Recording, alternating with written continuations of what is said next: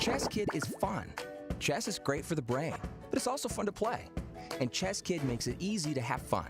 Whether your child is a total beginner or a prodigy, they can hop on and find a well-matched opponent from around the world at any time. Chesskid is the safe, parent-approved way for your child to play chess online. Chesskid is educational. To kids, it feels just like playing, but chess is a great way to learn patience, strategy, and critical thinking. Chesskid features a comprehensive training program that guides kids to level up on their way to mastery. There are more than 50,000 chess puzzles and a whole library of entertaining videos that teach strategies, tactics, openings, and endgames specifically for kids. Chesskid is easy. Whether you're a parent helping your child, a coach managing dozens of kids, or a school of hundreds. Signing up is free and easy, so what are you waiting for?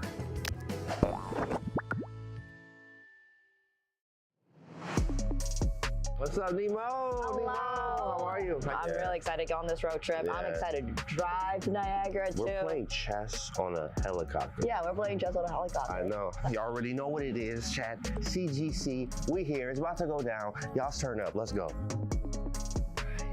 We here. All right. You We're ready? ready. Let's get it. Let's go. I'm excited for this. There it is. Y'all see it?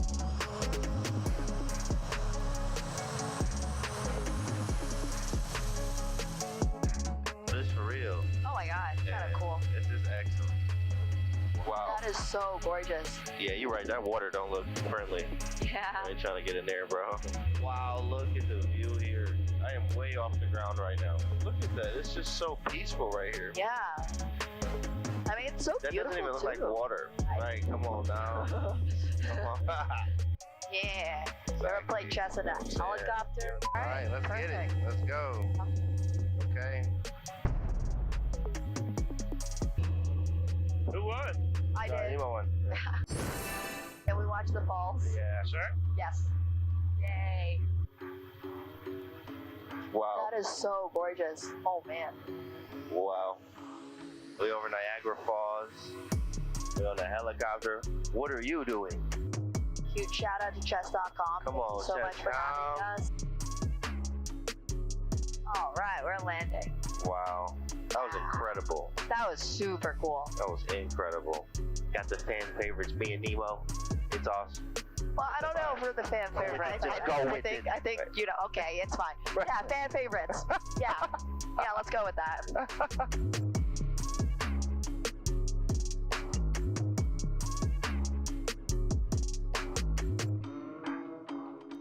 Check out Chess.com's newest mobile release for Android and iOS, now with Game Review. Game Review is a fast, fun, and instructive guided review of your games. See your accuracy and your opponent's accuracy. Check out the eval graph for an instant overview and scroll down to see how many great moves, best moves, blunders, and yes, brilliancies you have played. Learn from Chess.com's coach who gives move explanations, opening statistics, and shows you the best lines of play. Use retry mistakes to get another shot at finding missed opportunities. Game Review is available today on both Android and iOS. Download our app and try it yourself.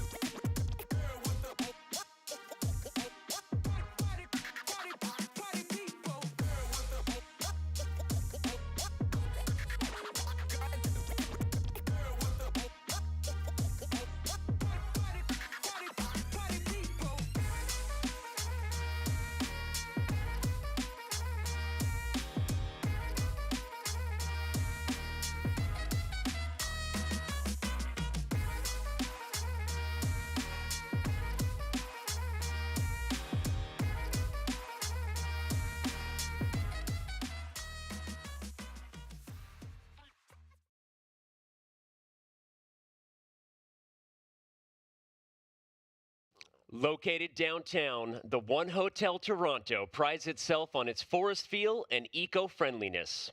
This week, its doors are open to some of the best players in pro chess. Today, while some players are on the brink of going home, others are poised to move one step closer to the $200,000 first prize.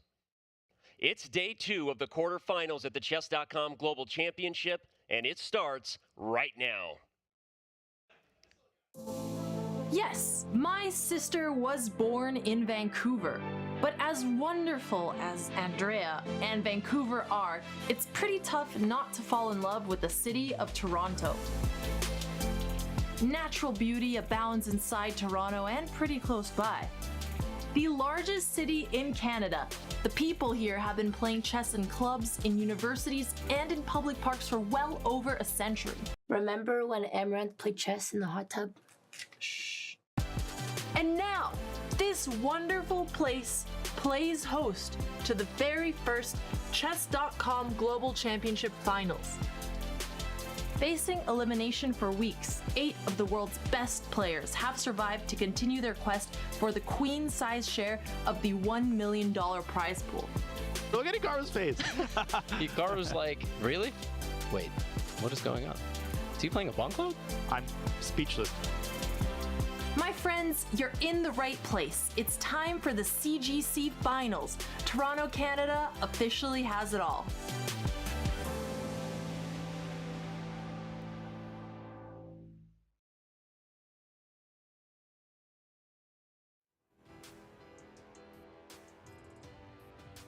Thank you once again to the Botez sisters.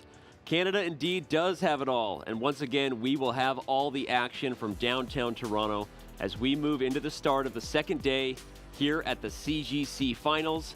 And on that note, we welcome you once again inside the gameplay hall at One Hotel Toronto. I'm Danny Wrench alongside Grandmaster Daniel Naroditsky, FIDE Master James Canty, International Master Levy Rosman, and even a Hikaru Nakamura there in the background. Chat, we're excited to have you back with us, of course. We look forward to hearing from you throughout the entire day, so stay with us. Keep it coming. Guys, before we dig into the day ahead, we know we got a lot to unpack here. Let's talk about yesterday. Here's how the games played out. Here's where we stand. What are the matchups giving us? Of course, right at the top, everyone knows Hikaru Nakamura showed up, and he took what he wanted in that match with Jan Duda. Wesley So leads 3-1 over Andreikin. Anish Giri has a 2.5 to 1.5 lead over Sarin, and Sarin Sevian has the same lead over Nihal Sarin. So much to talk about in terms of how we got here. As we reflect, guys, on how we got here in the day yesterday, Danya, your biggest takeaway, biggest highlight from day one? Listen, I'm going to choose the Wesley match because nothing was normal about that match. That match went off the rails so quickly. Yeah. Just consider the fact that both of Wesley's wins were the black pieces. Game 1 was insane. Dimitri Andreikin jumped out to a completely winning position with black. I stopped watching. Then apparently Wesley missed mate in 2, and that game somehow ended in a draw. That wasn't the decisive game. But Dimitri Andreikin just sort of forfeiting the white pieces and then taking that draw in Game 3, which I'm sure he's regretting because he had a big attack. He needs to come through with a massive performance today. But most importantly, he's got to keep playing well with black, and he's got to capitalize on those opportunities. It was super wild. You know, we talked about Duda being on tilt. Andreikin, after not winning that Game 1, maybe he never recovered. We didn't talk about that. Canty, what was your favorite matchup of yesterday? Mine was the Sarin Sevian and the Nihal Sarin. With that, of course, I actually did a percentage check. In fact, Sam right now is playing out of his mind, right? Check the first game accuracy. What you think it was? What do you think? First game accuracy. 97? Okay, it was 95. 93. 95, right? Both of them. Second game, right? So this is where Sam won. It was he won by 95%, I think, there. Wow. But Nihal was 70%. So that was huge. So if he keeps having this percentage drop like this, it's going to be bad. And then the next 2 games were both 90% above. And the last game was 98.5 by both of them. Nasty. So in short, he's balling. Sarin Sevian is balling. Balling. Levy, who you got? What was your favorite matchup yesterday? I mean, you got to give some love to the Giri-Radjabov, right? Like, we got to remind the audience there's a matchup of friends, so it's an interesting situation there. They're the 2 most balanced players in the event, but you have an unstoppable force in Anish Giri, who has had the most brilliant moves in the event, versus Radjabov, who's only lost 6% of his games. I wish I could say the same. It's probably more like 66% of my games. So Giri took the early lead. interesting to see what happens today. Yeah, you know, those two guys are known for being balanced. We talk about that in the insights, but all those games were wild between Giri and Radjabov. Of course, the only matchup we didn't touch on is the one I hit at the top of the day, Hikaru Nakamura over Shestov Duda. You know, he has a 4-game lead. It was shocking, I think, for all of us to see it get away from Shestov the way it did, especially the decision, of course, to play the Bond Cloud. To some criticism, right? Shestov had white. There was an opportunity there maybe to strike back there, especially because, remember, he was winning game 2 with white, or at least clearly better, right? So I was surprised to see that. We'll see where that leads us into day 2 and whether Naka continues to hold on. So, all right, well, for those not with us yesterday, a reminder that due to some tricky logistics, we have 5 players here in Toronto, and of course we have 3 players playing online in Serbia. Let's remind everybody where they sit, who they are. Wesley So and Anish Giri, not here yet. They're at the top. Of course, neither is Sarin Sevian. The truth is, the more I look at it, it's Hikaru Nakamura sitting solo here in the studio behind us. Shestov Duda also not here yet. So all 5 will be with us at some point in Toronto. They're not here. Neither are the gentlemen in Serbia. Where are they? Each one of them may be getting a little bit extra game time in their prep because they all have to fight back in their respective matches. Dimitri Andreikin, Giri-Radjabov, and Nihal Sarin. So, all right, guys. Well, except Duda, every other player that's losing is in Serbia, right? The Toronto players lead. What do we expect from the players from Serbia today? And if you had to pick a matchup that might turn around, which one is it? Yeah, that's a great question. I mean, I think if I were to reason objectively, the match that is most likely to turn around percentage-wise is maybe Nihal against Sarin Sevian because all of those games were very close. But again, I'm still very intrigued by this Wesley So, Dimitri Andreikin match because we've seen so many incredible performances by Dimitri throughout the RCC, throughout all the online events. So I'm expecting more aggressive play by Dimitri. I'm expecting interesting openings of the black pieces. And I love, Danny, watching matches where one of the players has their back against the wall because they often play stuff that they don't normally play. We see stylistic tendencies that we don't normally see. So I'm going to keep a close eye on the Wesley Andreikin match. Yeah, Levy disagrees with me. I just want to give myself a little bit of credit. Yesterday, when we talked about do we like to play online or over the board, I said the 3 guys in Serbia have a tough task because they're not here. So are they going to get in the right headspace? Well, they're all trailing. We still got some games today, but for now, I'd like to just give myself a pat on the back about that. Yeah, here's what I think has to happen. Radjabov and Nihal have to up the ante. They got to up the level. They got to up the intensity. Dimitri Andreikin, he's got to chill out a little bit. Okay, he was doing some crazy stuff yesterday with the white pieces. He was getting worse positions in the first 10 moves. With black, he was all right, but with white, he was very shaky. If that continues, Wesley's going to be out of here in 1 hour, maybe 2 hours max. No, you're right. Those games were absolutely nutty, of course, as we were highlighting. Missed mates and missed winning positions. Maybe Andreikin needs to relax a little bit. Canty, your thoughts on what the guys in Serbia are feeling in a matchup that might turn around if you had to pick one? Well, Serbia losing, they all got to step it up. That's pretty obvious, right? So, of course, Nihal definitely needs to up that percentage. I think Andreikin, actually, it depends. I mean, he has to tone it down, but then again, maybe he can turn it up a little bit. I mean, we know he's very wild-like. I think with the right? Why did he take the draw? We have no idea, right? It didn't make any sense. It didn't make any sense, I think some nerves. I think everyone's a little nervous. Right. Our first global championship. I'm nervous. And I want to say, I do agree that Sarin, the reason I still think Nihal has a chance, not just because Sam, was the underdog getting here, he has that unique story, but Sarin was not himself yesterday. The accuracy score speaks to it, right? He wasn't playing his best chess. Will that turn around on day 2? We're going to find out. But, all right. One player who doesn't need to turn it around, he's definitely feeling good about himself, is Hikaru Nakamura. He's up 4-0. That is not a typo over Shestov Duda. Naka only needs a draw to advance to the semifinals. He's fresh off his win at the Fisher Random World Chess Championship as well. And Nemo sat down with Hikaru to talk about his expectations for the CGC.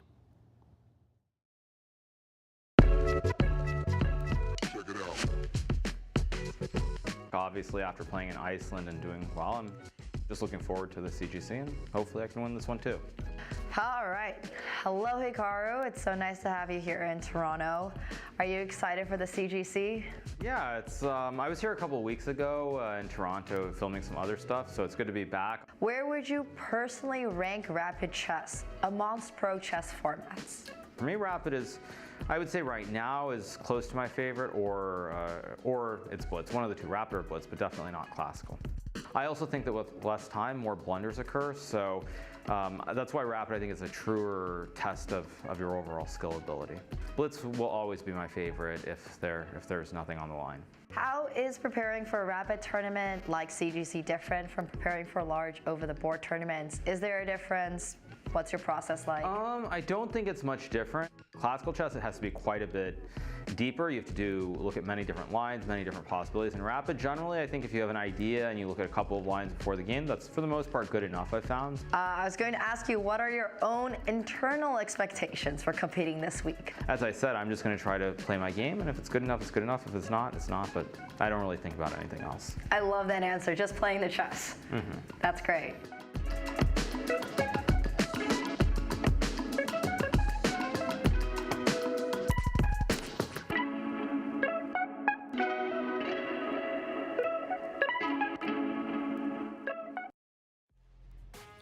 Thank you again, Nemo. That was awesome. You know, as Hikaru mentioned, guys, and as everyone knows, he won the Fischer Random World Chess Championship in Iceland. There's his path as he made his way at 34 years of age into our CGC finals here in Toronto.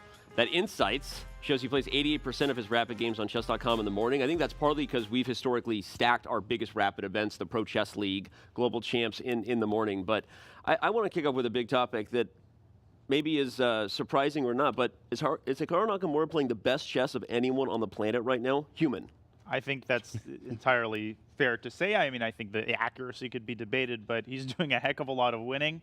And what tends to happen when, you know, athletes have this kind of stretch in their careers is you think, well, okay, Jan Shistov is going to be an obstacle. You know, Magnus Carlsen is going to be an obstacle. But right now, Hikaru is making it look easy against absolutely everybody. Yeah.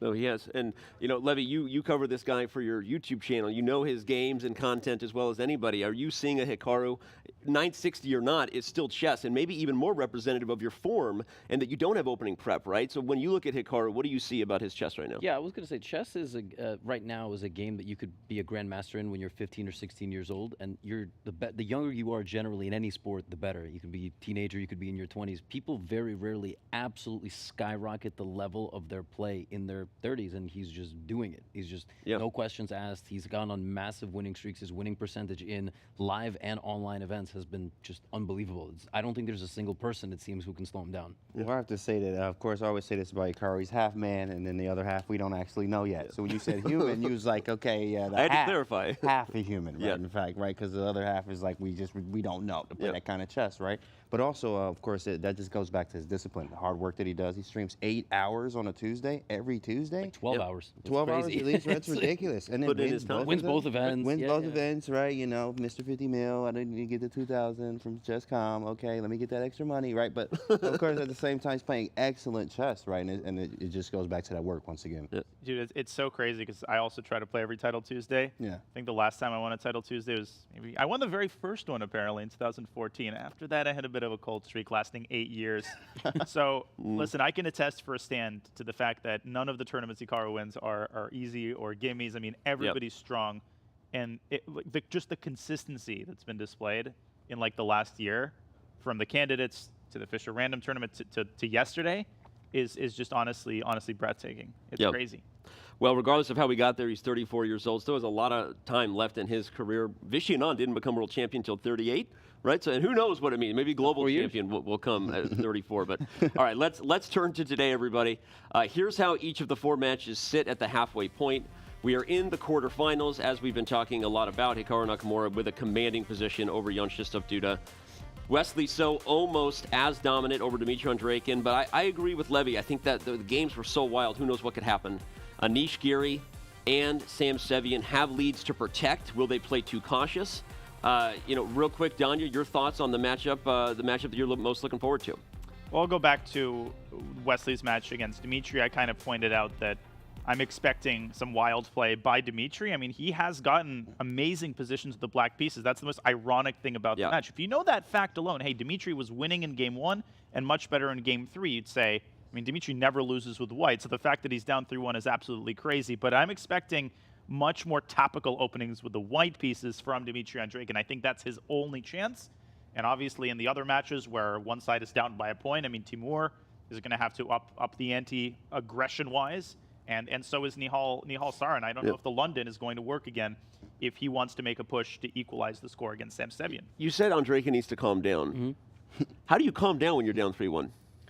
That's actually a very good point, Danny. That's an excellent point. Well, first, I'm glad I'm not playing, right? With the white pieces, just got to get regular positions. He can't just be giving points away, right? And now, having said that, the only 2 losses that he had were with the white pieces. We talk about Giri versus Radjabov. Anish just has to keep doing what he's doing. But we do have to keep in mind that Radjabov played 2 Sicilians yesterday, right? When you play a Sicilian defense and not E5 on the first move, you're kind of showing an indication and a willingness to fight. Maybe he's going to go back to E5. I'm really keen to see in that match when he tries to strike. He's just going to try to show up game 1. Things are a little bit calm, and that's when he's going to try to, surprise Anish and win. I don't know. That one could go 7 or 8. Yeah, I wouldn't be surprised if there's an Armageddon there. I'm hoping for Armageddon as a fan, I will admit. Canty, okay, you're Sam Sevian's coach. Right. Yeah. Helping him get in that right mindset. The right mindset that he was in yesterday. What are you telling him approaching day 2? Hopefully he hit the gym this morning. We did have a talk, right? Of course, he was like, you're a big dude, man. So we started talking about his fitness, and like he definitely is working right now. If he keeps doing his 90%, how he's doing, keeping up that consistency, it's going to be hard for Nihal to strike back, of course. And Nihal definitely has to up that percentage, can't slip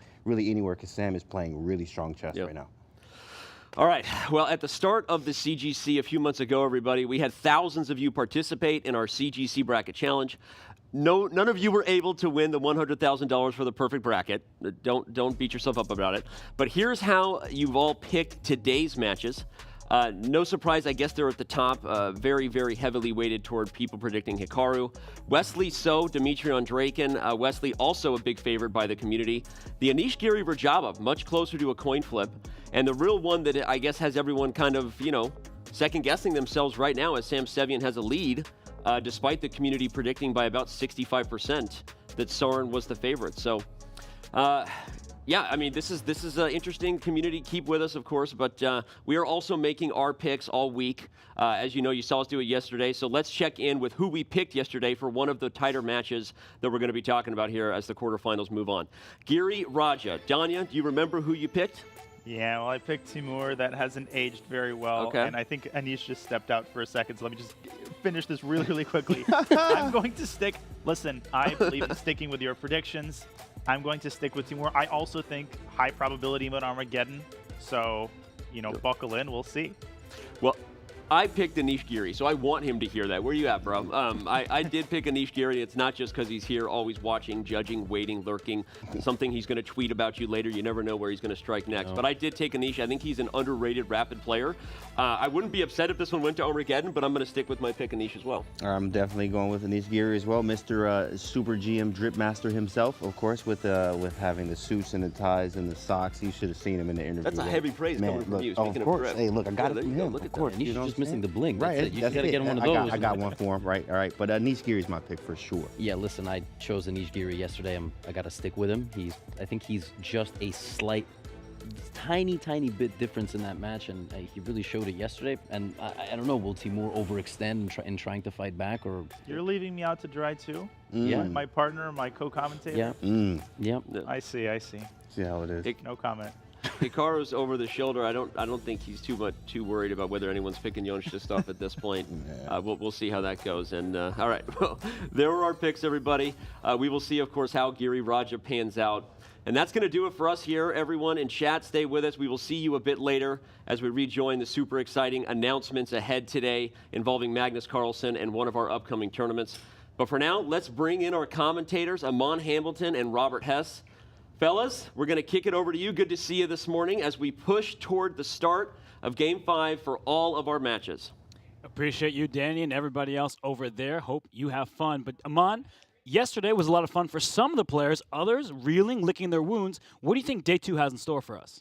Well, one thing I know for sure, Robert, is that Day 2 has winners in store for us. We are going to find out who actually wins these matches and moves on to the next round. That's why Day 2s are so exciting. I mean, you have the big comeback potential, and you have those tight matches that could go either way. It's true, and remind everybody of the tournament format.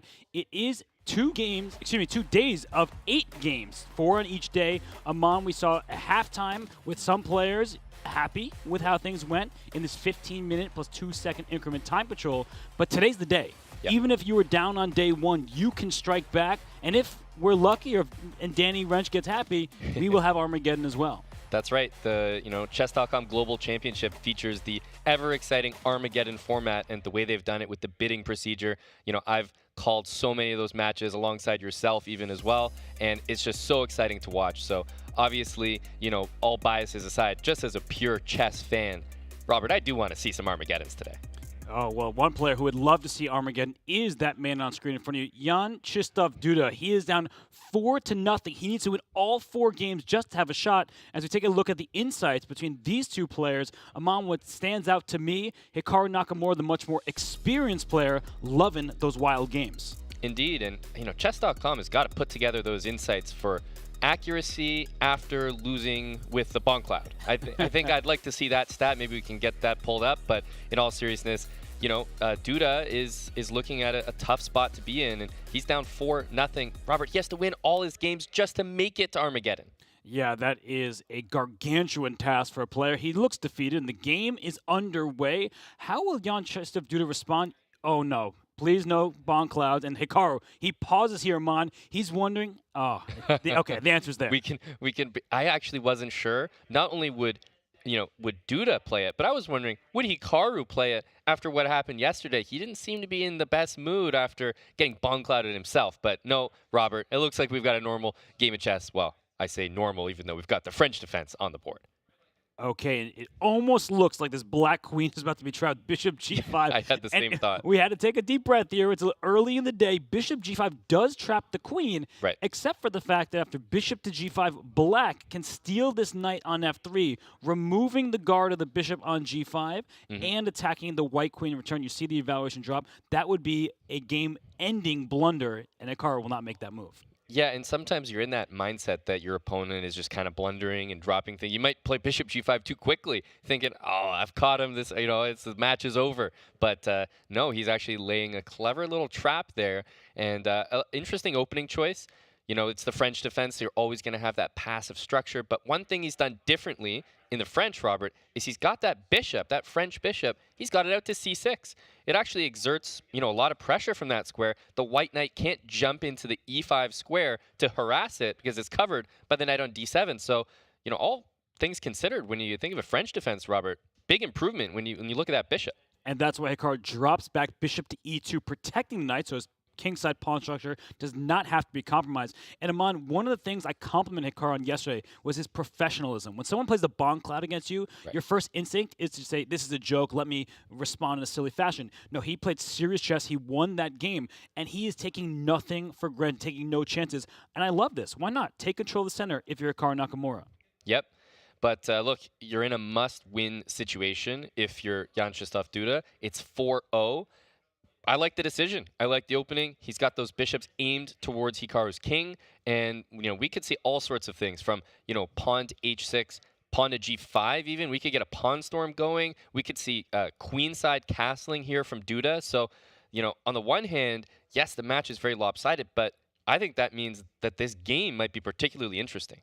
For sure. Bishop e4. What a move. I guess the threat was d5 when the bishop was on c6 to trap the piece. So in comes this bishop. And I'm liking your ideas more and more. You have to play on the queen side. The thing is, a draw is equivalent to a loss if you're Jan Krzysztof Duda. Maybe not in terms of ratings. This is a hybrid event. FIDE rapid rating on the line. That's a great point. But if you draw, you're still eliminated, so you might as well go big.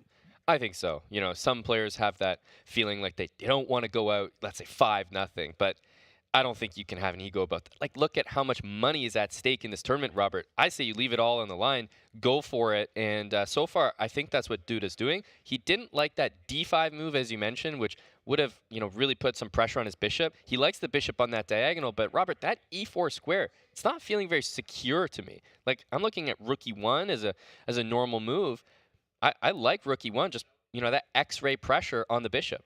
For sure. And at some point, the other bishop can be hit with a move like c5. You want to time that right because pawns don't move backwards. So as soon as the move c5 is played by white, that hands black this d5 square for the rest of the game. So interesting strategic decisions for both players. I will agree with you that if you need a win, this is a pretty good position to have. Right. But Hikaru's spending his time. It's not often we see Hikaru down the clock. He made the move knight g5, attacking this bishop, and the bishop is sent to the other diagonal, Aman. Maybe it's Hikaru's turn to take over the long diagonal light squares. And I think that's his plan. Knight g5, bishop g6, let's say you play your move, bishop to f3, you're hitting that pawn, and maybe you're intending something like knight to e4. The reason that I'd be cautious about that is, Robert, there might be some tactics on that h2 square, and it's not the first game in this tournament where there's been some tactics like that. First game of the day, you know, you're still kind of rubbing your eyes, a little tired. Don't be falling for anything like this, because you better believe that Duda is on the lookout for stuff like that. For sure. Well, this is the first game of the day in the matches. The second game is about to begin. This one between Wesley So and Dimitri Andreikin. You see Wesley putting in the headphones. Dimitri is ready. He gets the black pieces. And as we look at the matchup between these two superstars, Aman, Wesley So, higher rated in classical chess and Chess.com rapid rating, but Andreikin has the head-to-head. He has the head-to-head, and you know, it's an interesting statistic that I don't think these players are really considering too much. You know, they probably feel this is a not only an even matchup, but a stylistically even matchup. They're very similar in how they play, and you brought this up yesterday, Robert. Both of these guys, they love going to the endgame, a solid, grindy style. Usually such solid openings, but everything I just said, think of the exact opposite, and that was the match that we've seen so far. It's so odd because these two players are so positional in nature, and yet it was wild tactics galore. And for Dimitri Andreikin, he's been doing well with the black pieces. We heard Levy and Danya and the rest of the crew talking about this, and here he plays this Tarrasch and takes on d4 early. We may, in fact, get an endgame not too far from now. Exactly. This is a really interesting opening. I'll be, completely honest here. I think this is an underrated opening. You give up a pawn immediately. White often goes for this queen to a4 check, and it's because you want to take back on d4 and not be in a pin, not have your queen undefended in the center. So really tough to explain, but we're going to get into a position which I think is theoretical in nature, Robert. So we'll probably have a couple moves here coming back to back to back, but the general principle, Black's giving up a pawn, but then starting to attack that queen move after move, getting a lot of pieces out with tempo. And we talked about settling down. I think it was Levy saying he needs to settle down a little bit. I don't think he heard him. No, he's giving away material for the activity. Yep. And look at Wesley So drop his queen back to d1.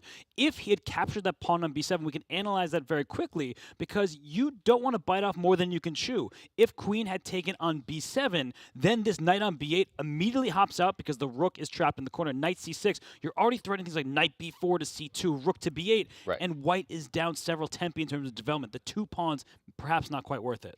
No, not at all. And, anytime that the engine eval is sort of around 0, but you're down 2 pawns, you don't want to go near that position. And neither does Wesley So, who's gone for a slower approach here with just queen back to the starting square, d1. He doesn't want to leave it exposed where more pieces will start to attack it. He's gone a3. I suspect, Robert, he might be interested in a move like pawn to e3, getting the bishop out, nice and easy, bishop e2, and as you highlighted, pawn to b4 to attack that bishop and prepare bishop to b2. That's right. It's a flexible move, taking away a square from an opponent, giving control of it to yourself, but you need to develop. I like you saying e3 first. Develop that light square bishop, get castled, and white is a pawn ahead. Right. So sometimes you get a bishop pair for a pawn. You get something like that, a target to exploit. I don't think Black really has that here. So the way Wesley chose to respond allows him to take that material, say, you're never getting this back. I'm putting that in my pocket, and now the best you're going to do is try to equalize. And these games often get into really, really wild skirmishes. So don't be surprised, Robert, if we see from Black moves like queen to e7 and long castle. I know it looks crazy. You don't have a c-pawn. The d file's wide open, the c file's wide open, but Black can castle, tuck that king on b8, and then actually go for things as crazy as pawn to g5, and absolute mayhem could be on the board in this game. So don't be surprised if Andreikin continues more of the same interesting play with the black pieces. In the words of our good friend James Canty, G5 we live, and we would love to see plays like that. And queen e7, step 1, leaving the flexibility of which direction the king will go to. Aman, I really like your strategy because while Dimitri can draw this game and still continue his fight, he's kind of in a must-win situation. Down 3-1, you can only afford a few more draws. So I feel like Dimitri, he's feeling the pressure, and he has done well with the black pieces in day one, even though the result doesn't show that. Yeah, he's done well with the black pieces, and to the contrary, he hasn't done well with the white pieces. So he's not feeling the way that a lot of chess players feel, where they're like, oh, I'll draw this game with black, keep it nice and even, take my chances with the white pieces. He might feel the exact opposite. I got to take my chances where I feel my opponent has given me opportunities, and with the white pieces, I got to shore things up. And that's why Wesley So, he knows how dangerous Andreikin is. He's thinking, do I develop my bishop on the dark squares first, or do I listen to Aman and play e3? So there's pros and cons to each. Bishop g5 delays your kingside development. The white king, for sure, wants to head over to g1. But the downside of playing e3 is you make it a bit passive. So without a pawn, more space for the pieces. If there were a pawn on e6, I'm just going to take the h-pawn, then that queen doesn't have an open line. So it's going to be interesting to see how this one develops. And another game is about to begin. This one between Anish Giri and Giri-Radjabov. That was the picks that our friends in the studio were talking about. All of us, I mean, including us, except for Danya, chose Anish Giri in this matchup, and we show the head-to-head between the two. Anish Giri, the younger player, but Radjabov in that rapid head-to-head has the lead. And it's like, you know, keep saying Anish Giri, the younger player. How long has Anish Giri been at the top level of chess, Robert? It's crazy. He's got so many accolades to his name, and he's only 28 years old. Robert, he's younger than me. What the heck? What the heck am I looking at here? And, you know, you see that head-to-head. They've played so many games, which is interesting considering, you know, what good friends these guys are. They have played against each other a ton. I think this match is as close as people expected. I did think this would go 8 games, the full 8 games, Robert. I don't know if we'll see Armageddon, but, you know, this is probably one of the closest matches that we have in the quarterfinals. And Anish Giri sticking to e4 on the first move, and Radjabov plays e5. So he was playing the Sicilian yesterday. He actually had a bad loss in the candidates to Fabiano Caruana playing the Sicilian. So he's opting out of the more aggressive opening, instead playing the solid e5. Aman, what do you make of that decision?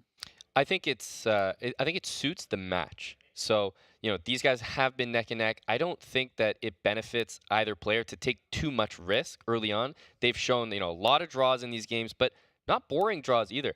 They still get fighting positions with chances for both sides. I've maybe disagreed with every draw offer I've seen. Yeah. So, you know, if they're getting these positions with chances for both sides, I agree with this. Stick to a solid opening because it will get spicy later on. For sure, and right now, Anish has the choice. Does he expand on the queen side with a4, b4, or does he play more towards the center of the king side? Often a plan is rook e1, knight b2, the knight comes to f1, and ultimately I'm going to pick up this knight and put it on g3. That's where the knight journeys to. Right. It's a long story. It takes several moves to get there, but that's the two different plans, and he does play a4. Do you like this choice from Anish?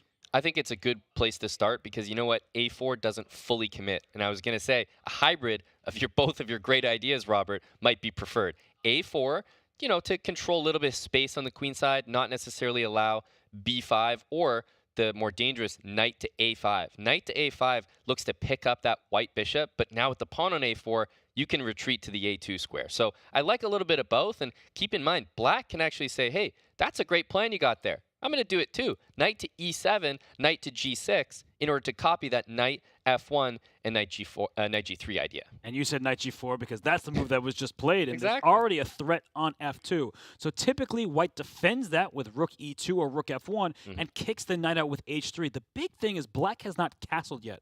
Right. So there's an argument to be made that Radjabov is going forward with some kind of kingside pressure, and rook e2, step 1, h3, step 2, but knight e7. So again, Radjabov not committing his king, and that might mean if h3 is played, in some positions a move like h5. Let's use the fishing hook, that famous kind of tactic where you sacrifice a piece to open the h-file, and the rook on h8 will try to lay devastation.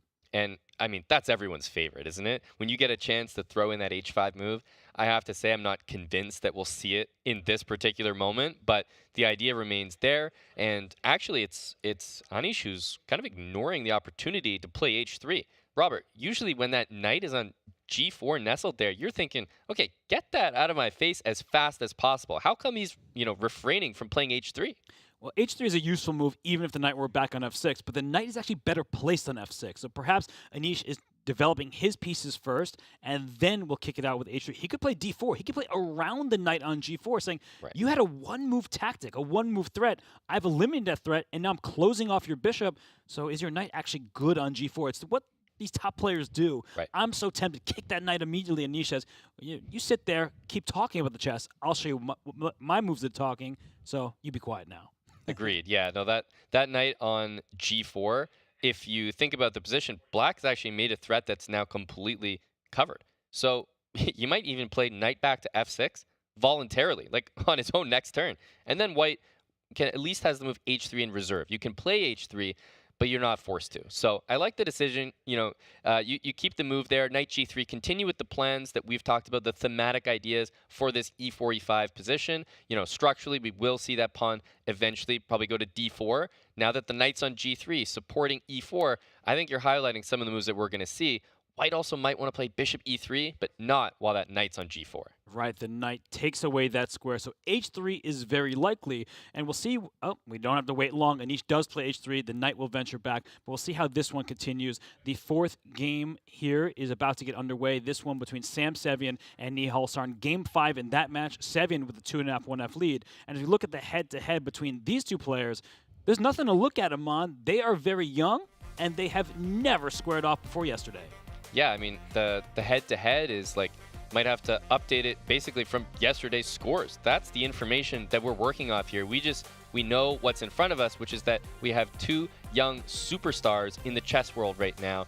And, despite Sarin Sevian being knocked out in this tournament and, getting a second chance, he deserves to be here as well. He's at the level and he's ahead in this match saying, you know what, I deserve this spot, and he's playing like it, Robert. When you beat Maxime Vacher-Lagrave in a second-round matchup, and then you do lose to Levon Aronian, he did get a second chance, and he's making the most of it. We see in the early opening just a queen's gambit decline, and okay, they're playing very quickly. This topical line with b5, white will snag that pawn. c4 becomes a target, but the knight comes back to b6, the bishop to b7 on an open diagonal. These positions kind of hard to explain to newer players, but the essential point is black gets space and squares for the pieces for the ugly pawn structure. That's a great, quick summary, Robert, because I think a lot of players would look at that c-pawn on c4 and say, what kind of compensation do you have for that? That pawn looks like it's going down. Rook to c1, knight to d2, that pawn looks like a goner. But in order for white to sort of orchestrate capturing that pawn, it's really difficult. You have to put a lot of pieces on uncomfortable squares. And that knight on b5, also in a bit of a precarious position, so he had to waste the move, playing knight back to c3. And you mentioned the squares. Have a look at the d5 square. You highlighted that diagonal. Bishop to b7 is going to be commanding on that beautiful diagonal, and there's no way to block it. So that is the compensation, but of course, it's balanced by those ugly c-pawns. Yeah, things are getting spicy early here. Some position that's not that balanced actually is the game between Hikaru Nakamura and Anish Duda. And when I say that, you may expect Hikaru to keep on winning, but as we bring up that game here, we see the advantage is in Anish's favor. So maybe he did bomb cloud it too early, but perhaps that actually cleared his head rather than creating some smoke, and now he's up a pawn, a clear extra pawn for JKD against Hikaru.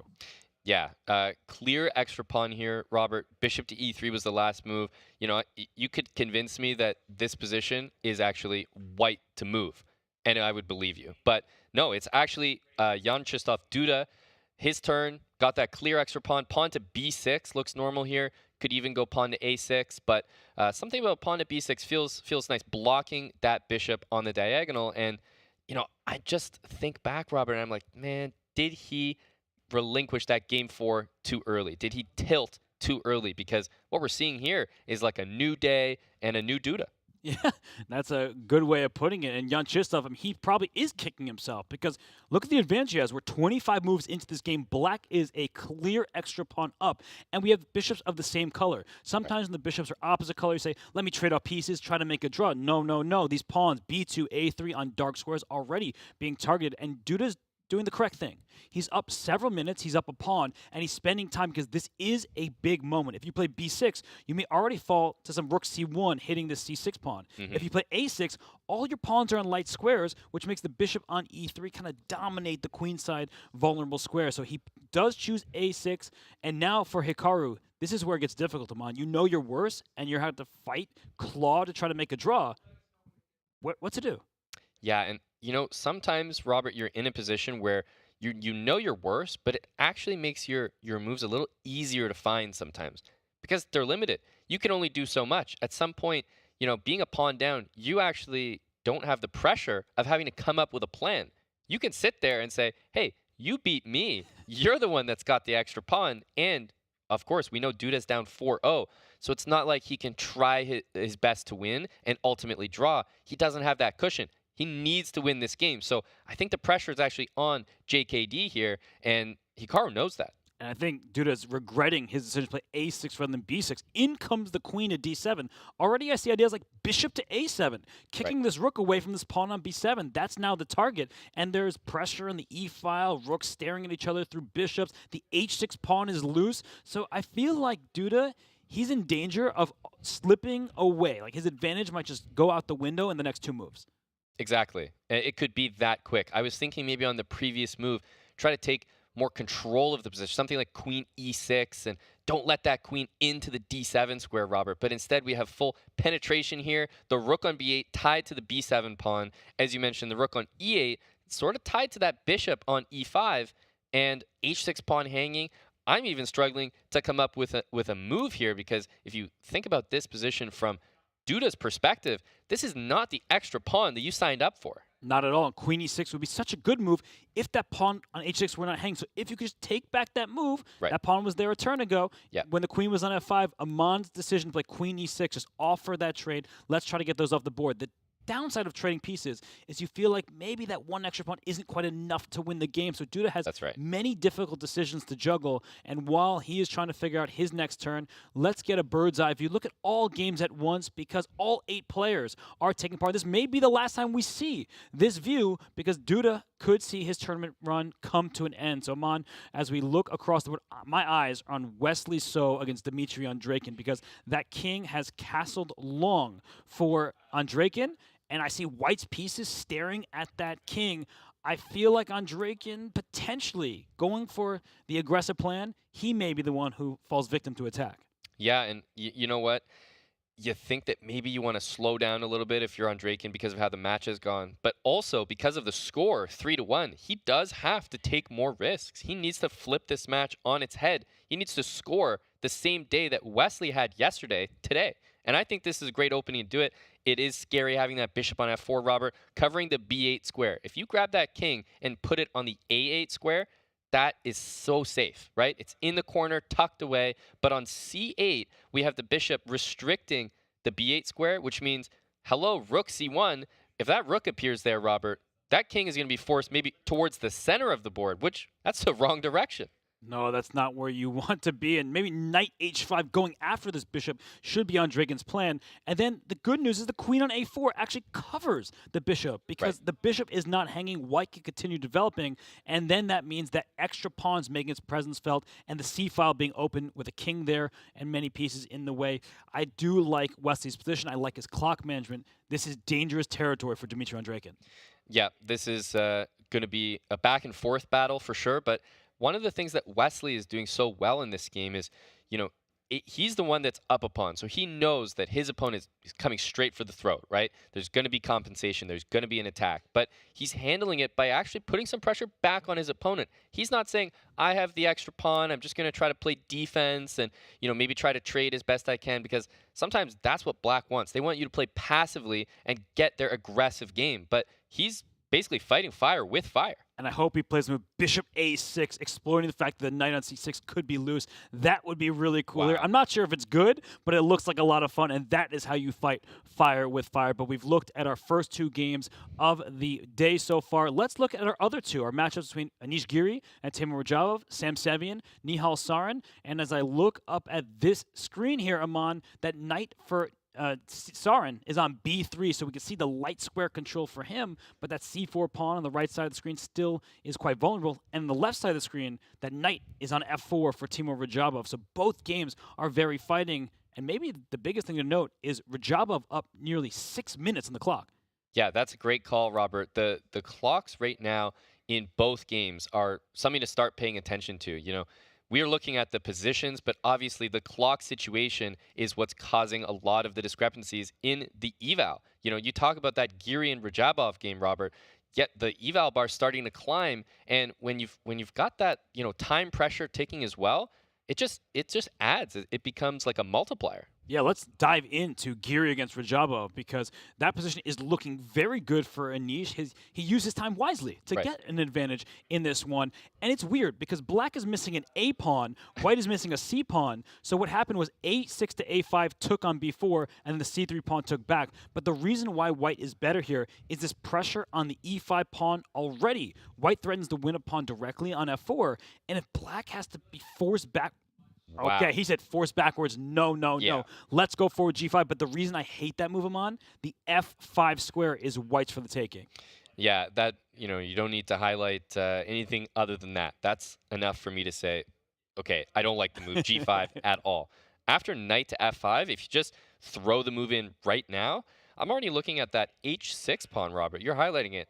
If I play king H7, I'm also walking onto the diagonal from the bishop on C2 to the king on H7. I know that there's a few pieces in the way, but you'd be surprised, Robert, how quickly things can clear out and then tactics abound. Yeah, the only downside of moving the knight from G3 is E4 becomes loose, but you can start trading pieces. That's the big problem with G5, is that's a permanent weakness on F5. And if we go through some very logical moves here, D takes E5, let's say you just take back on E5, then I just trade bishops on A7, you take back, and when all is said and done, give me that F5 square. I can just go straight in here, and that's a big problem. Not to mention this beautiful tactic of knight takes E5, rook takes E5, and queen D4. You don't see this every day. Two different rooks are spied by that queen.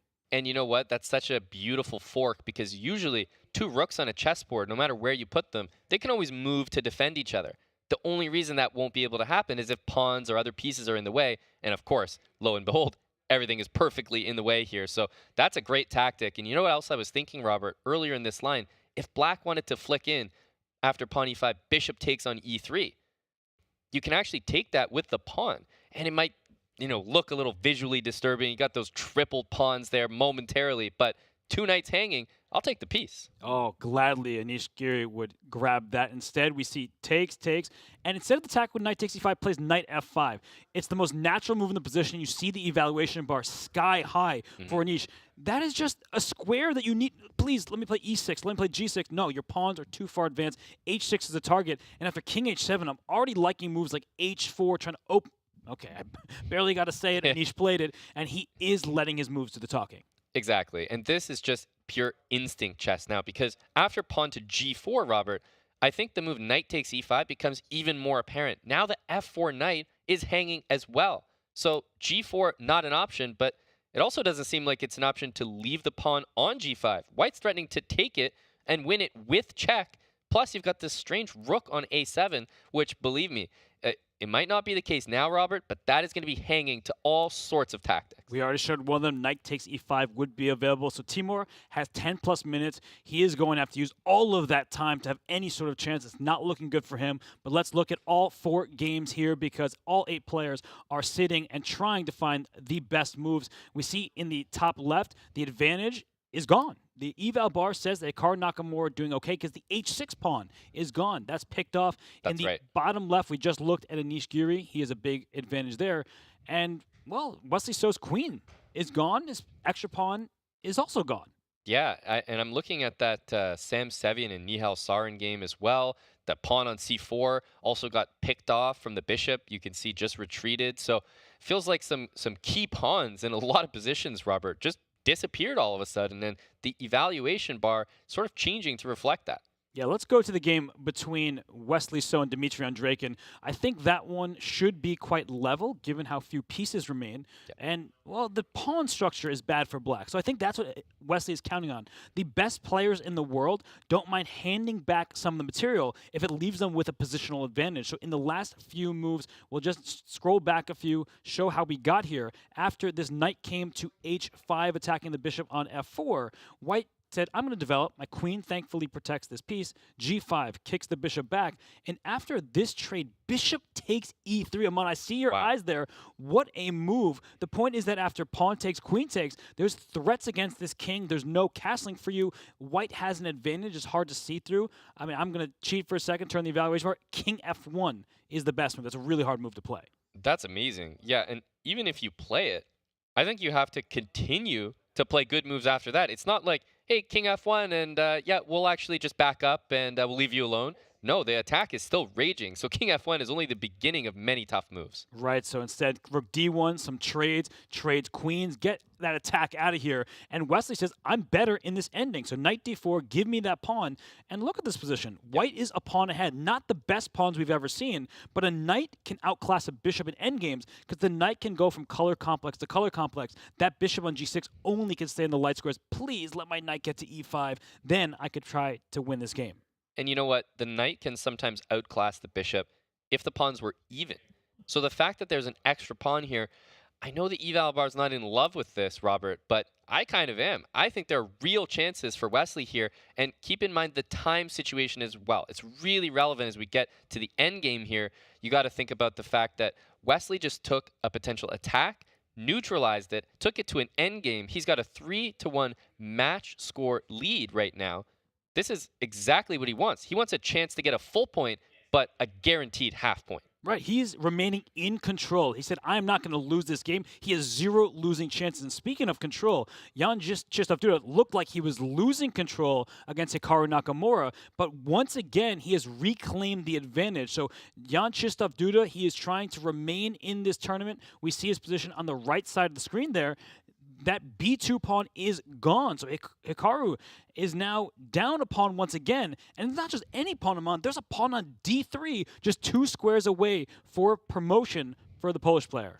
Exactly. Yeah, this pawn on d3, sometimes you'll get positions where, you are even down material, but you have a pass pawn so far up the board that it's full compensation. Well, guess what? Now you've got a position where you're even up material, Robert. That pass pawn is worth so much.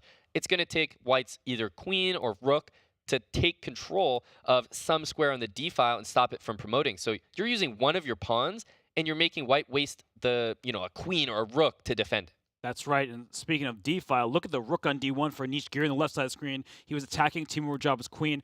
Radjabov's pieces on a7, b7, not taking part in the game. The king on h7 is about to be blown open. And let's actually go into that game quickly if we can, because Anish Giri, he looks like he's on the verge of another win. What is wrong with h takes g5? You can't even take it back because the knight will land on g5 with a fork of king and queen. That's incredible. First of all, I think the move is going to be knight to g4 after pawn takes pawn on g5. I think it just has to be, right? But after knight g4, that's a one-move attack. There's still a pawn on g5. There's still a knight ready to jump in. And I just can't see him surviving because, Robert, don't forget, that rook on a7, you had to spend time playing g6, or b6, to protect it and shield it, but it's not participating in the game. White is essentially up a rook. And Anish plays bishop b3, just hitting the queen and the pawn behind it. That looks like a simple decision for him. This position is terrible. For Timur Radjabov. He has no play of his own. He goes queen c8, give me f7, give me g5, Black give me toasted. e5. This is over. So yeah. I think we can safely let Anish take it away from here. And Jan Krzysztof Duda in that game is, we have to bounce around. It looks like the Polish superstar is giving Hikaru all he can handle and more. But the king on g8 for Duda, it's a bit exposed. That could lead to some perpetual checks, some repetitions, but the pass pawn and under 10 seconds on the clock for Duda. So let's dive right into that one. Duda down to 5. Barely is getting his moves off with limited time on the clock. Exactly, and this is where Hikaru is so tricky. He knows how to use your time against you. He knows what moves you're looking at, and he knows how to play against that. So he'll be trying to drum up some tricky moves where he thinks he knows how you're going to reply and have a reply ready for that to put you on the spot to move with 5 seconds. And wow. He hung a bishop on e3. The pawn on f2 is pinned. Rook h1. The king slides up to g6. There is a couple checks, but the rook can always drop back. Jan Krzysztof Duda with his back against the wall. He wins game 5. He stays alive in this tournament. Hikaru Nakamura, well, he's not going to be happy about that one. No, he's not. That was a full piece hung as we see Duda on your screen right there. He's breathing new life in this competition, in this match, Robert. Everyone counted him out, but it seems like he woke up and just chose violence today. He chose violence indeed, and Hikaru Nakamura still with a big lead, 4-1. But the only win of today is by Jan Krzysztof Duda, and he is going to feel a bunch better about this match. Some players, although, will not feel so good about their chances, while Hikaru Nakamura will have to bounce back in the next game. But Duda, what a performance from him after the bomb cloud yesterday. Indeed. And, Robert, I honestly look back at that game and think, damn, if he just was in a different mindset in that fourth game and played it out, even if he just drew that game, yeah, you're down 3.5 to half, but you come back on day 2 and it's a whole new ball game. So look, he didn't do that. Unfortunately, he dropped all games yesterday, but there is still a chance here. As chess players love to say, Robert, one game at a time. Well, I think he's using that mentality, and after a great start, it's a momentum-based competition, Robert, so he's looking to continue. Anish Giri wins his game. We just saw that flash on screen, so Anish takes the headset off. He extends his lead, doubles it from 1 to 2, and he is also going to be thrilled with how this day has begun as he wants to eliminate Timur Radjabov from the competition. So the score now in Giri's favor. The #1 player from Holland leads 3.5 to 1.5 over Radjabov after decisive game 1. That's right, and that was an unbelievable, he made it look easy, Robert, and it was such a simple execution. So I thought that was a great game to watch. E4, E5, it was just clinical, and now it's getting to the point where, if you're Radjabov, you're starting to feel the pressure of this lead just mounting and mounting. Giri with a great performance. It's no surprise that he won that game based on the position that we left it last. For sure. So Anish Giri extends the lead. We have Wesley So taking on Dimitri Andreikin. Look at the evaluation bar and look at the pawns. It was 1 extra pawn for white. Now it's 3. Who cares if the pawns are doubled? Wesley So is well on his way to victory, and we want to get to the match between Sevian and Nihal Sarin. There's still much life left in that one, but let's go to the game between Wesley and Dimitri, because Wesley about to convert an endgame, it appears, with Dimitri down to just 11 seconds. Exactly, and this rook endgame looks like it's about to be very, very clinical. Look, there are 2 passed pawns. They're doubled on the b file, but even with one of those passed pawns, Robert, I would wager that this might be a winning endgame. So I don't think Wesley will have any difficulty. Guess what? The time played a factor. Only 10 seconds for Andreikin here, and that's probably why he ended up losing more pawns, and he's going to lose this game. He is for sure. Rook d2, then king d4. There it goes. Wesley's king should run on over to help those b pawns, escort them to the other side. If king f4, rook d3 is simple. Rook b3, sandwich. A rook sandwich on the b file, and then the b pawn runs. This is over. Dimitri Andreikin might resign right here. Yeah, and if he doesn't resign, I can't see him finding a move that, has any real impact. B-pawn time, b5, b6. Robert, you can use the rook and the king, and guess what? The rook from d3 covers the f3 pawn, so black has no counterplay at all.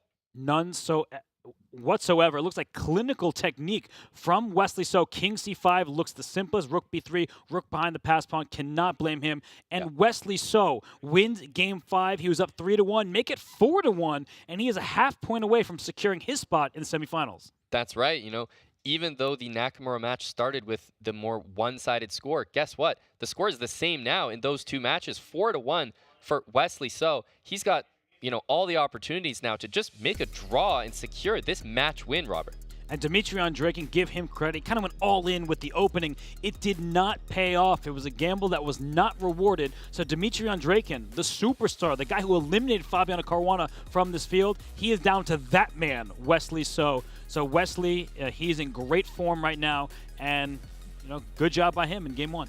Yeah, absolutely. No, this was a really, really well-played game. I love the way he neutralized the attack, was willing to give back material, Robert, and ultimately that was the difference. Yes, so a 4-1 lead, and we get right in to Sevian against Nihal Sarin. Now, we have not seen how this game has reached this point, but as we're here, I see opposite colored bishops. If I do a quick material count, even number of pawns, whose king is safer? It looks like black's king, so I like Nihal's position. Yeah, and I also have to highlight the... that was not what I was going to highlight, as much as I'd love to take commentator credit. Nope, that was not it. I was going to say, look at the pawn structure as well. Because those doubled F pawns, weak H pawn in an opposite bishop endgame, where the pawn structure, is the determining factor, I think black's way ahead. But there was just a tactic on the board, Robert. We came at the best time to see all the action.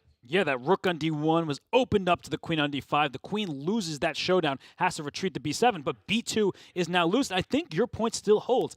f4, f2, h4, e5, all on dark squares. Right. So if we get to certain endgames, the bishop for black can start picking off the pawns. And if b2 falls next, then a3 is loose, and we could see an extra pawn. But don't forget about the rook. I actually overlooked that. That rook slides across the board and protects a3. It's easy to blunder in positions like this. Yeah, so easy, actually, to forget that rook, the rover from h3 all the way to a3 is covering things.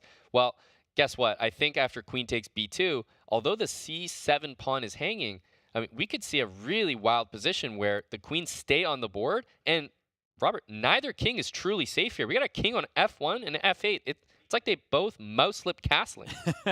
And that king was safe. That's what I was saying when we got here. But bishop takes g6 removed that safety. There is no pawn, but when there are no pawns, there are open files, and rook g8 already threatens queen g2. The rook slides back to h2. I wonder if we will see a bishop takes h4 type of move to distract the rook, or alternatively, maybe it's now time to take on b2. It is getting very complex, and Nihal Sarin and Sam Sevian around 4 minutes on the clock. Exactly, and the rook on h2 compared to h3 so much worse. You know, you wish you could have played maybe rook g3 from h3 to challenge the rook on the open file. But if you compare the rook on h2 to the rook on g8, I mean, it's just a bystander. The rook on g8 exerts so much more pressure on the position. So queen takes c7, Robert. This is going to be a really interesting finish because now the queens are staying on the board. But I think the story is the quality of the rooks. Rook on g8, that much better. That's a passive rook on h2. Yep. It can't go anywhere useful. Now there's a bit of a pin. The rook on d1 is loose. The only way you can move the bishop is backwards to defend. A3 is loose, and it's not just to even up the pawns, right? White currently is up a pawn. A3 seems like it's just going to fall. But once a3 falls, this pawn can start running to the other side of the board. Yeah, that's exactly right. The a pawn might be the determining factor. However, be on the lookout for maybe something like bishop e2 and trying to take on h5. Because if you grab the h pawn, hey, the rook on h2 is not doing much, but it is placed behind a potential pass pawn in that h4 pawn. And once you send that pawn up the board, Robert, it could be a crazy race where we might even see 4 queens out here. I would not be surprised by anything in this competition. But right now, Sam Sevian down almost a minute. He's kept a lead on the clock in day 1. Here in day 2, the mouse speed is there for Nihal Sarin. We know how strong of a bullet player he is, but he can't keep getting down to under 10 seconds to 2 minutes for his opponent. No, you know, you live and die by the sword. He's such a great bullet player, but sometimes it works against him, as it does many strong bullet players, because they're so good with low time that they don't feel the danger when it gets down there. And when your opponent's minutes, they can really spend the time to calculate bishop e2. And apparently there is a problem with this move. And I see what it is. This rook covers the g file. So once you swap on d1, this is a game-winning tactic. Wow. Let's analyze real quick. I think Nihal will spot this. It's not that difficult. Queen b5 check. We don't even need the analysis board. He's doing it for us. Bishop e2, queen b1 back rank. Here, rook g1. The rook slides in. Yep. And where's that king going? Nowhere good. That's at minimum a piece, if not checkmate. And resignation. Nihal Sarin has evened this match up. Oh my goodness. That was the biggest blunder of the Chess.com Global Championship, I think, Robert. Rook to g1, totally missed. This queen b5 shot was beautiful from Nihal Sarin, and he's bounced back and tied this match.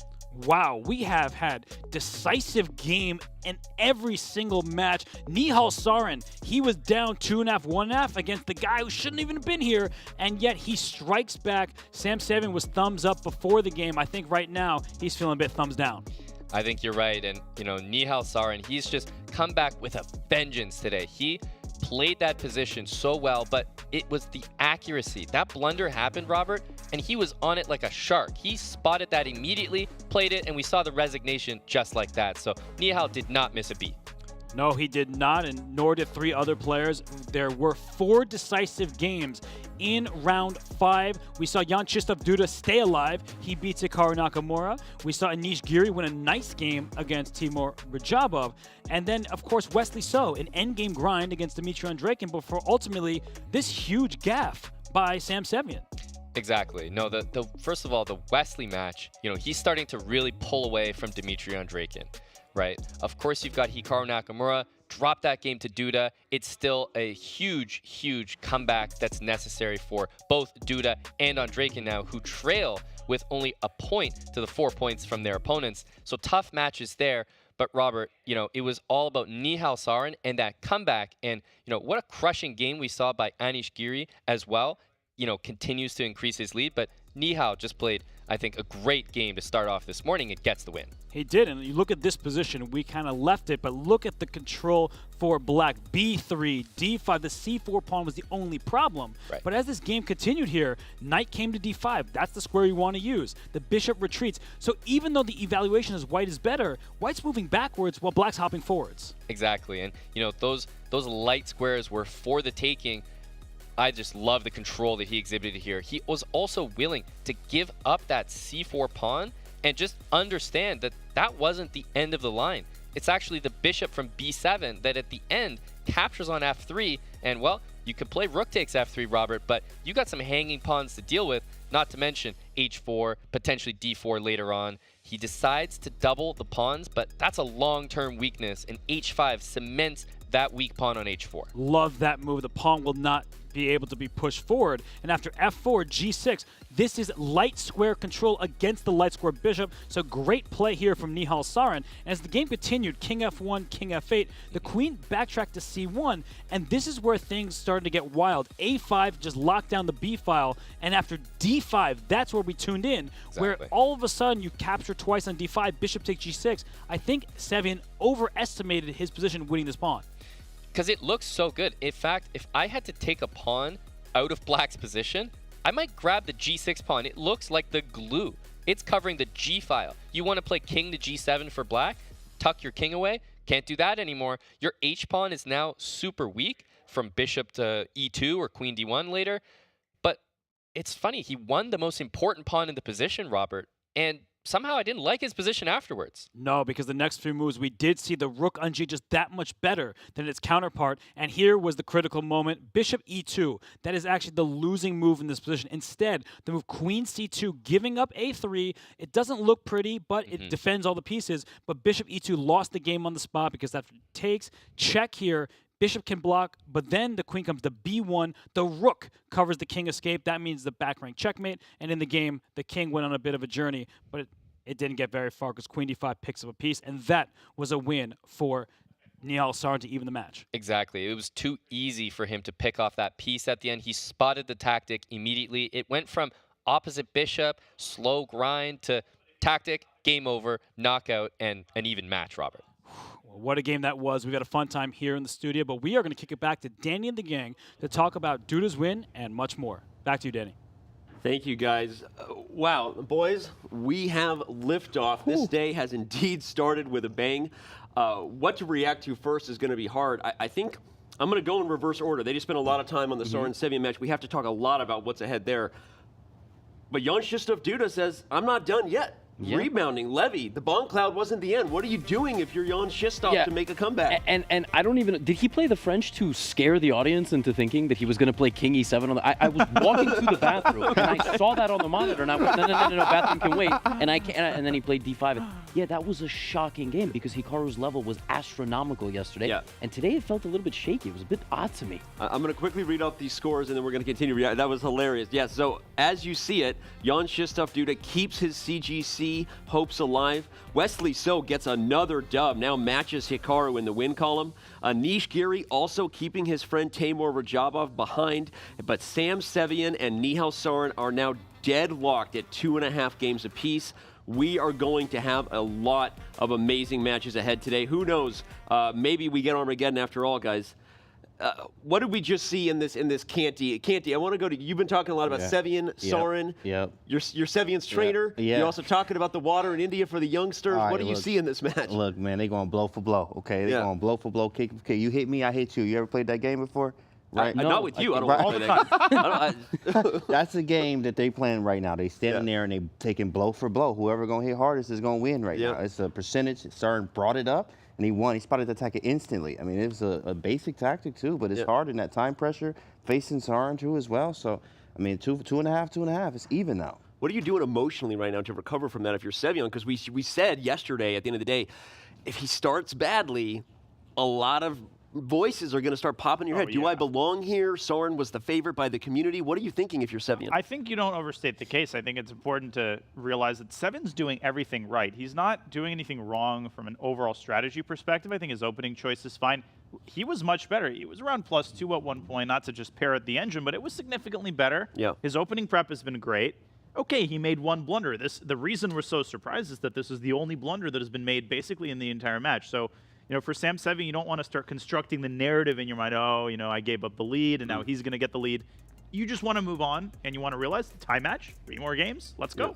Yeah, Nihal, I was discussing this with you yesterday. His defensive abilities are unreal. It's crazy. Sevian's done a great job, but it's never over against Nihal Sarin until that little thing pops up that says, you won by resignation.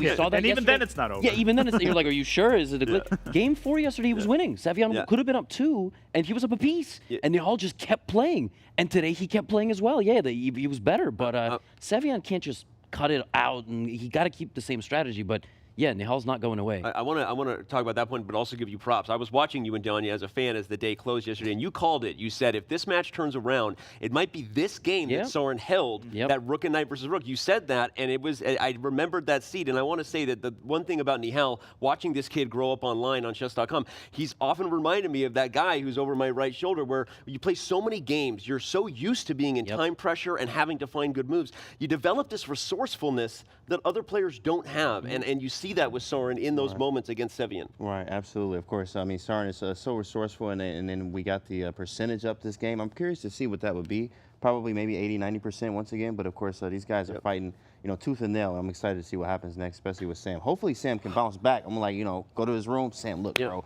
this is what we got to do. Okay, just take 1 shot of creatine and you'll be good to go. Guy. Okay, that's it. Just wake up. I have been dead on about this Giri-Radjabov match. Radjabov shows up and he plays e5. That's what I thought was going to happen. But then Radjabov played a little spice on there. Tried to win with black, but played g5. I started attacking Anish. Anish he said, no, what are you? You nuts? You attacking me? Right. He just won that game like effortlessly. Right. And I want to say that I think Anish is not only well poised, obviously, thanks Captain Obvious, he's leading on the scoreboard, but I think this is exactly where Anish really thrives. When he gets a lead, because his style is so solid, all the draw jokes, all those things, he's such a tough nut to crack that Radjabov really has an uphill battle here against a guy like Anish, who maybe gets criticized for not winning enough, but very rarely beats himself. Yeah, Anish is like the glue guy on a basketball team. He's not necessarily the LeBron James. I mean, LeBron is the LeBron James. He's not the Steph Curry who hits the 40-footers. He's the guy who kind of keeps the whole team together, right? Has he played brilliant games? Absolutely, but he hasn't played a lot of them. He just sort of wins in a sort of working man fashion. He has all the fundamentals in place, very astute opening choice. The stuff that doesn't really go into the stat line, that's what Anish Giri is so good at, and we're seeing that in this match. He's been just amazing, honestly. Like, I don't think he's played one bad game. Has he been under any pressure in the first 5 games of this match? And speaking, Andreikin did not chill out, by the way. No, he did Andreikin played the Von Henning-Skara gambit, okay? I was going to say, you at home, Google it, all right? He sacked the pawn on move 5 with black, and he lost. He's all in right now, and I was going to say, you've been such a good coach for Sevian. Now you've got to be a coach for Dimitri Andreikin. What would you say across the pond here to Serbia, your voice going over the Atlantic? I really like his game, too. First, I'm going to be like, look, bro, I like your game. Your game nice, okay? It's real tight. I love the tactics, you know what I mean? Russia all day, okay, well, with the chess. Now, at the same time, we're going to have to bounce back, bro. We have to play something more solid gambit like Banco, anything else, right? Something, I mean, Vahana, whatever gambit that is not even, you can't play that with Wesley. You just can't do that kind of stuff. So you have to do maybe more solid, obviously, to go from this route. But you got to play better. That's it. Yeah. I mean, I think he actually has to play these types of opening. At this point, he's down 4-1, and there's nothing to lose. If you play a normal opening against Wesley, he's going to force a draw if he wants it. Even though this isn't really Andreikin's style, I think at this point, he just sort of comes to terms with the fact that, I'm probably going to lose. I don't think he's lying to himself and saying, my chances are amazing. I'm down 4-1 against Wesley. But that can also be liberating. It can be liberating, and it can allow you to play some of your best chess. So we saw what happened with Jan Shistov, right? Exactly. Exactly. I'm expecting an exciting. We getting an E3 King E2 from Andreikin real quick? I don't think we see E3 King E2 from Andreikin, the Bon Cloud. Okay, but back to Jan Shistov, who we said. We saw Jan Shistov not throwing in the towel. He wins against Hikaru Nakamura. E6 was not just a head fake to play the Bon Cloud. Let's call it what it is. This is still more than an uphill battle. all Hikaru and Wesley So have to do is get a single half point over the next 3 games. But if you're Hikaru, does that have a reverse effect in your mind where you kind of have to be careful of the trap of not playing to lose? No. No. Okay. Okay. No, right now, we're just here for the content. Yeah, listen, if you're Hikaru, you're here for the content. It was a bad game. It was a strange game for sure. It was I mean, but no, he's got 3 more punches, and you're telling me if we're going to come out of here at 4-4, he needs half a point. That's all he needs. I believe in the guy. Yeah. I mean, I think it was just largely, not to get too specific, but there was an opening mistake I think Hikaru might have overlooked, that there was an early bishop f3 move, which would have solved all of his problems and basically gotten an unlosable position, but Jan Krzysztof had a specific tactic there. You know, I think Hikaru is not one to exaggerate things in his mind. Okay, things went wrong. You have 3 more chances. Yeah. Let's go.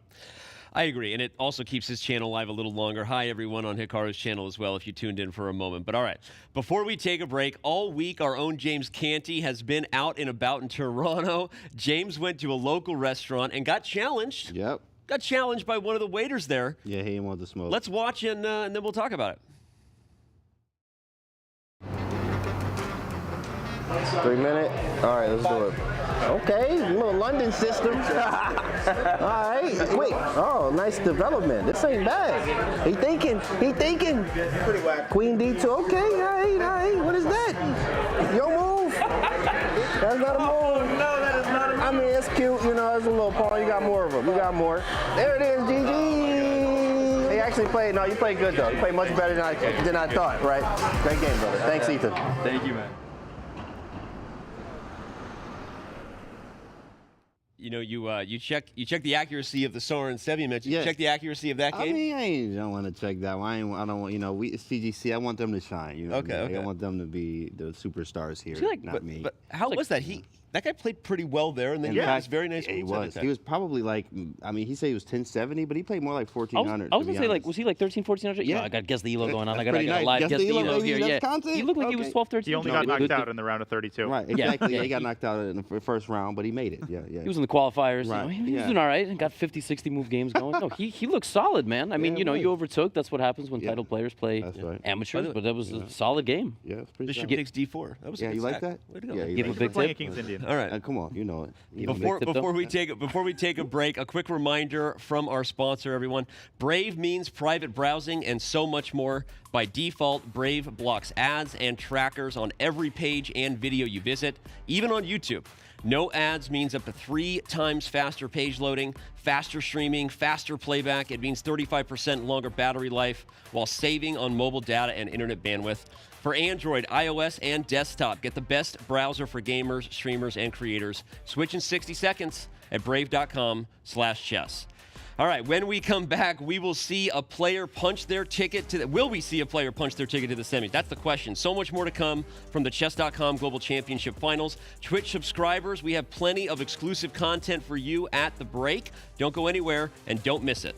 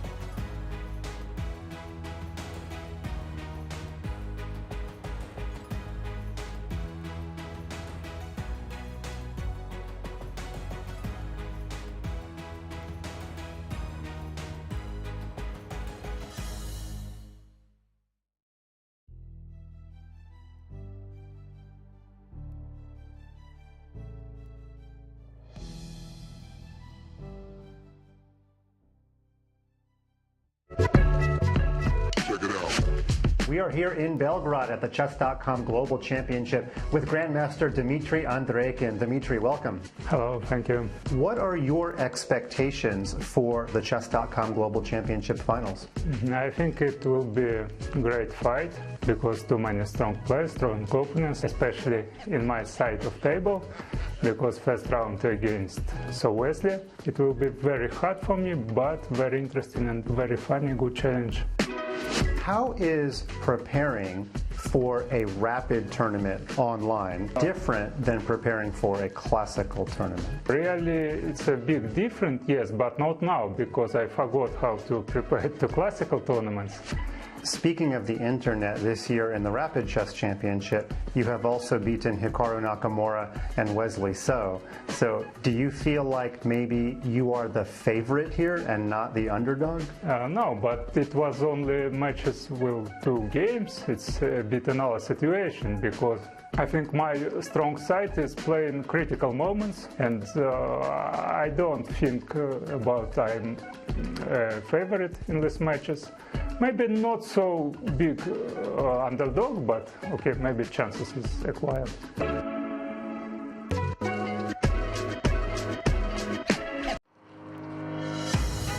Hi guys, today I'm going to be playing some chess at the University of Toronto Hart House Chess Club, which I've actually played in from even before I was a student at University of Toronto. I was playing here when I was like a little kid that just moved to Canada and stuff like that, so this place means a lot to me.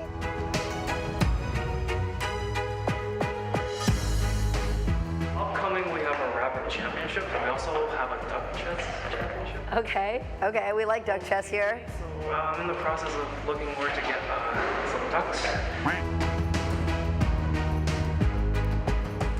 Ready for a game? Sure.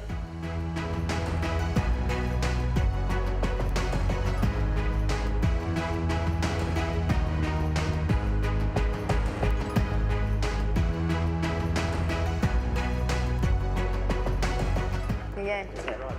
Thanks for playing.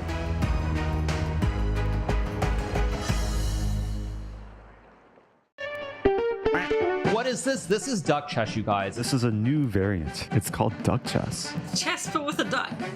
Quack, quack. How to play duck chess. The duck is a brick. Pieces cannot move through the square occupied by the duck. Click on a square to place the duck. Oh, you put the duck to prevent moves of opponent, not yourself. Yeah, so basically you do this, and this cannot move. I'm gonna go knight f6, and I'm gonna put the duck in the most inconvenient place for my opponent to move. No bishop, no queen, so no Londons can permanently stop the London. Capture the opponent's king to win. Oh, wow. Oh, there's no stalemate. Wait, there is stalemate. But the stalemated player wins. Ooh, if only that was real chess. I think I'm getting the hang of this game now. I think I actually am getting the hang of it. I think this works. Oh, that's a horrible blunder. Oh my god, I just blundered.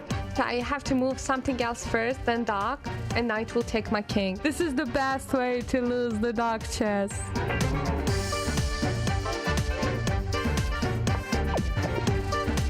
Those are some real bullet skills right there, boys. This is the first time winning duck chess. That's so exciting. Oh no! No! Mouse slip! No! I won! Yeah! Duck chess champion! Give me those points, baby!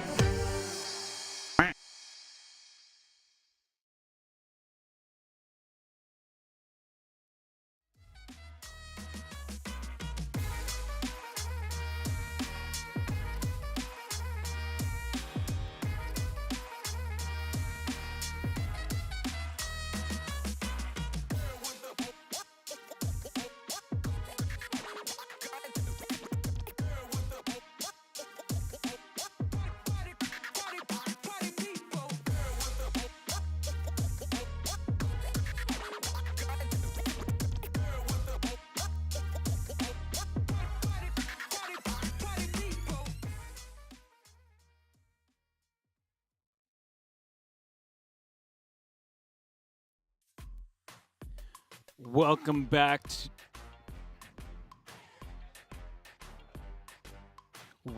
to Toronto and the CGC. Center stage, you see the CGC Championship Trophy, which will be awarded to our champion on Monday.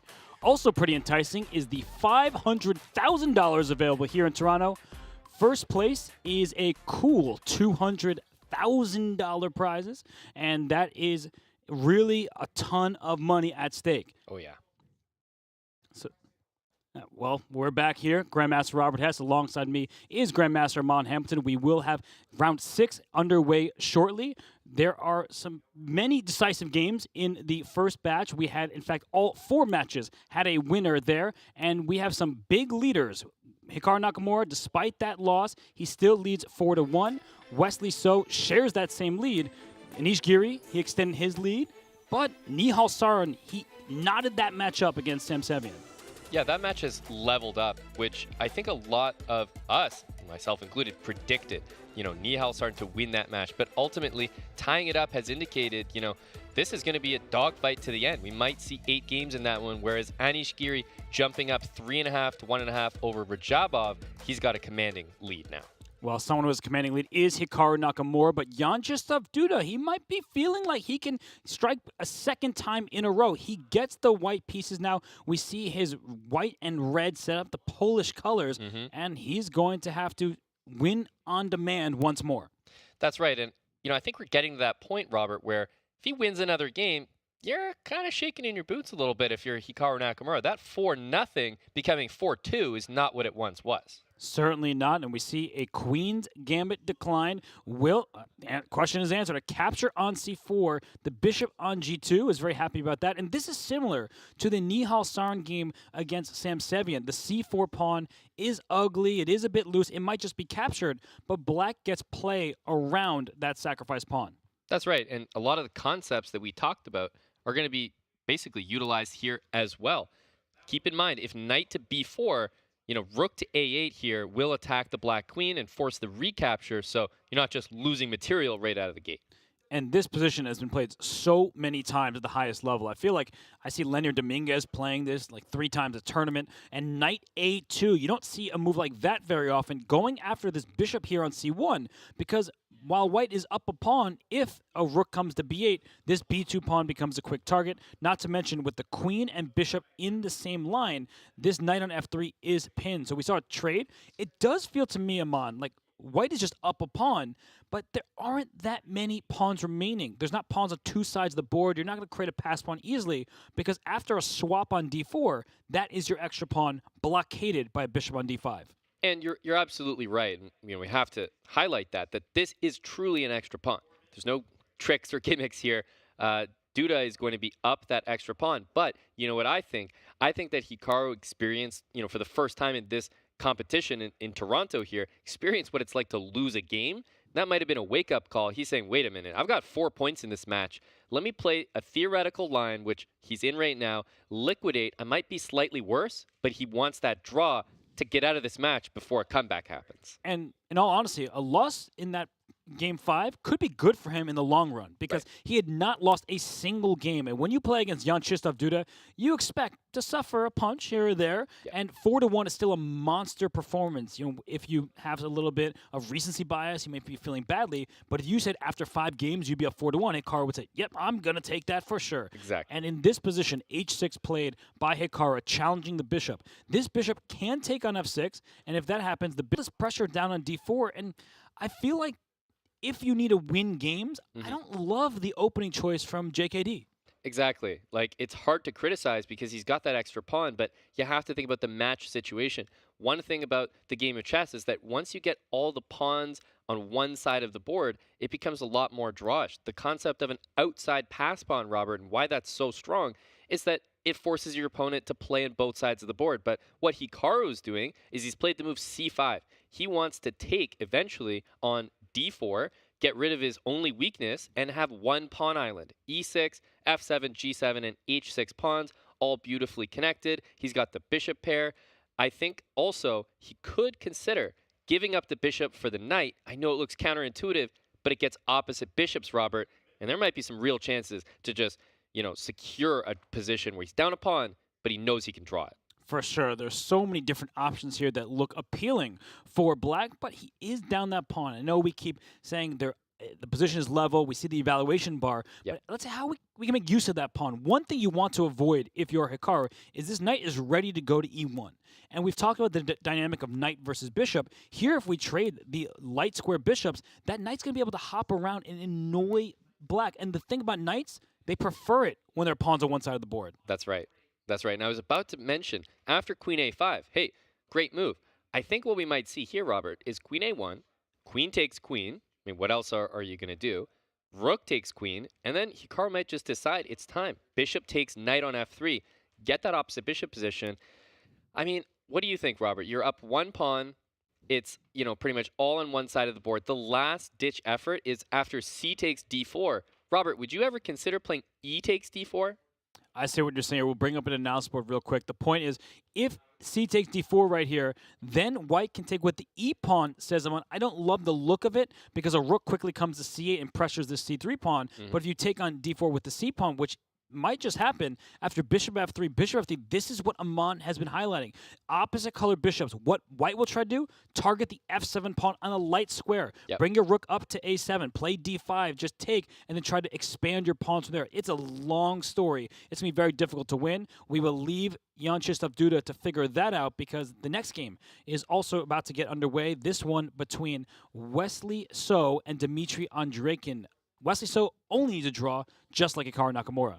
Exactly. They find themselves in the same situation, Robert, and you know what we just saw in the Hikaru match was his willingness to go for that draw. We're going to see the same thing from Wesley So. Well, Wesley, he loves himself a good endgame. So does Dimitri Andreikin, but keyword being good endgame. Good. In that last game, Wesley had an extra pawn. He played without risk. He was able to convert that advantage. Now Dimitri gets white. He was not really on point with white in day one. Here in day two, no way. No way. Well, he's on point if the point is the b4 square. And now today he's on point, Robert. So you called it brilliantly. Look, Dimitri Andreikin, he needs to shake it up. I didn't expect this, though. No, and Wesley So is a player that's nearly impossible to rattle, and maybe that's why he chose b4. If you just play mainline stuff, Wesley So is extremely well prepared, and he does not lose very often. So playing b4 is like, all right, you are going to have to pick some opening. You haven't looked at this in probably 15 years since you were a teenager. And after b4, he plays d5 in the center. Of course, that's a good response. The reason we like putting our pawn in the center, we take away key squares, and the pawn on b4 does not do the same job. Right, and he's actually chosen an interesting line because there is a more valid opening, I'll call it, pawn to b3, right? The Larsen. And this is actually a line you can play against that. Pawn to d5 and bishop to g4. The idea being you're stopping white from playing pawn to e3, and if they play knight to f3, you usually snap that off right away, exchange your bishop for the knight, double the opponent's pawns, and just get a really solid setup. And speaking of solid setups, Wesley only needs a draw, Robert. So I think he's going for that.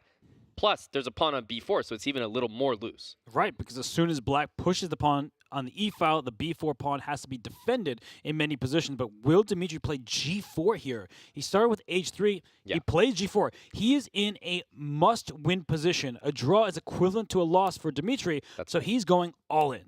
Yeah, and this is going to be a really exciting round, Robert, because we have a couple matches that could end. So I hope everyone is paying good attention to these matches.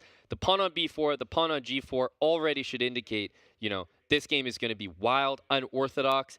This is like, oh, you know, when you play on the wing, you should respond in the center. Well, nobody's playing in the center, and he just started playing on the wings. g4, b4.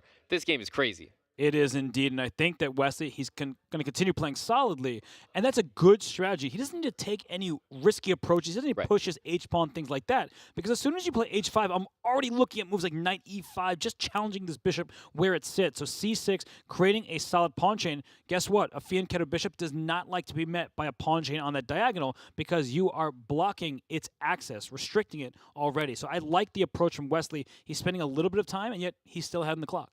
That's right, yeah.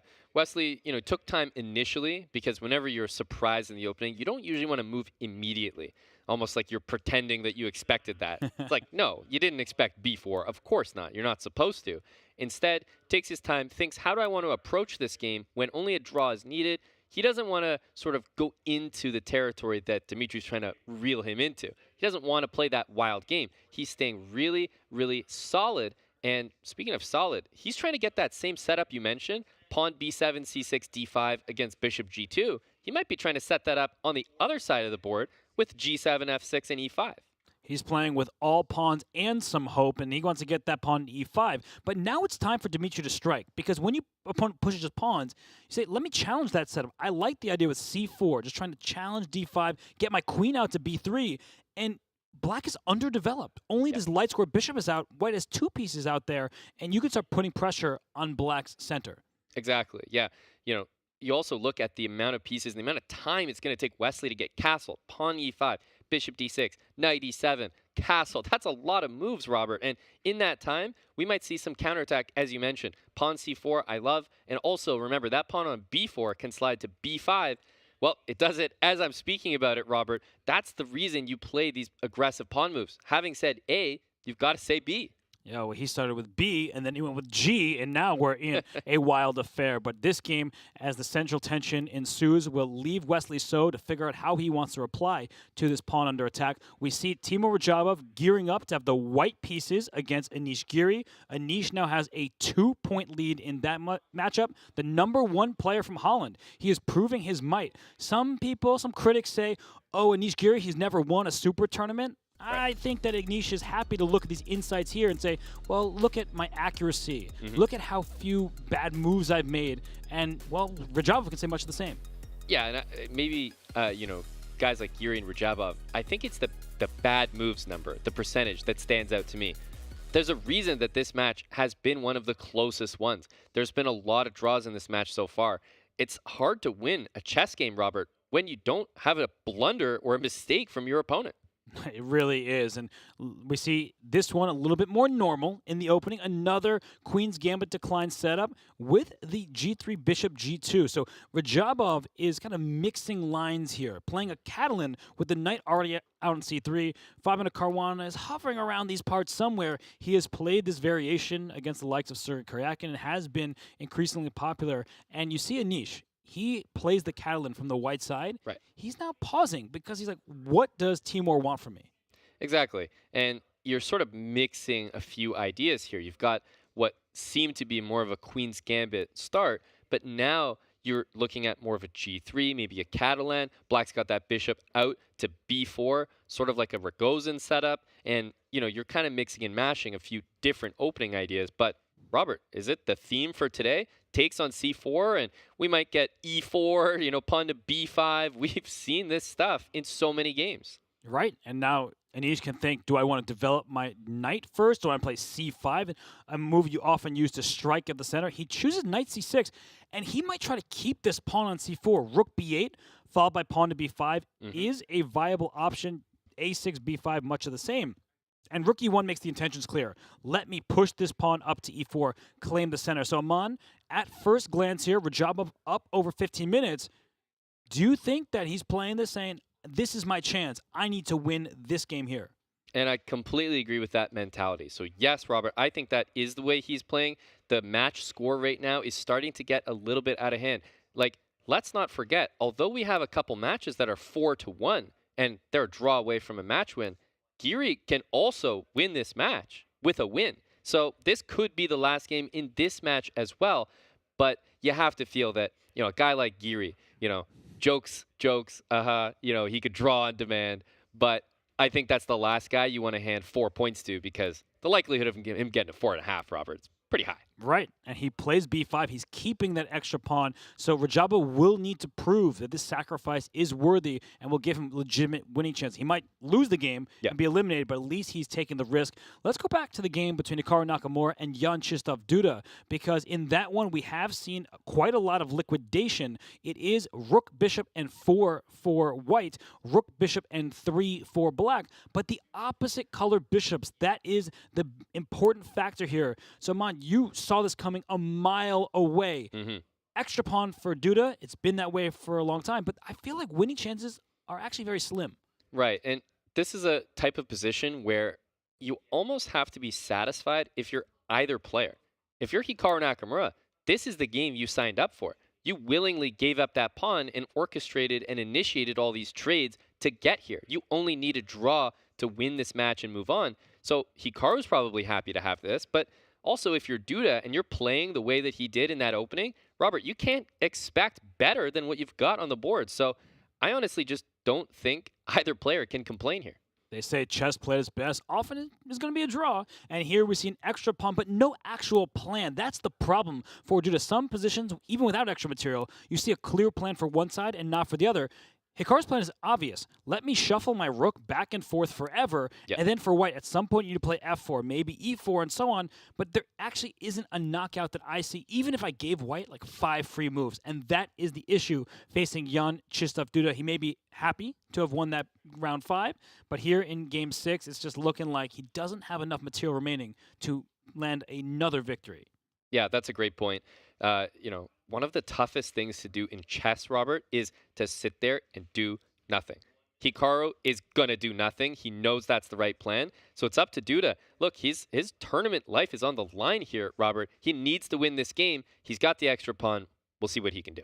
For sure, another must-win game, but a matchup that doesn't actually have a much must-win situation is the one between Nihal Sarin and Sarin Sevian. You see Sam there with his hands between the middle of his glasses. He might be praying because he did get a second chance in this field. We see that he is not quite as accurate as Nihal Sarin, but I think that's in part because Nihal plays far more endgames than Sevian does. Exactly, and these top players, these youngsters, they're now reshaping their games to include the end games. That used to be the area where you say, oh, these young talents, Robert, they're coming at me with tactics. We'll just trade pieces, take them to an end game, and beat them there. But no, when it comes to Nihal, Sarin Sevian, they have very well-rounded games now, including the end game portion. And I wonder if we'll see, a blunder like what we saw in that last game, Robert. He's got to bounce back with a solid start here. And we see a scotch in this game. So an opening that can actually be quite devious, not played that often at the highest levels. There are certain players like Jan Pomshi, Wesley So himself, they essay it from time to time. But here we see the knight jump out to b3. Now the pawn e4 is under attack, and I believe it can be captured. This is not a blunder, it's a sacrifice. And look at Sevian. He is like, wait a second, this looks fishy to me. But Nihal saying, I have a grander plan. I'm going to get the 2 bishops, the open board. So even though it might cost me a pawn, it is worth it. Right. And, when you get that feeling over the board that something looks a little fishy, I think what you're concerned about is that it looks a little stock fishy. You're worried that your opponent has prepared something using the engine to help. And, that's not a place that you want to be in the opening. Imagine, Robert, you're on move 6 or 7, and you don't know what's going on. You're taking what seems like a free pawn, and your opponent, stone cold, is just replying immediately. That's frightening. And after that loss in the last game, I don't think he wants to maybe jump into a risky position like that.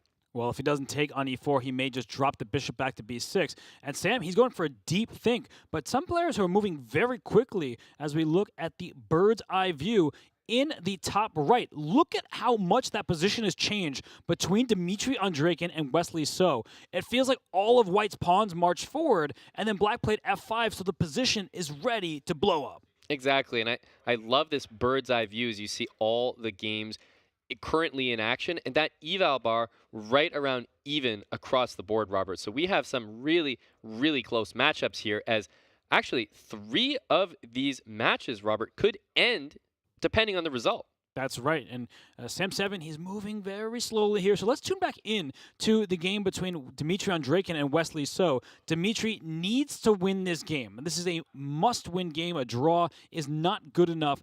And he's going for it. He is sending his pieces forward. Look at this. Connect 4 from f2 to c5. The b file is ready to open. But there's a big problem here. The king is in the center, and that rook on f8 is very happy about that. Exactly. And you're highlighting that F file. Unfortunately, it's impossible to keep it closed. There's no idea to play G5 here and hope to just sidestep things, because black is going to follow through with pawn to F4. And the tension between the E3 pawn and the F4 pawn means black can guarantee to open up that file. And if the knight on E7 jumps into the F5 square afterwards, Robert, we could be seeing, honestly, a massacre on the king side. So I think Andreikin, honestly, he has to tread carefully here to not lose the game in a couple moves. He certainly does, because we mentioned white's connect 4. Black has the same. And this is a very good illustration, is that you tend to attack in the direction of your pawn chain. So white is trying to increase pressure on the queen side, open up files there. Black is doing that on the king side. And the last move just was played was knight e2. I think Dimitri made a smart choice here. He wants to bring that knight to f4, where it attacks the bishop, tries to get into e6, and close down the rook on f8. So I think knight e2, even though it looks strange locking in your own bishop, that was a good choice. Agreed totally. I think that f4 move or pawn takes g4 was just going to be too strong. You know, there is an idea to take on g4 here, Robert, and try to attack that g-pawn, because the g-pawn on g4 like that, it is going to be subject to a few moves.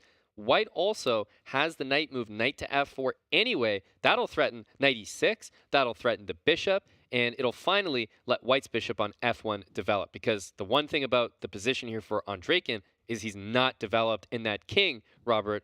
I mean, I know we're not castling queenside, and you're going to have to pay me some good money to castle kingside here. Can only castle queenside if there were Fischer random chess, but the right. rook did not start on b1 here, and this looks very dangerous, but it's just the type of game you need if you're Dimitri Andreikin. So Wesley So, he's thinking, he's doing all that is necessary. He does take on g4 here, and I liked your choice. I think that you can even give up the pawn, but maybe give it up this way. Knight f6, then play knight f4. Yeah. Go for this pawn. It's not meaningful, says Dimitri Andreikin, and now knight f4, there might be an exchange sack right away. Yeah, that's a great point. Queen c7 is almost like a little bit of a litmus test here, because Queen c7, do you even have the guts to play knight f4? I'm highlighting that maybe I want to sack, but the thing is the sacrifice is not forced. So with the white pieces now, you have to sit there and calculate. Okay, can my opponent play rook takes f4? You spend maybe a minute and a half, 2 minutes calculating that, and then, you know, what your conclusion, you still have to decide if you're going to play the move at all. So it's a great decision, Queen c7, but maybe bluff called. Robert, are you taking on f4 here? I'm definitely taking on f4. Wouldn't be surprised if I said you're attacking my bishop and e6. Let's play bishop f7 and then continue from there. But this game still so much life left. And another game that is heating up is the one between Anish Giri and Radjabov. Radjabov gave away the c4 pawn in that one. And as we see here, Mon, I think some pieces are missing from the queen side. A lot of the action on the king side and there in the center. Yeah, it's like Anish Giri, instead of, you know, maybe trading a piece for a different piece, he's traded his queen side for the king side by the looks of it, because there's nothing left on black's queen side there. The knight on d4 supported by the pawn, and look at that pawn mass as well. That's 4 pawns. It might not look like it right now, but if they start to get going, Robert, that's a couple pass pawns that are going to be tough to handle, and the pressure continues to mount. However, you know, if you count things up, you know, do the mathematics here, Robert, white does have, you know, some great position and pawns going on the king side as well. Right, because white kind of almost has an extra pawn at this point. When you have double pawns, they're harder to get moving, whereas white is ready to play move like e5 at some point with bishop d5. So already e5 maybe traps the knight on h5, threatens bishop d5, all sorts of ideas here. Not to mention, you can just win a pawn with bishop takes d4. Right. And we see a trade here, and rook takes d2, rook takes f3. Can't white just go down the d file here and say, this is like a nearly winning endgame?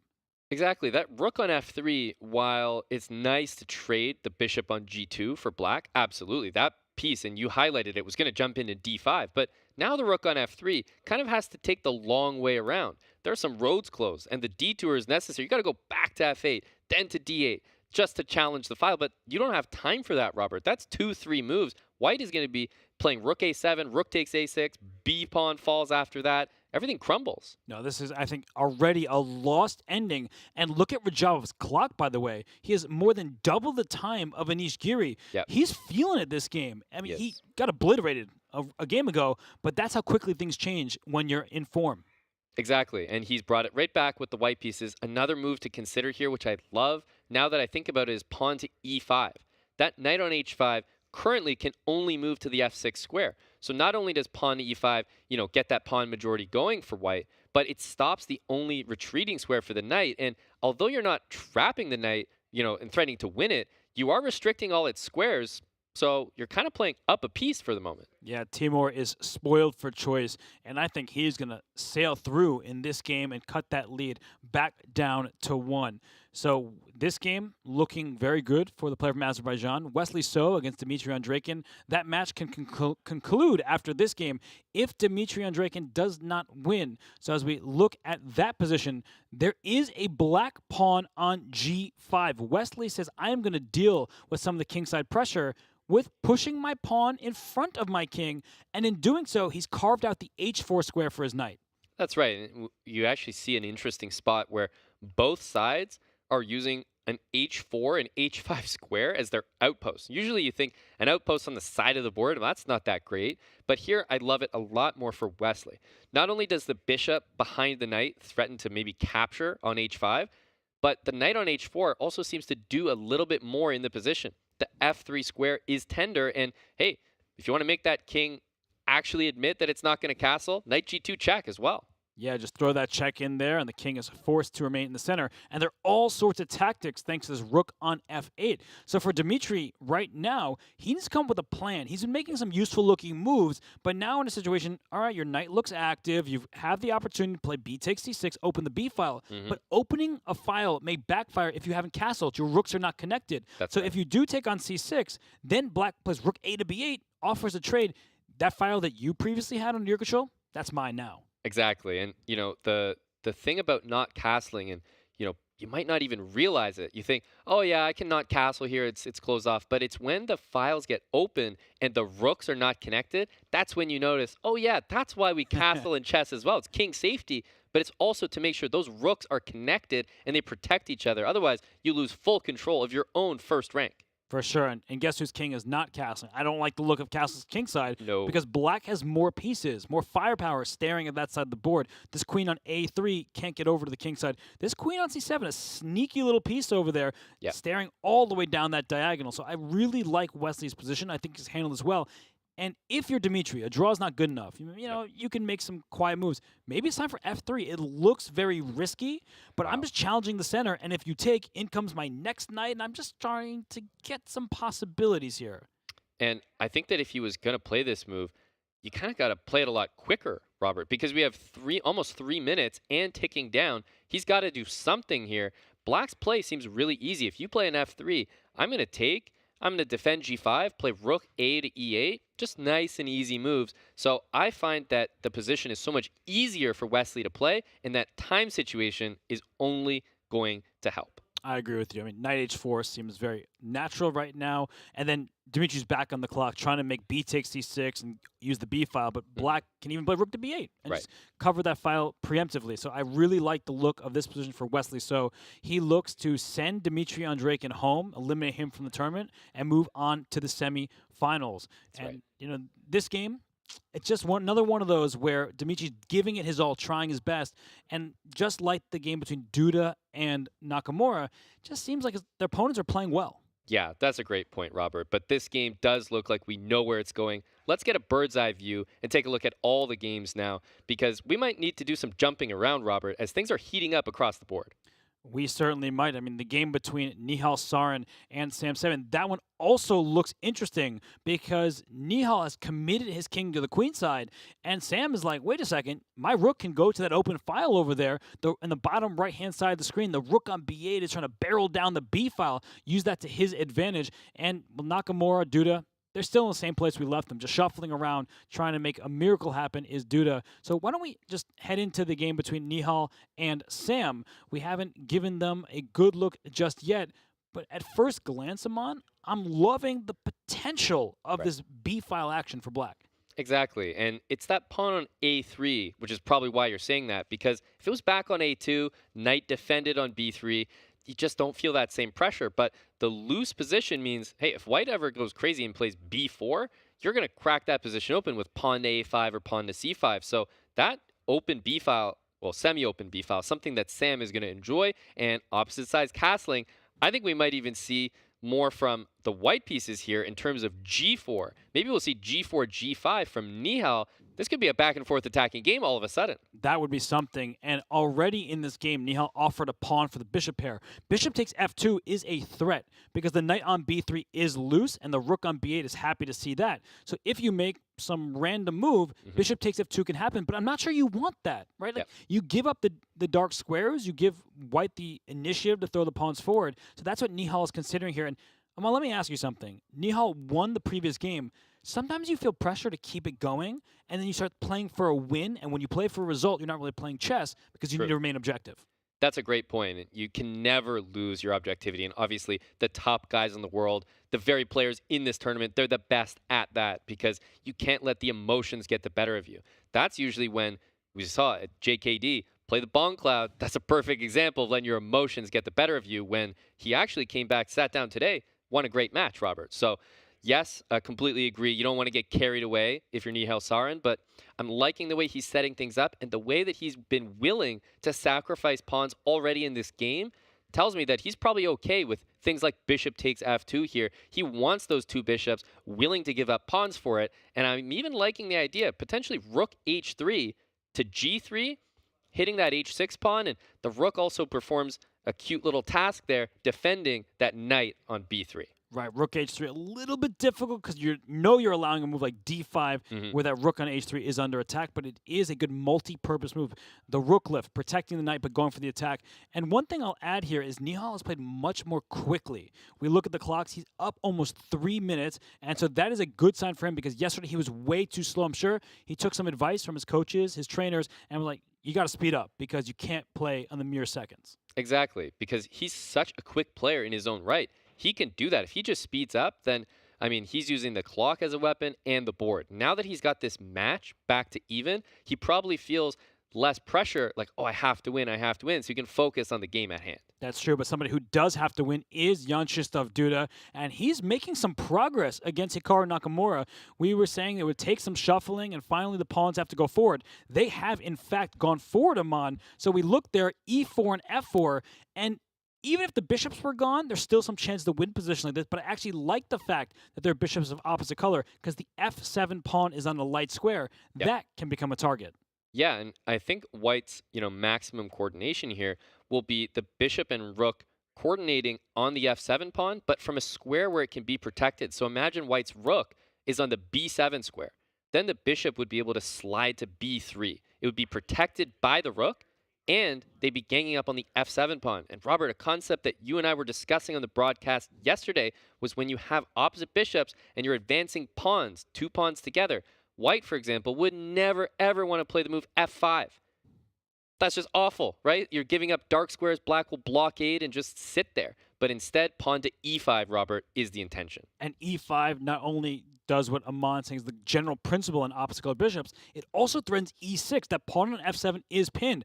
I think Hikaru's in a really tough spot, but Duda down under 5 seconds now. He needs to make moves quickly. He brings his king into f5, but this pawn on f4, that's what Hikaru wants to go after. Not so fast. You can't get to f3. The bishop covers the square. And you can't get to a4. Might seem like a strange thing to mention now, but pawn to e5 opens up that 4th rank. There's no rook a4, there's no rook f3, and guess what? The rook on d7 guards the bishop on d1, so the bishop is staying there as well.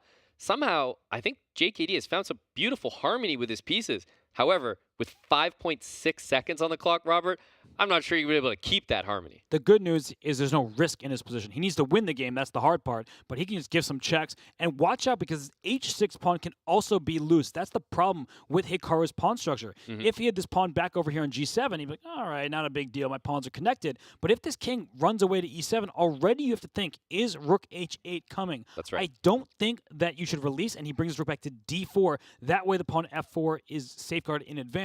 But that's the thing about these endgames. You may think, I'm just going to go for pawns, but that actually gives black chances. That's right. Yeah, you can't get carried away, especially with that time ticking down so low. Hikaru, one of the absolute best using your own time against you.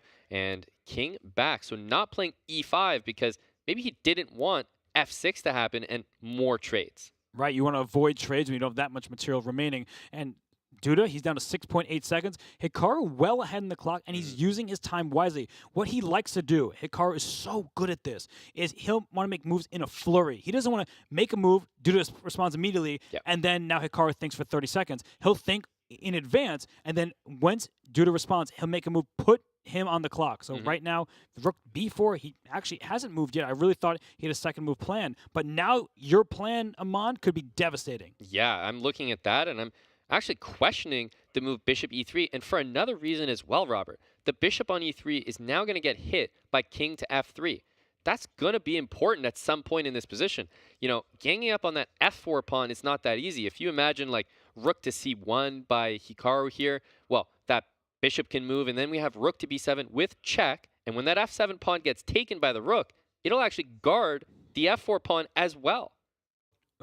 Well, Well, my arrows are all over the place. Not much time remaining, but Wesley So and Anish Giri, they have some interesting games going on as well. And as you see in the right-hand side of the screen, well, for Anish, it's not good news. He's about to lose that game. The knight on h5 looks trapped over there. The king on e8 might get checkmate as well. On the left-hand side of the screen, Wesley So only needs a draw. His king is on h6. White's king is on d1. There's a pawn on b7. So it seems like all havoc has broken loose on that board, and yet perhaps Wesley just has a draw by repetition. This might be the end of Andreikin's tournament. I don't think his king can escape.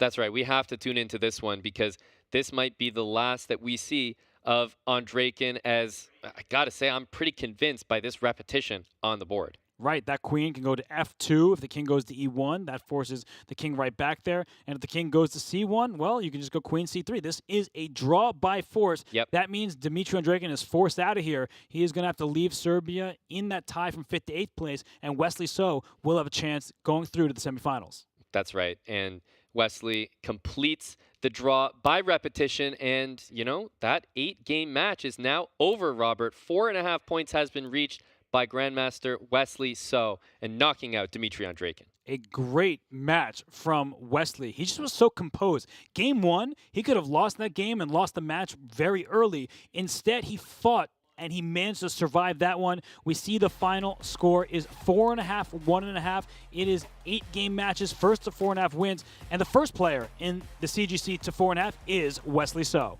And congratulations to him. They will not play the rest of those games, of course, Robert.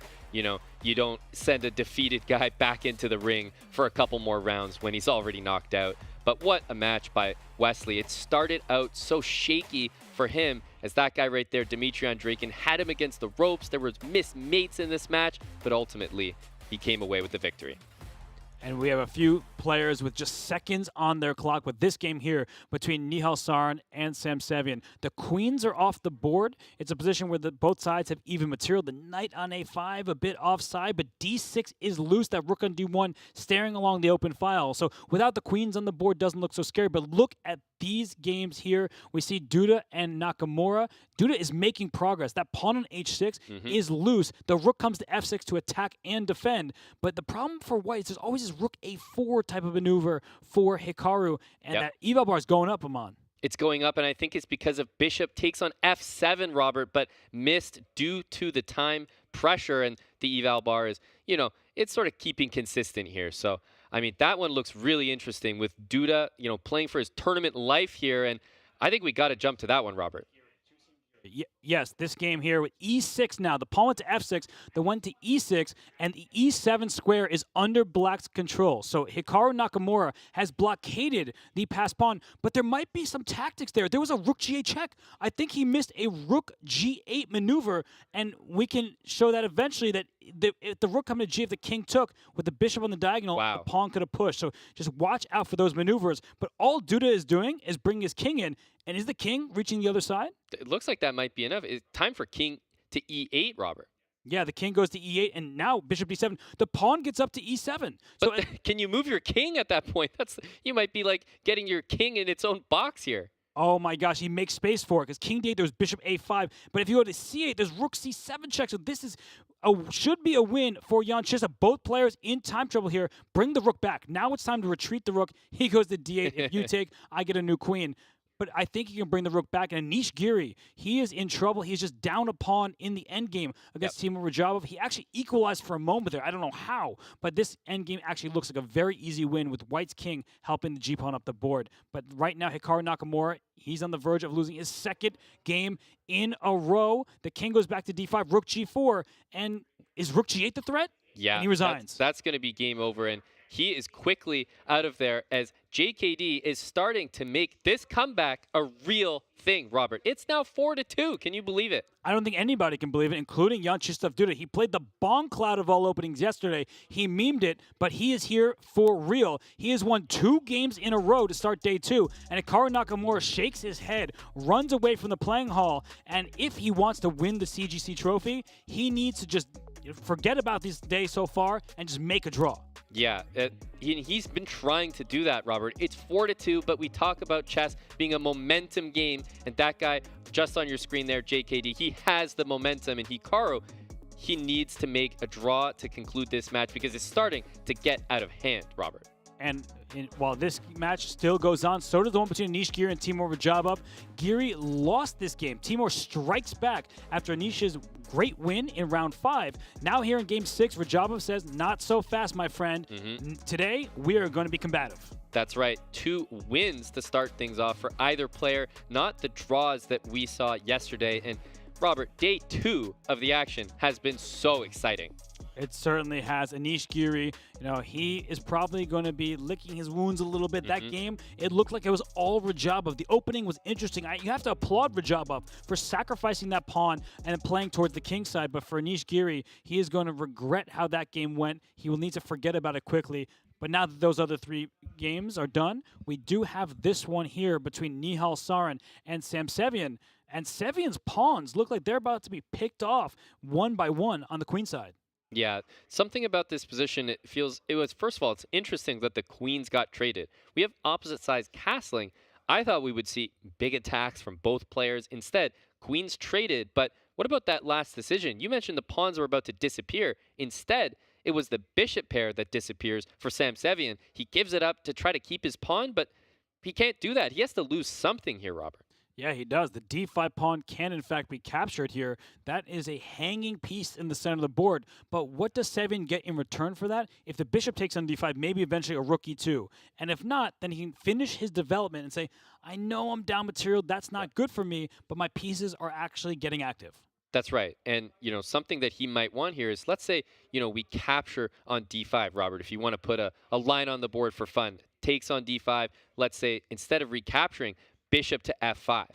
And after bishop f5, we might capture on c6, knight c5, rook h to e1, oopsies, knight to b3. It just shows how quickly things can turn around. Of course, these strong players, Nihal's not going to be blundering a mate like that. But when things like that are even in the air, you have to worry for the safety of white's king. And that may seem like a joke variation, but something that could happen where that threat is about to lead to checkmate. Right. And so white has to take time responding, and that may allow black to level up the position. So the pawn on d5 is hanging, and this is another good moment. I think it's very instructive when these top players don't just take free material. You could probably get away with it, but if the rook takes on d5, there's like bishop e6. The rook has to move back, then knight c5, and there are threats. Knight b3 wasn't just a checkmate threat. The bishop on a5 is a bit loose, so he plays b4, which I think is a fantastic move. This knight on a6 is going nowhere among c5 under white's control, as is c7. Yeah, that's a great move because even if knight c7 is possible, you can take that and just play an endgame, light square bishop against light square bishop, and probably be better. We talked about the concept of pawns on one side of the board being very drawish. We have the opposite here. We have an outside pass pawn potential for white with the a3, b4 pawns against the a7 pawns. So amazing to see basically the restraint, Robert, not to take on d5. It's hanging twice. And Nihal Sarin may only be 18 years old, but he plays like a veteran in these moments. And bishop f5, it doesn't threaten checkmate, but it does threaten a pretty nasty check because there will be a second check to follow on c2, and then the f2 pawn is loose. So big decision here for Nihal. Good for him. He is over 3 minutes. The time management has been stellar. It has. It's been perfect. You want to be a little bit ahead of your opponent, especially when you're putting that pressure. The clock only adds to it. A really interesting move here to show absolute restraint, Robert, might be king to d2. Kind of crazy move. King d2 saying, you know what? That outside pass pawn is enough, but he caves and he takes the pawn, not necessarily a mistake, but certainly inviting a wild position of complication. Right, because there is a check on c2, but what he's relying on the fact of the bishop hanging on f5. So he can bring his king up to b3 and say you can't get away with capturing on f2 when your bishop is loose over here. So I think that was good calculation over everything by Nihal Sarin. That's right. It is calculation over everything for these young guys. The talent that we see here. Rook c2 playable, but you get in this position where after king b3, it's like everything's hanging by a thread. And I'm not sure he can do that because guess what? He's kind of playing down a knight here. You have to take the time to play knight to b8, knight to d7, knight to f6. Like to activate that piece, it takes so long. Yeah, and you might lose it soon because your piece is already hanging. The bishop on f5 is under attack. If you play g6, that probably gives white the time to slide the h1 rook over, and trades benefit the side with extra material. And here that's especially true. The knight still remains offside, and white has these passed pawns that black will not be able to deal with. Sam needs to step up here and try to make this complicated because, Robert, this is getting out of hand. Bishop to h7, but that knight on a6 is still not playing the game, and the momentum is starting to mount. If Nihal wins this one, that's a couple in a row for him, and all of a sudden, he takes the lead in this match. Right, and now there are back rank checkmate possibilities. The bishop takes away the king's luft. Great so point. rook e1 could be played here. Wow. If you take me, oh, free rook. No, no, no. Rook d8 is check and mate on the back rank. So I think rook e1 is nice. Rook d1 followed by rook d8 looks good enough. And the knight a6 I think is just trapped. I think that black might just lose that piece. And I'm going to combine your two ideas, Robert. I'm going to go rook e1, and after rook e to c8, then I'll go rook d1. And now I'm threatening checkmate because of rook d8. And if I want, Robert, I can even trade all the pieces. He just trades them. He trades the rooks on d8, and this knight on a6 can go back to b8, but rook e8 is the checkmate threat. Yeah. And look at this, rook e2, calm chess. You can just bring that rook up here and start trading pieces if you want. And Nihal has over 2 minutes. The clock has been his best friend today. Yeah, and I'm looking at moves like even g4 here. You know, there's ideas like bishop going to b7 for white. I can see so many tactics working out for Nihal here. I think with the time, he's just going to take a moment, try to find the trickiest solution here because the bishop is still tethered to that rook on c2. There's rook e8. There's g4. I think with everything hanging, yeah, he's just chosen a great variation here. This is dead in the water for Sam Sevian. It's over. The bishop is actually trapped. If you go to g6, h5, kicks it to d3, and then you go rook d5, and that bishop is lost. So he goes rook d2, but now you just go full-on Pac-Man, take every single pawn in the position, and Sam Sevian might just resign here. And with that, a player who led by 1 point entering today, he's about to go down a point, and I don't know if he'll be able to come back from it. Indeed.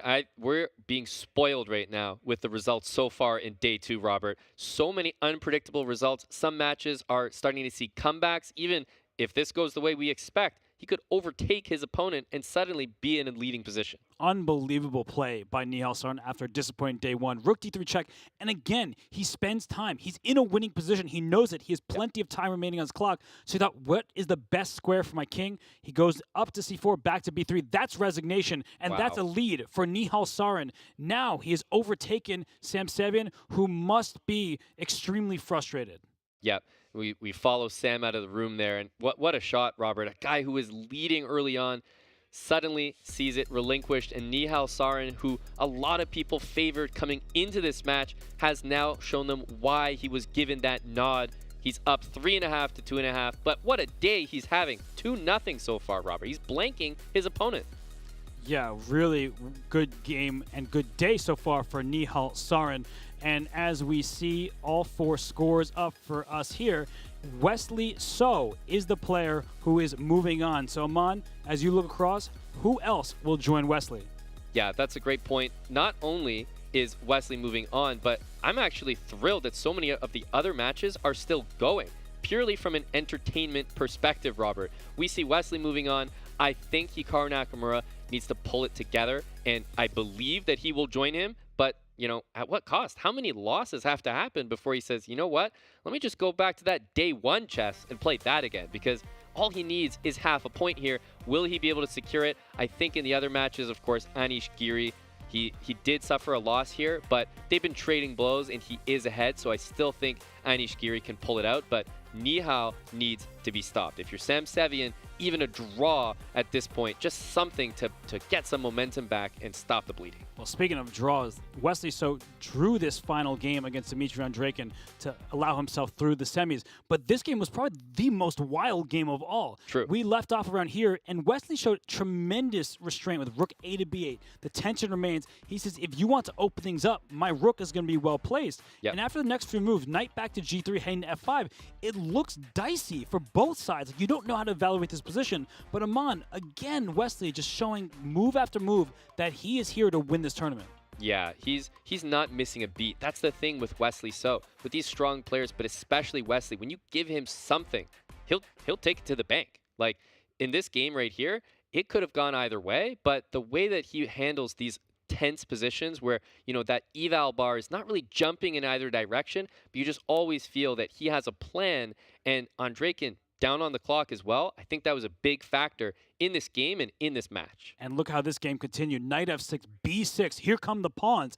And after the swap, queen d7, f5 was loose. So Wesley said, give me your best. Here come white's pawns up the queen side, but f2 is a problem. It's been a problem for a long period of time. And after knight c5, he went h5. Now, that's a move I never even would have considered. The point is that you can start trading on the h-file, but it's going to backfire because after bishop f5, I will gladly start pinning you and winning on the h-file right away. So h5 pushing pawns in front of his own king. If Wesley's not just, I'm going to be quiet and make a draw, I'm going to be loud and show you that you can't beat me. Exactly. And when you're looking to make a draw, the advice that people always hear is don't play for a draw, play for a win. And then, you'll get a draw. What is it? Aim for the moon, land on the stars? Exactly. And look at this. Just that pawn went to b7. That would scare most players, but not Wesley So. He trades, brings his king up to h6 after opening diagonal, and then he plays bishop g6, calm move. And once the pawn started falling, he gave up his rook on b8, but it was a draw by force. So just great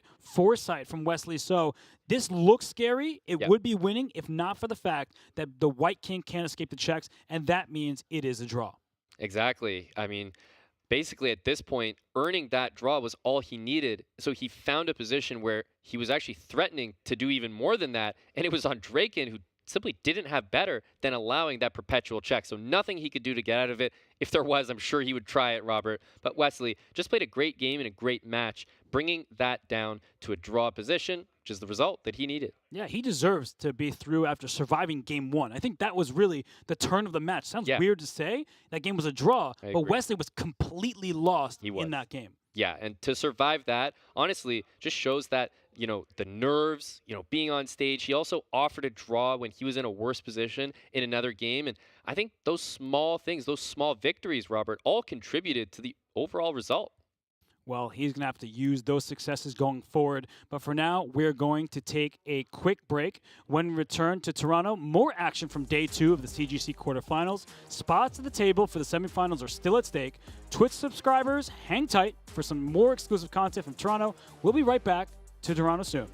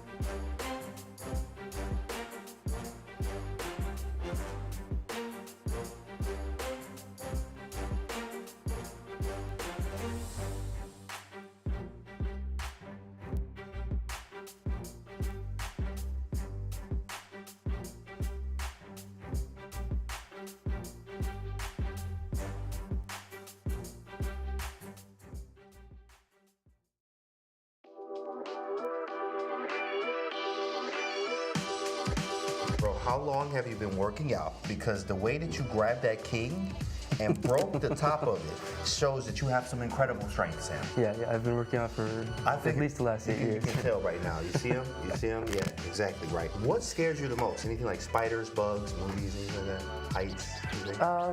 If anything, it's probably heights the most. Heights? Yeah. Really? Okay. Yeah. You get like afraid when you throw up, or like is it like, oh man, I can't just go up there at planes? No.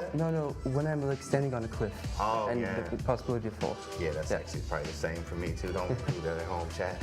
What's the most adventurous thing you've done? Skydiving, backflipping off your back porch or something? Sadly, no. But I hope I do one day, actually. One day, right? Yeah. Sadly, no.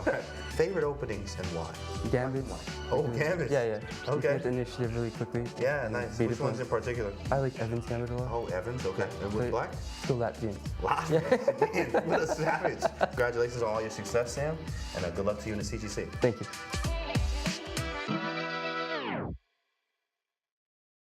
$1 million prize pool. Sorry, I was peeking. Try to do it again because I was peeking. I could just stand farther. I could just not, like, I could just do this. To continue. I'm shouting again. I feel like as the day goes on, you guys continue to distance the mic more and more away from me. I feel like they might like notice a pattern go, and this is me without my voice too. Imagine if I was at full capacity. Break the mic, I dare you.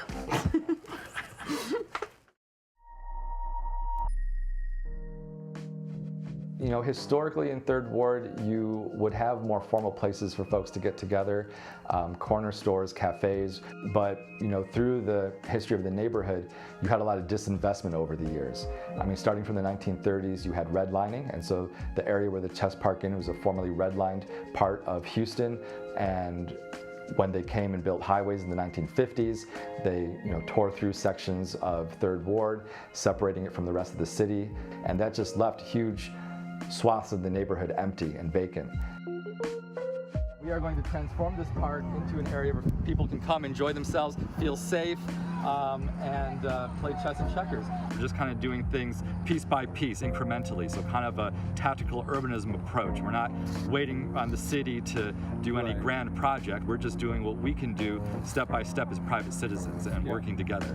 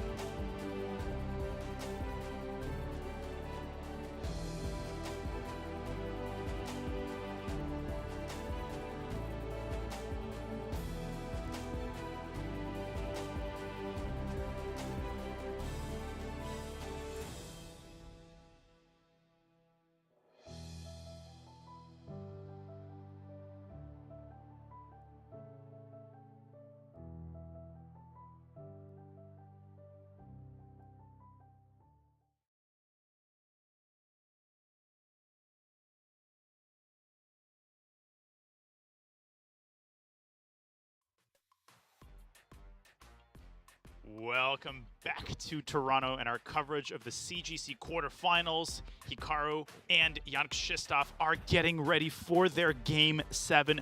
Let's begin by reviewing today's scores thus far. We have some fascinating matches. One match is already decided. Wesley So has defeated Dimitri Andreikin 4.5, 1.5. He advances to the next stage, but the other 3 matches are all in play. None of them have been decided. We have plenty to watch, and we are going to watch it alongside my partner, my good friend, International Master Levi Rosman, the one and the only. Levi, welcome. I'm super excited. Are you excited as well? Dude, I'm absolutely flabbergasted at what's going on here. You told me at the beginning of the day Wesley So would be the first person to be done with a match. I would not have expected that. The entire crowd here has been electric, waiting for this potential comeback that we're seeing from Jan Krzysztof. The other 2 matches as close as can be, with one side leading, Nihal with the comeback, decisive games abound. I'm so pumped. Me too, but all the conversation has been about Hikaru's match. A shocking turn of events as we review Hikaru Nakamura's player card. He was leading 4-0 yesterday. What a resume. What a path to the CGC finals.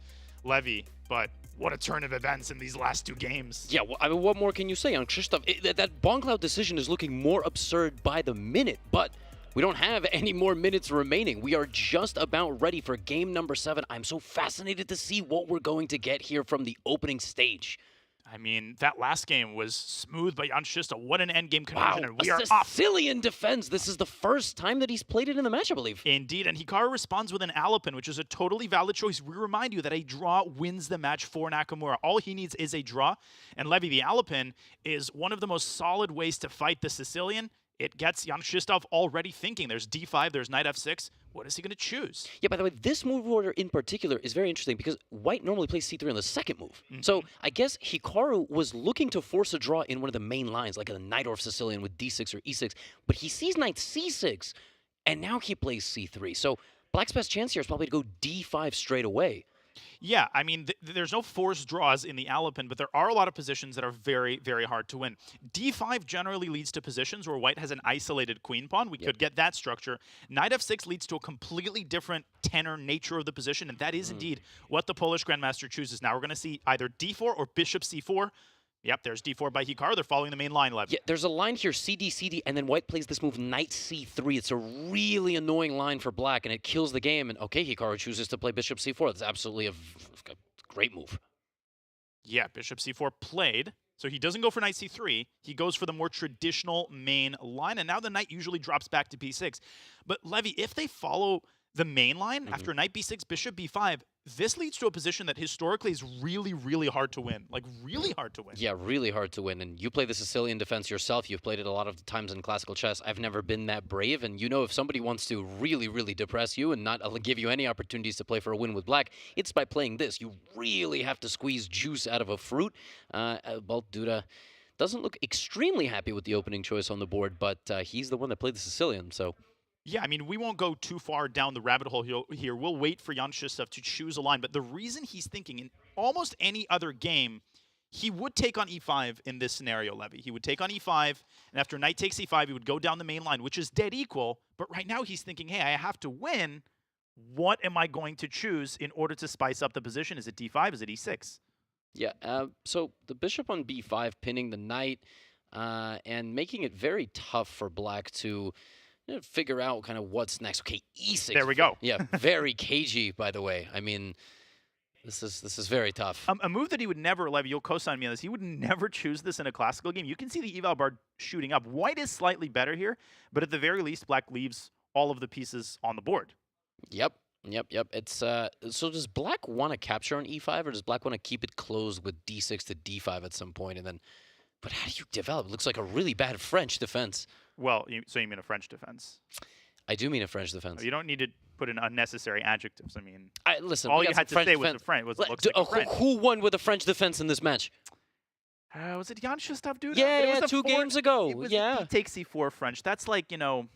Hardly French. It's hardly a French. It's like when you go to Paris and hang out in your hotel room the whole day. Exactly. You're exactly. Right. Okay. Hardly a vacation in France. But Hikaru is currently thinking, what is he thinking about? He's probably trying to decide whether he wants to take on d6 and force an IQP position, isolated queen pawn, or does he want to keep the tension in the center by castling? I feel like castling is more up Hikaru's alley. He likes to keep the tension. that would toss the ball back to Yannick Shestov and allow him, as you said, Levy, to decide between DE and D5. But no, bishop C1 to G5 by Nakamura, trying to induce a trade of dark squared bishops. What exactly is so wrong about that move? By the way, if Black wants to play for a win, can Black play F6 here?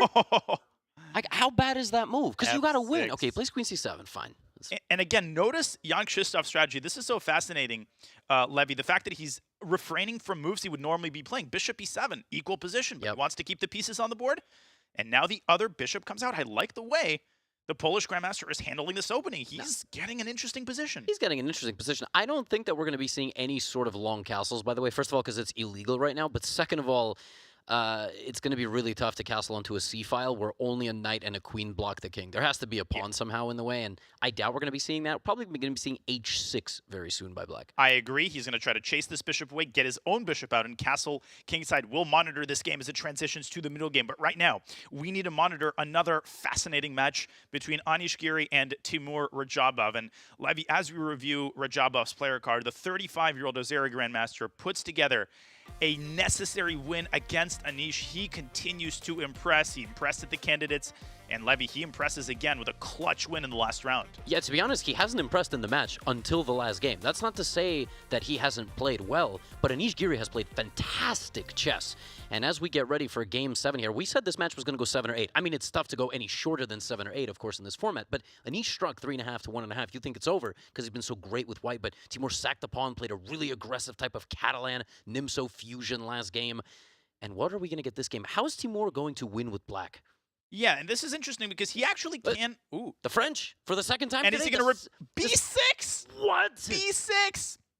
Oh, this is a crazy, crazy line to play. This is just much better for white. I was sure he would channel Yannick Shestov, but instead he plays B6. Levy, the only time I remember facing this, I think Nihal played this against me in a blitz game a couple of weeks ago. But this is like such an obscure line. Bishop comes out to B7. Yeah, and the reason this is so obscure is white can just play natural development. Now, the best move, according to the computer, is play Bishop B5 check first, which is very funny, to induce a move by Black, like blocking your own position, because knight to D7 would land you under severe pressure, which looks like the best move, of course. Let me show that, actually, Levy, if I may. Knight D7 looks so natural after knight E5. I think Black can resign. Yeah, because knight to F6... oh, knight to F6, you take it, yeah? And then yeah, exactly. And let's not talk about this. Yes, exactly. But you're straight up just succumbing to all the pressure there on the attack on the king. So Bishop B5 check actually would be the meta move, and he did it. He did it. He's smart. You know, I always say don't give those checks if they're not good, but in this case it is good. Black has to block the light squared bishop. So Timur is going out right here. His strategy was not draw this game, go win with white like I just did. This is a massive risk. He did not have to do this. And he's taking more risks, Levy. Look at this last move, knight F6. Yannick Shestov played this move against Hikaru, but when Yannick Shestov played it, after knight takes F6, he could recapture with the queen. Of course, Timur can recapture with the queen. It's not such a good idea because of Bishop G5. Yeah. This move didn't work in the Hikaru game because the light squared bishop was unblocked. Here, he has just taken with the pawn. Wow. What a crazy opening choice for Timur. I love it. I love it. Yeah, I love it, but at the same time, Timur is essentially saying... like he's opening up the opportunity for Anish to play all these moves and saying, "Oh, I'm going to take all these risks." And Anish saying, "Yeah, but these risks are bad." Yeah, the position is bad for you. Exactly, the position is just objectively not good. Now, I've actually played like this with Black. I've played the D takes E4 French, and I've put a knight on F6 without any provocation. I take with the G pawn, but I'm playing 3-minute games against 2,600 rated players on chess.com, and I have a pretty decent score because I just attack and play fast and beat them on time in dead loss positions. That's not a possibility here. Levy, all I'm looking at is the chat message by Clever King 11. Raja is good because of Levy's course. Finally, someone revealing the truth. It took 2 days. It's about time. Yeah, that person doesn't quite understand that my course doesn't recommend that. So if that person has the course but doesn't actually play it correctly on move 3, that no refunds, all right? That's not my fault. Yeah, this is not what I'm recommending in my course. This kind of resembles the Bearn variation of the French, where Black is just sacrificing all principles out the door, bad development, weird pawn structure, but is like, you still got to beat me. So let's talk for a second conceptually. Why is Timur doing this? Somebody looks at this for the first time. They see the terrible pawn structure on the king side, the terrible structure on the queen side. They see that Black's king is still in the center. White's about to play c4, put a rook on e1, and checkmate Black on the e-file. What is the redeeming fact here? What are the redeeming elements of the position for Timur? Well, if you go back a move, yes. right? If you go back a move, computer is saying it's plus 1.7. Yes. No, before a short castle, before long castle. Short castle is plus 1.7. But that looks so counterintuitive. Because why would you castle into the open G file? Yep. But now you go this way, it's only plus 0.9. Half the advantage is gone. I guess it's because the king on c1 is actually a little bit flimsy. The queen could go to d5, the knight could go to d5, and Levy, later on, I'm talking 3-4 moves from now, that a-pawn could be sent down the board, and if it reaches a3, you're invoking a big weakness on c3, and there's a knight on d5 fully poised to exploit that. This is actually not as one-sided as it may appear. This is an incredible play for Timur. Yeah, white had to kind of castle and say, bring it, because black has to justify the play, but right now, black doesn't have to justify anything. He's got the knight on d5. I think he's about to play a5. And he's going to, queen b6, same type of idea. And you would love to try to kick the knight out with the move c2 to c4, but that just invites this. And now, hello, on the b file, that king's looking mighty uncomfortable. This king's actually tremendously safe and enjoying life. I mean, and maybe it's time to make the king not enjoy life with something like g4, g5. Just send the pawn up down the board. But maybe Radjabov is making a play on the fact that a move like g4 is not really in Anish's style. Anish likes the slow, gradual play, rook h e1, and you can't really break through black's pawn mass with your pieces alone. Maybe some sort of bishop f5, bishop takes c6 idea, but again, very clear provocation type play from Timur Radjabov here, and this is how you win a game with black. Yeah, this has been a great, great start to this game. It's going to be tremendously exciting, but we cannot forget we have another match with the exact same score as we pull up Nihal Sarin and Sarin Sevian there on the screen, getting ready for Game 7. That match has been amazing, okay? 4 straight games of fun stuff, but the player card here for Nihal Sarin, well, gold medal. He's an Olympic gold medalist, Danya. I mean, what more can you ask for? I mean, would be nice if you had some other achievements. I mean, such as #1 on chess.com blitz rating, over 3,200. Maybe, defeating world champions, Dingley Ren. Nihal Sarin's pedigree precedes him. He's amazing, and he has just come up with 2 wins in a row. Sarin Sevian is reeling. He has the white pieces, though, Levy. That's the good news. And he's very, very stable. He's mature. We've talked about it. He needs to put through a great performance here. But h6 on the board. h6 is a sideline of the Queen's Gambit decline variation, and that is not something that you play with black when you are up a game in a match. But he doesn't care, and he's going to play the knight to c6, I think. This is the way you play this. Bishop d6 and knight b8 to c6. Super counterintuitive setup, but actually very, very provocative by Nihal. He's saying, I'm going to put away the match right now if I have a chance. Yeah, that's exactly what he's saying. Anish Giri, by the way, did play g4. Anish Giri did play g4. I mean, what aren't we seeing today? Yeah, this is, wow. I'm having so much fun here. And Sarin Sevian, the one who's down a point, seems to be playing the tamest opening of all, as you said, putting the pawn on e3.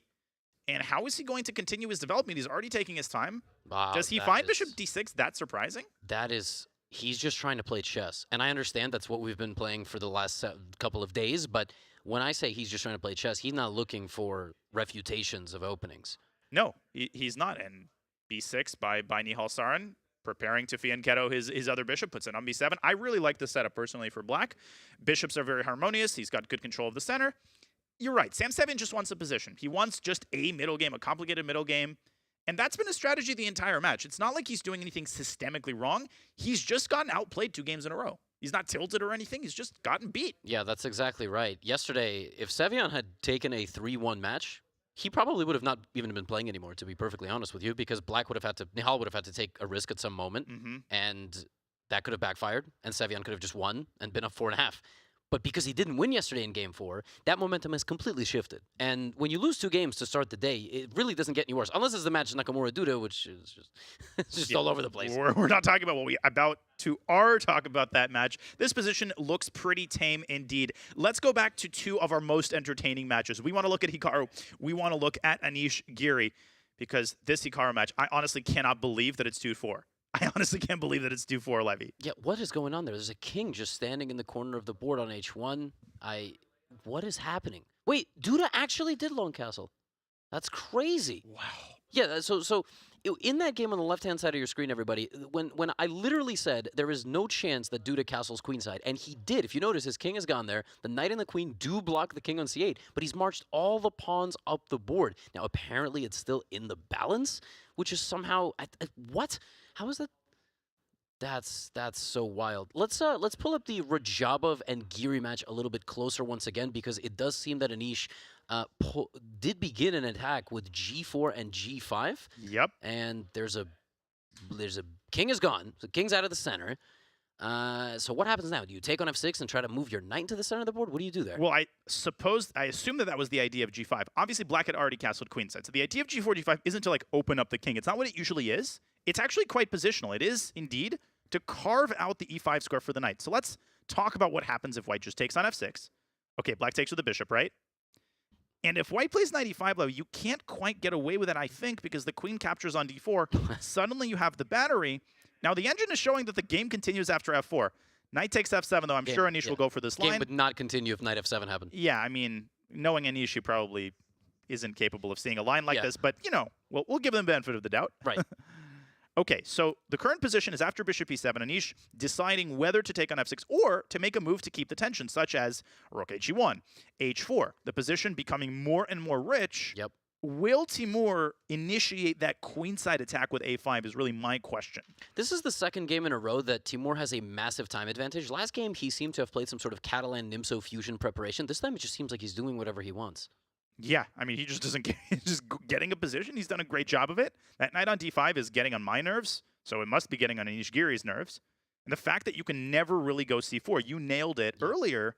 This knight is a huge piece. If Timur wins this game, I mean, the opening choice will have a lot to do with it, but I like the way that Anish is handling. He's not panicking. Yep. He's not doing anything drastic. He's just saying, hey, you want to keep the tension? I'll keep the tension. I'll keep improving my position. Show me what you got. He plays h4. The last time that Anish was white and the game was an e4, e5, something very standard, it still was Timur trying to attack. And in this game, by playing b4, by playing a5, by playing c5, getting in over here, that's the only real way that Timur can win this game. Unless Anish just blunders something crazy. And there we go. There you go. So he's indicating that he understands the plan. But can white do like a full Uno reverse? And yeah, king a1 and just start with c4?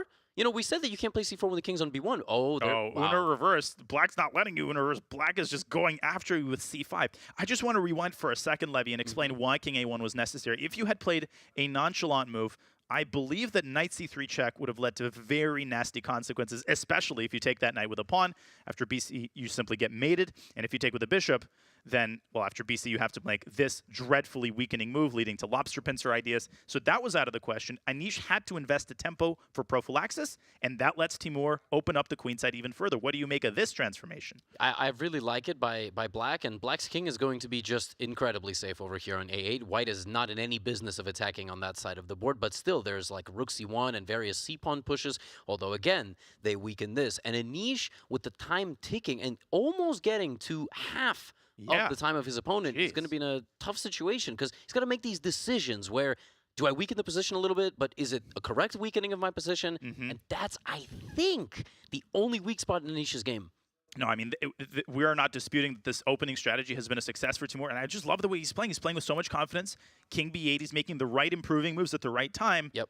We're praising Timur's play a lot, and the reason we're doing that is it's just not easy to generate winning chances with the black pieces, but rook to g4 by Anish, preparing to swing the rook over to c4. What an idea. Yeah, that is a fascinating idea. I will say, after the move rook c8 by black, it is the lowest evaluation of the entire game thus far. Literally, because computer thinks French defense is 0.4. So from that point... From move 1. Yeah, from move 1. And this is the lowest point that it's gotten. So Timur has completely made it back. He's made it back by an entire point of evaluation. After the fourth move, b6, you know, the eval was something like plus 1.2. So what a choice for Timur. He's got 11:45 on the clock, plenty of time to figure out how to continue making improvements on the queen side. I like the move rook c8, Levy.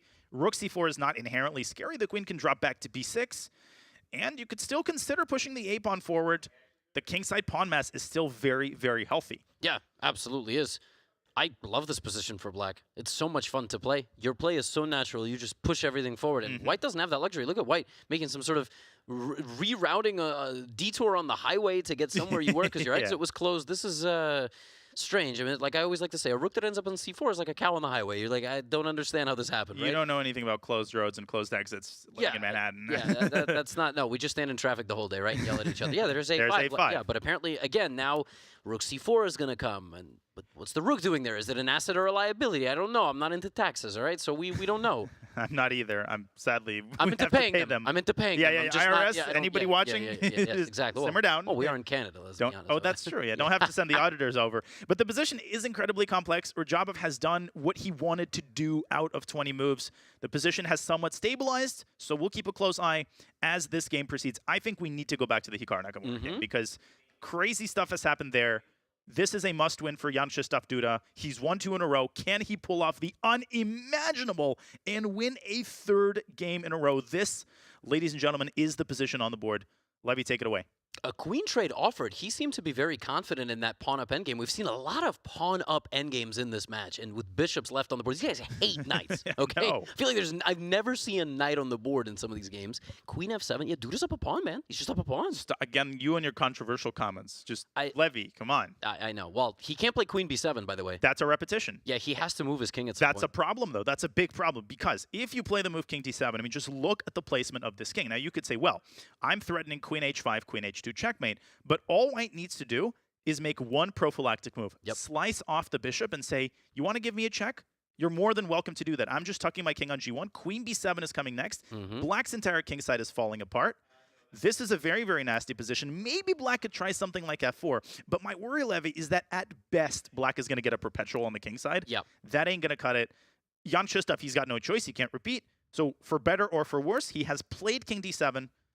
And the ball now in Hikaru's court. Yeah, we might be seeing Hikaru advancing to the semifinals here in just the next couple of minutes, because G3 is a real cold shower. And just to echo your point, there's really not a whole lot of time there. You want to play h5, h4, open things up. That looks absolutely great.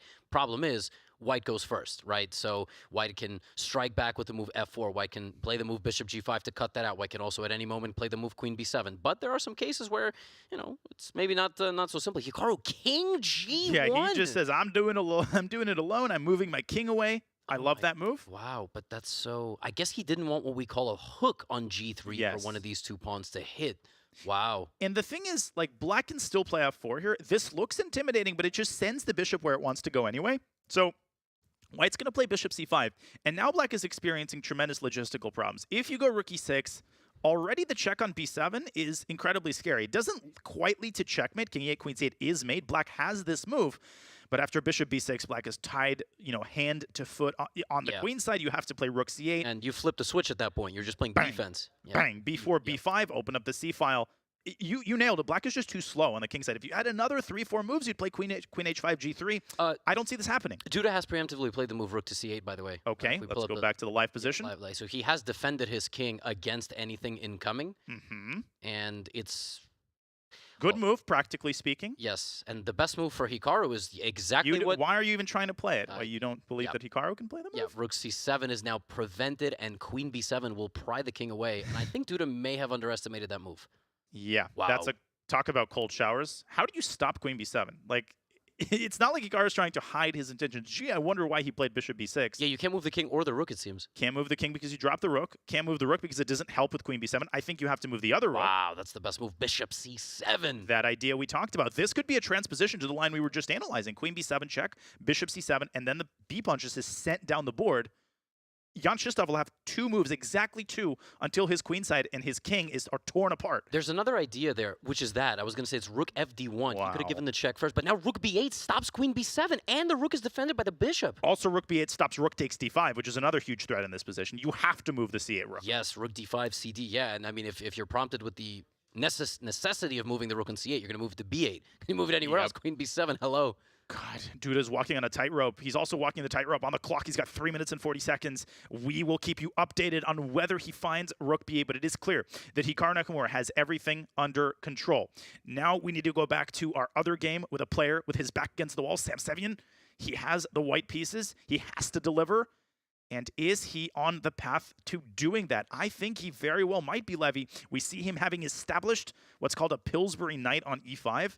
I liked Nihal's opening setup. Now I suddenly really like the way Sarin Sevian has managed to position his pieces. Are you on board with that? I completely agree. And his next move could declare very nasty things going on. And that move is knight to h5.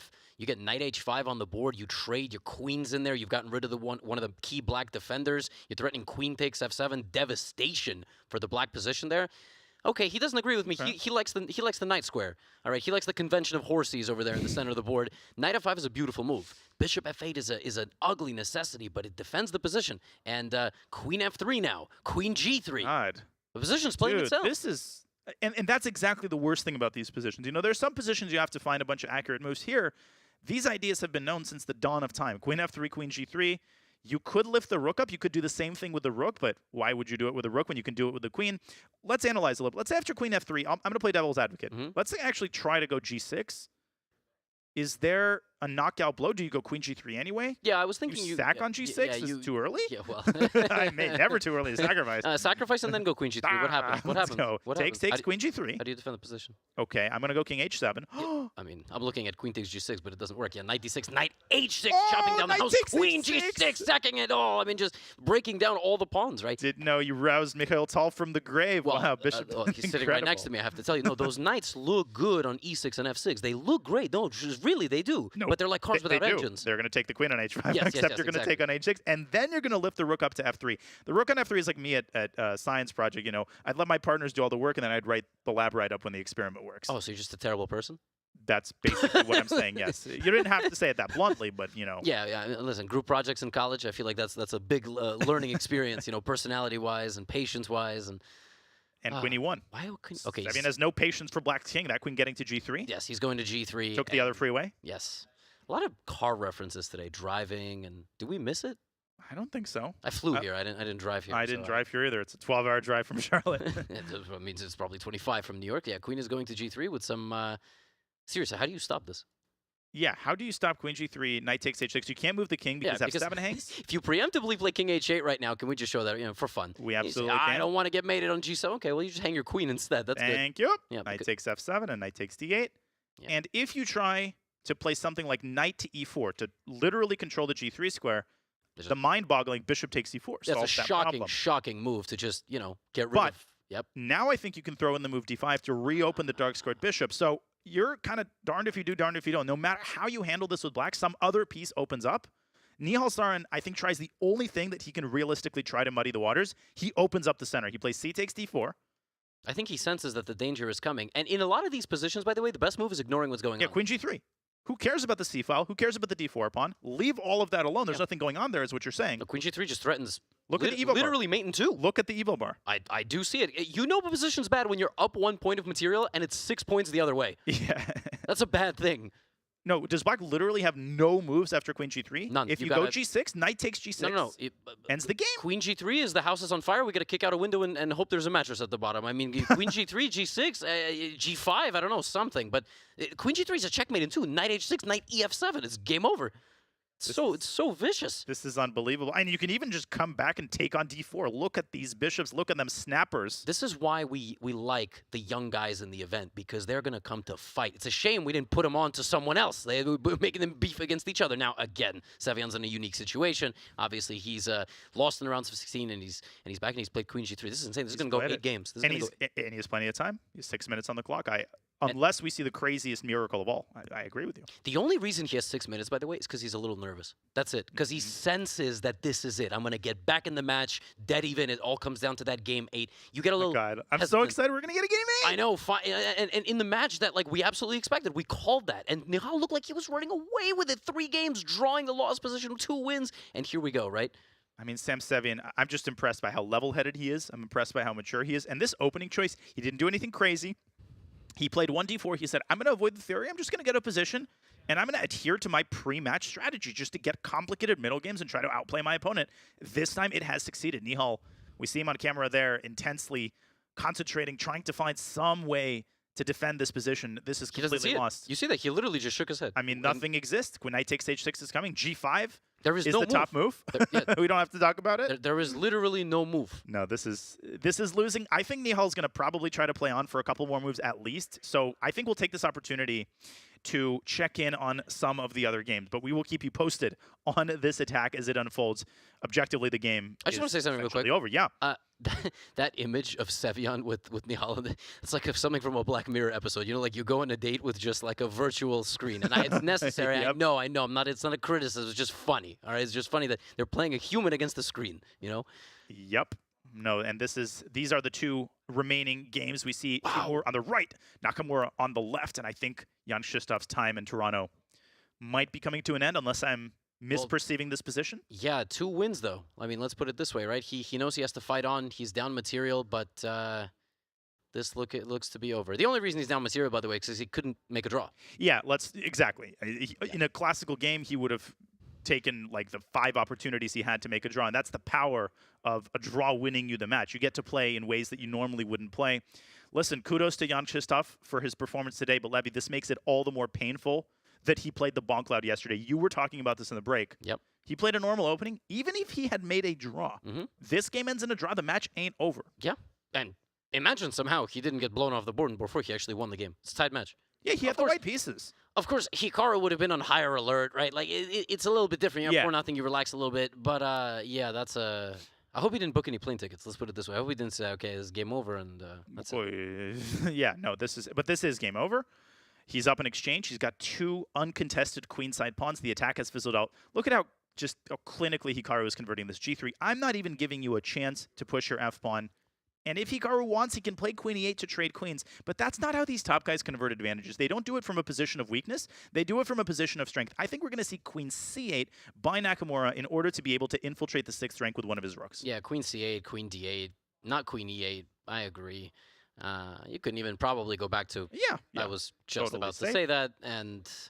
just play rook c7 on the next move. This is all but over. Yeah, rook cd1 here I think is the surgical move. Force the bishop off the diagonal, open up the d-file. We are watching the Polish Grandmaster carry out his last couple of moves in the CGC.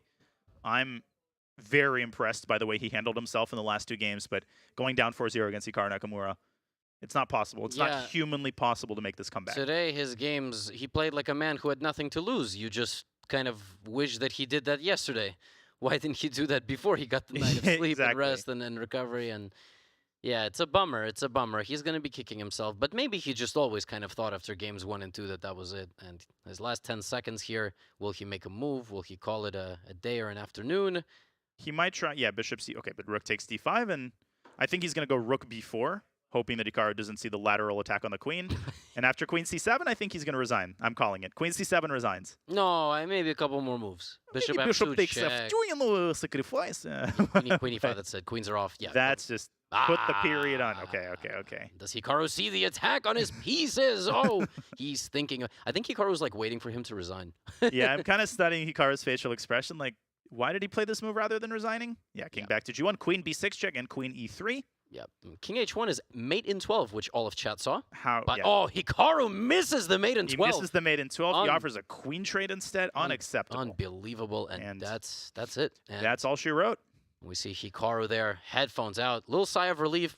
Handshake, beautiful stuff there. The match is over there. There was some criticism yesterday, like Duda didn't shake his hands because the match was not over. It's because they have to play many games against each other. Hikaru, confident, but probably relieved and a bit annoyed. A mix of emotions for him. Yeah, he holds himself to the highest of high standards. We see the final score. It is 5-2. It was a 4-0 lead after game 1. Jan Krzysztof coming back, putting up 2 points, but Hikaru, he's a buzzsaw, and he played a nice, professional, solid game, winning this match and advancing to the next round. Yep. Hikaru, by the way, and Duda played 7 decisive games. They really did not like one another. They just showed up and they were scrapping. We see them there on the screen. They were... Yeah.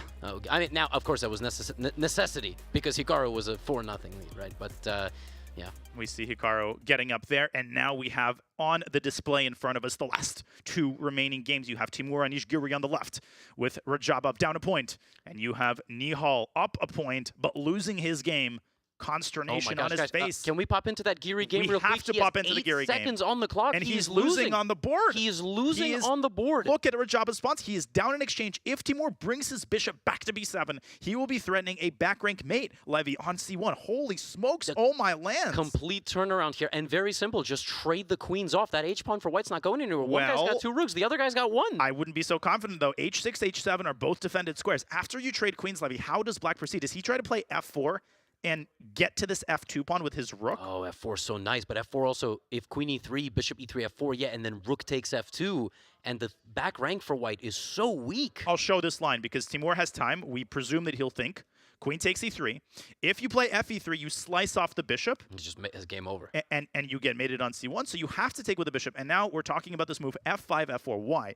Because after bishop f4, Levy, you were giving this line rook f2, bishop e5, and now rook f5, I think. And just these minor pieces are not self-sufficient. You move a piece to one square, here comes the other rook. There is no way Giri is surviving an endgame like this with 6 seconds. If Timur trades queens and finds f4, he might have just won another game. That's oh my God. Unbelievable. And 3.5. he did find it. Yep. 3.5 we're looking at. And despite this one's totally different than the Nihal one because he was down 2 games. He was down 2 games, and Oh my goodness, and look at that opening choice by Timur. We were praising it. All he needs is a couple more accurate moves. That's what stands between him and a tied match at 3.5. What a match. He was dominated for 5 games. And again, it's a necessity of the moment, right? So he takes certain risks in certain games and they backfire. Anish Giri was Khabib Nurmagomedoving, which is a verb now. It is. Timur, he was just all over him. And these 2 games, Timur has made it look like he was the one up the whole time. They're about to be in a tied match. Wait, but wait a second, not to be the party pooper. It's not over. This game isn't over. Bishop takes h5, but wait a second. After rook f5, king, bishop d6. Oh, he's going to take on b4. What did Timur just do? Why did he allow this? Yeah, what is it? He was up 4 minutes. I was hyping it up for a tied match. Rook g5, but just rook b. This is a draw. It's the match not over, though. Yeah, it's not over. It's not over. It's not over. The match is not over. No, but it is over. I mean, this is a fortress, no? No, but the match is not over. But the match, He'll have 4 yeah, points. yeah, sorry, Rook c1 and rook takes c3. Whoa, he blundered the bishop. Rook c3. Oh my! I'm gonna jump out of my chair. Right now. Oh my gosh! Oh my gosh, Anish Giri. That is devastating. Devastating. That might be the most devastating defeat of this entire event for anybody. That roller coaster of emotions. All he had to do was do nothing. Keep the rook on the first rank. Timur has no way to make progress. None. He can get his king to b3. It doesn't help. Oh my gosh. 3.5 is the match. We're going to a game 8 in the worst possible way. You can lose 2 games. To lose a game like that is devastating.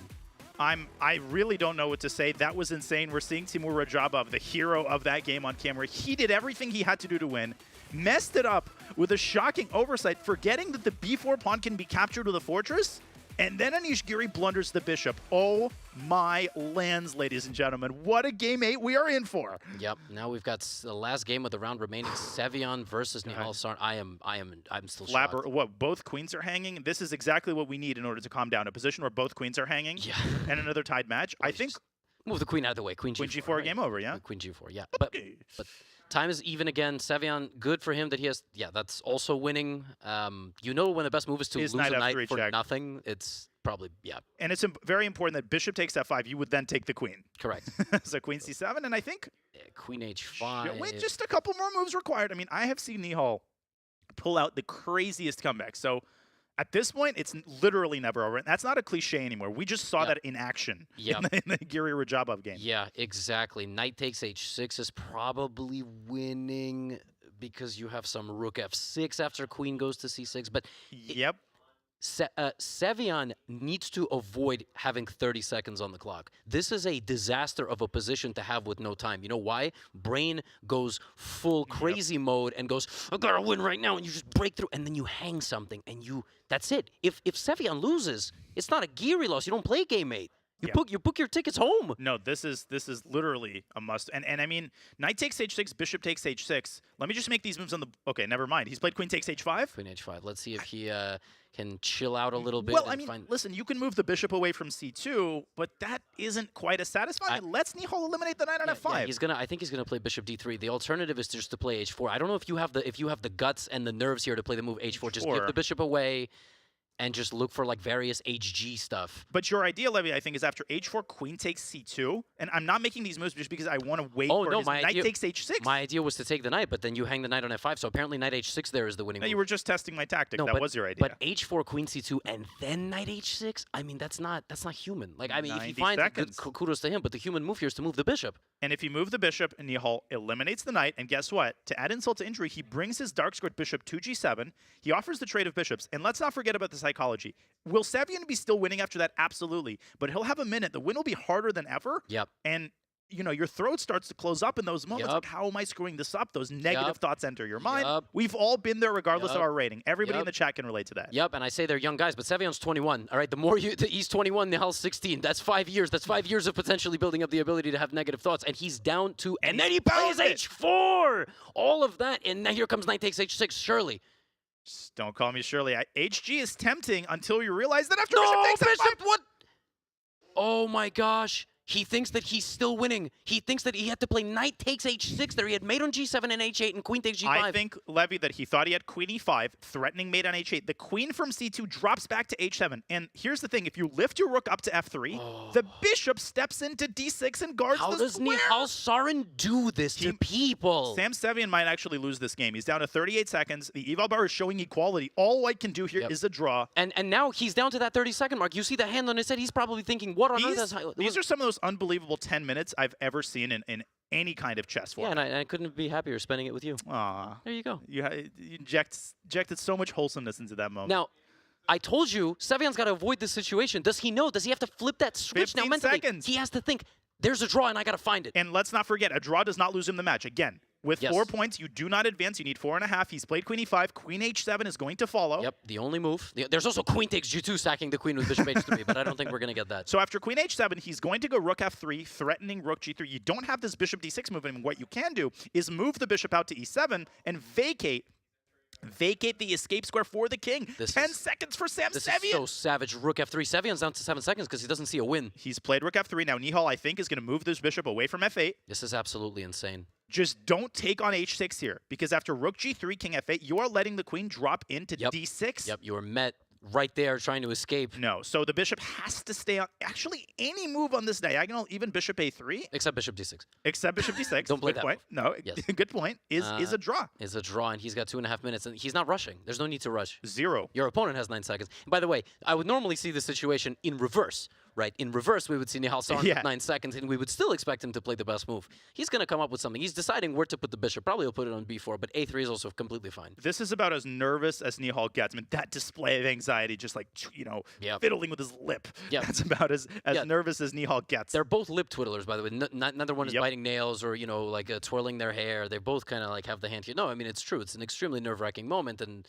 Sevian has just, he's thrown it away in this game, but it's still not over. We just saw that. The problem in this game is, where is it not over? Where is Nihal's chance? Well, the question, is Nihal is deciding where to put his bishop. He doesn't know that all these moves lead to the same result, obviously. He's trying to tease out the difference between them. After bishop e7, the rook comes into g3, gives a check. The king moves on to f8. If you want, you can actually trade queens and I think deliver a perpetual in that resulting position. Sevian probably see this. Maybe Nihal is thinking whether he can play for a win here. I think he's got to leave himself with at least a minute, though. Does Sevian know that he has to make a draw? Because that is so frustrating. And I don't know if you can... All this time Nihal is thinking, Sevian might be talking himself into it, by the way. Sevian might just make the draw. But if they played quickly, Sevian might have not done that because his time is ticking. He's just going to play moves. He thinks he has to win. You don't know what the evaluation is. Remember, they don't have that. We do. We have the luxury of saying, oh, he's messed it up. Sevian might also know that, but... He might also not know that. He might still think he's winning. He's played bishop g4, has Nihal. That is good. Actually, that's probably good enough. Bishop g7 was a move there. Yep. Oh, there might just be perpetual here. Probably perpetual check. But with 10 seconds, it is a 3-result game. I mean, I don't know if I'm too convinced with this defensive approach. Black's king remains kind of weak. Black remains on the defensive. Nihal could snap the pawn off Levy, or he could hunt for white's king with queen g6 check. I have a feeling we're going to be here for another 100 moves. Entirely possible. Is queen g6 just a perpetual, though? Because if the king goes to f2, just queen c2. Queen c2. Yeah, that's what I'm saying. You're absolutely right. King is stuck. Queen g6? Queen g6. If the king goes forward, you take on h6. That's it. It's just a draw. No, Sevian is not going to press his luck any further. Yeah, there was a moment there that Nihal could have decided to keep the game going, but I think he's just going to... Well, he can play queen b1, queen a2, but then the king runs to the other direction. Yeah, that would be the best way to lose. Queen a2, king g3, and then h7 dislodges the king from the bishop. Okay, a draw. A draw! By repetition, Sam Sevian breathes and he can't believe it. Yeah, he can't believe it. He knows that he's got one more game, and that was the best chance that he had of the entire match. And that's what's going through his mind. How does this person do it again and again? And maybe he's replacing person with something a little bit more colorful. But the upshot is that Nihal maintains his 1-point lead. He leads the match 4-3. It is now a must-win for Sam Sevian, an official must-win. A draw does not satisfy him anymore. The Indian Grandmaster, the prodigy, he is a magician. He is the Harry Houdini of chess. He is insane, as we see Sam Sevian. Nihal Sarin is the light version of Hikaru, and he's getting to be the version defensively. We've seen him pull off incredible comebacks his entire career, and he's pulled off 2 in this match that have saved him 1.5 points.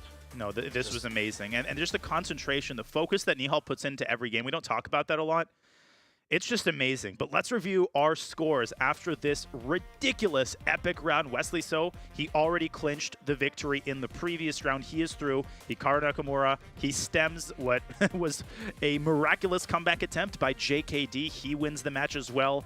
Anish Giri and Giri-Radjabov. We'll talk about that game in a second. Yep. Levy and Sarin Sevian fails to convert the advantage. Levy, which match really stood out to you here? Well, I mean, it's like you said, that final moment between Giri and Radjabov, that entire game was just absolutely bonkers, right? Like, we had a game where Guy plays a completely offbeat opening, easily the most. Well, the Andreikin definitely gave offbeat openings a run for their money in the event, but what a game by Radjabov! What a 2 games by Radjabov. Okay, we just need an instant replay of the blow-by-blow that we saw in Giri-Radjabov. Now, Levy, we could talk about the first part of this game, and it was a textbook positional tactical effort by Timur. He wins the exchange. He gets a winning position. Giri has 10 seconds. Timur has 5 minutes. He does everything right. The craziness starts here after bishop e5 when Timur initiates a tactic that should have ruined everything. Yeah, I mean, he plays this his next few moves, bishop f3, rook g1, and sacrifices, which... That's not a blunder. He doesn't blunder the bishop. Yeah. That's not the mistake part of it. His whole idea was to win back material, but what he completely just failed to realize is he wins back the material, and the game is a draw immediately. Yeah, because the g4 pawn is the heart of Black's position. This allows White to set up just the most watertight fortress of all time. Everything is protected. Yep. The bishop is now protected, and all Anish Giri had to do was chill on the first string. He had to literally move his rook back e1, and forth. And here's the thing, Levy, that occurred to me. You get this position. Anytime Timur goes king c4, you actually can allow king b3, but the easiest is to go rook d4. Yes. Because king b3... It's a great way to lose. It's a great way to go home immediately, right? There is no way that Timur circumvents this. If he moves his own rook away, then you can move your king up to a2. Now you can do this because rook c3 doesn't work anymore. There are no chances. This isn't like, oh, it's a positional draw. You have to find some moves. No, this is agree to a draw, peace treaty.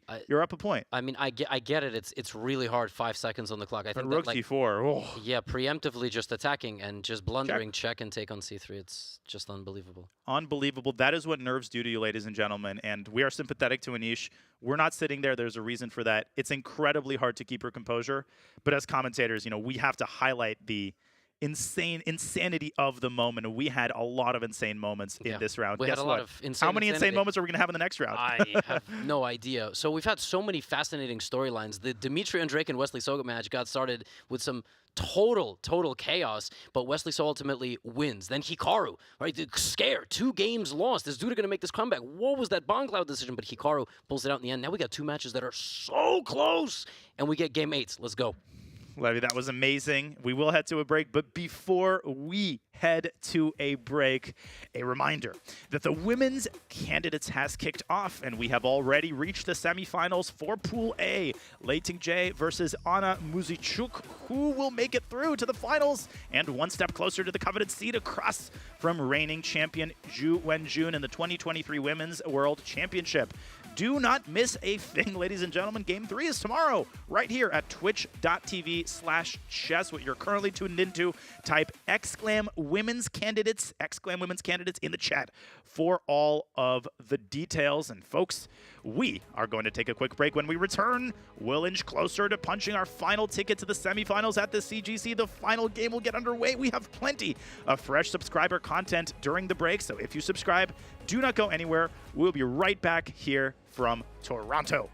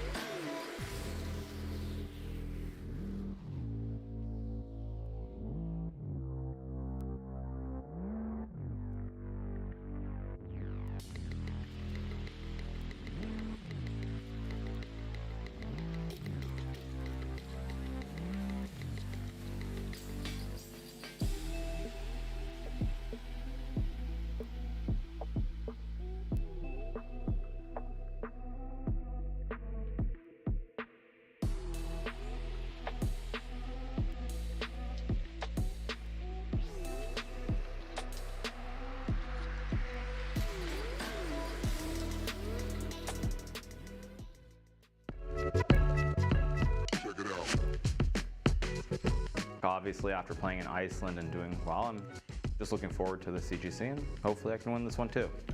All right. Hello, Hikaru. It's so nice to have you here in Toronto. Are you excited for the CGC? Yeah, it's. I was here a couple of weeks ago in Toronto filming some other stuff, so it's good to be back. Where would you personally rank Rapid Chess amongst pro chess formats? For me, Rapid is, I would say right now, is close to my favorite, or it's Blitz. One of the two, Rapid or Blitz, but definitely not Classical. I also think that with less time, more blunders occur, so that's why Rapid, I think, is a truer test of your overall skill ability. Blitz will always be my favorite if there's nothing on the line. How is preparing for a Rapid tournament like CGC different from preparing for large over-the-board tournaments? Is there a difference?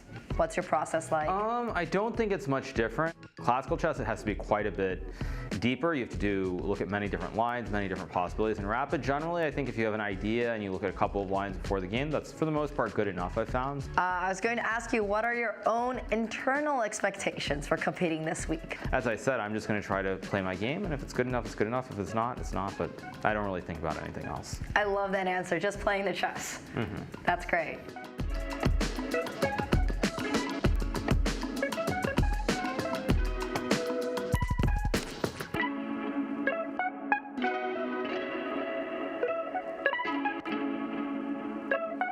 Canada officially has it all. Andrea, a true Canadian, time to sing the anthem.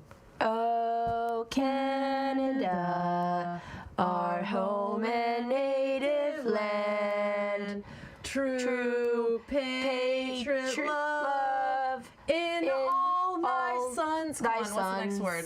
Arms. Commands. Okay, Close enough. fake Canadian. Fake Canadian. The best line of the Canadian anthem is the first line, and I'm not the only Canadian who doesn't know the rest of the lyrics after the only line. Chesskid is fun. Chess is great for the brain, but it's also fun to play. And Chesskid makes it easy to have fun. Whether your child is a total beginner or a prodigy, they can hop on and find a well-matched opponent from around the world at any time. Chesskid is the safe, parent-approved way for your child to play chess online. Chesskid is educational. To kids, it feels just like playing, but chess is a great way to learn patience, strategy, and critical thinking. Chesskid features a comprehensive training program that guides kids to level up on their way to mastery. There are more than 50,000 chess puzzles and a whole library of entertaining videos that teach strategies, tactics, openings, and endgames specifically for kids. Chesskid is easy. Whether you're a parent helping your child, a coach managing dozens of kids, or a school of hundreds. Signing up is free and easy, so what are you waiting for?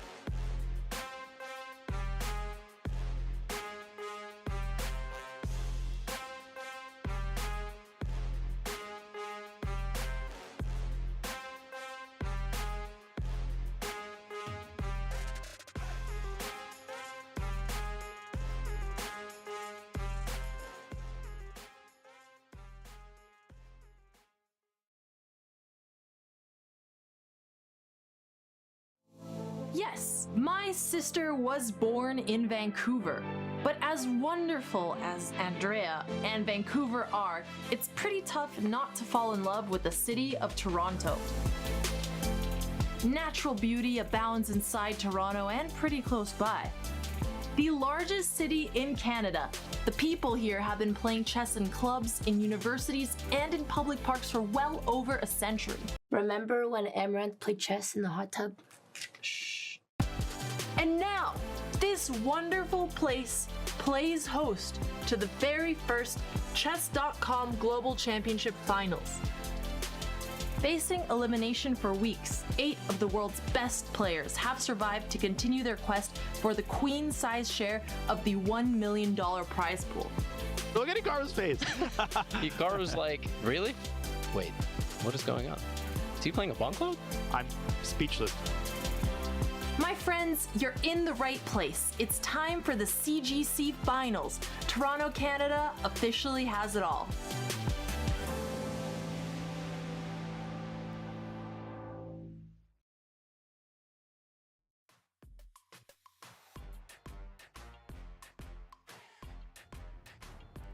We agree. We love Toronto. Welcome back, everyone. Wesley So and Hikaru Nakamura are through to the semifinals, but there are still 2 matches remaining at the quarterfinals of the Chess.com Global Championship. As we bring you back here inside the gameplay hall, I am now joined by Grandmaster Robert Hess, FIDE Master James Canty, and Grandmaster Amon Hambleton. We've had so much happen today. We need to recap where we sit on the scoreboard for everyone who may have been missing it. But 2 players have punched their ticket to the semifinals, Wesley So and Hikaru Nakamura, 5-2, 4.5, 1.5 respectively. Giri and Radjabov are deadlocked. Will we have Armageddon?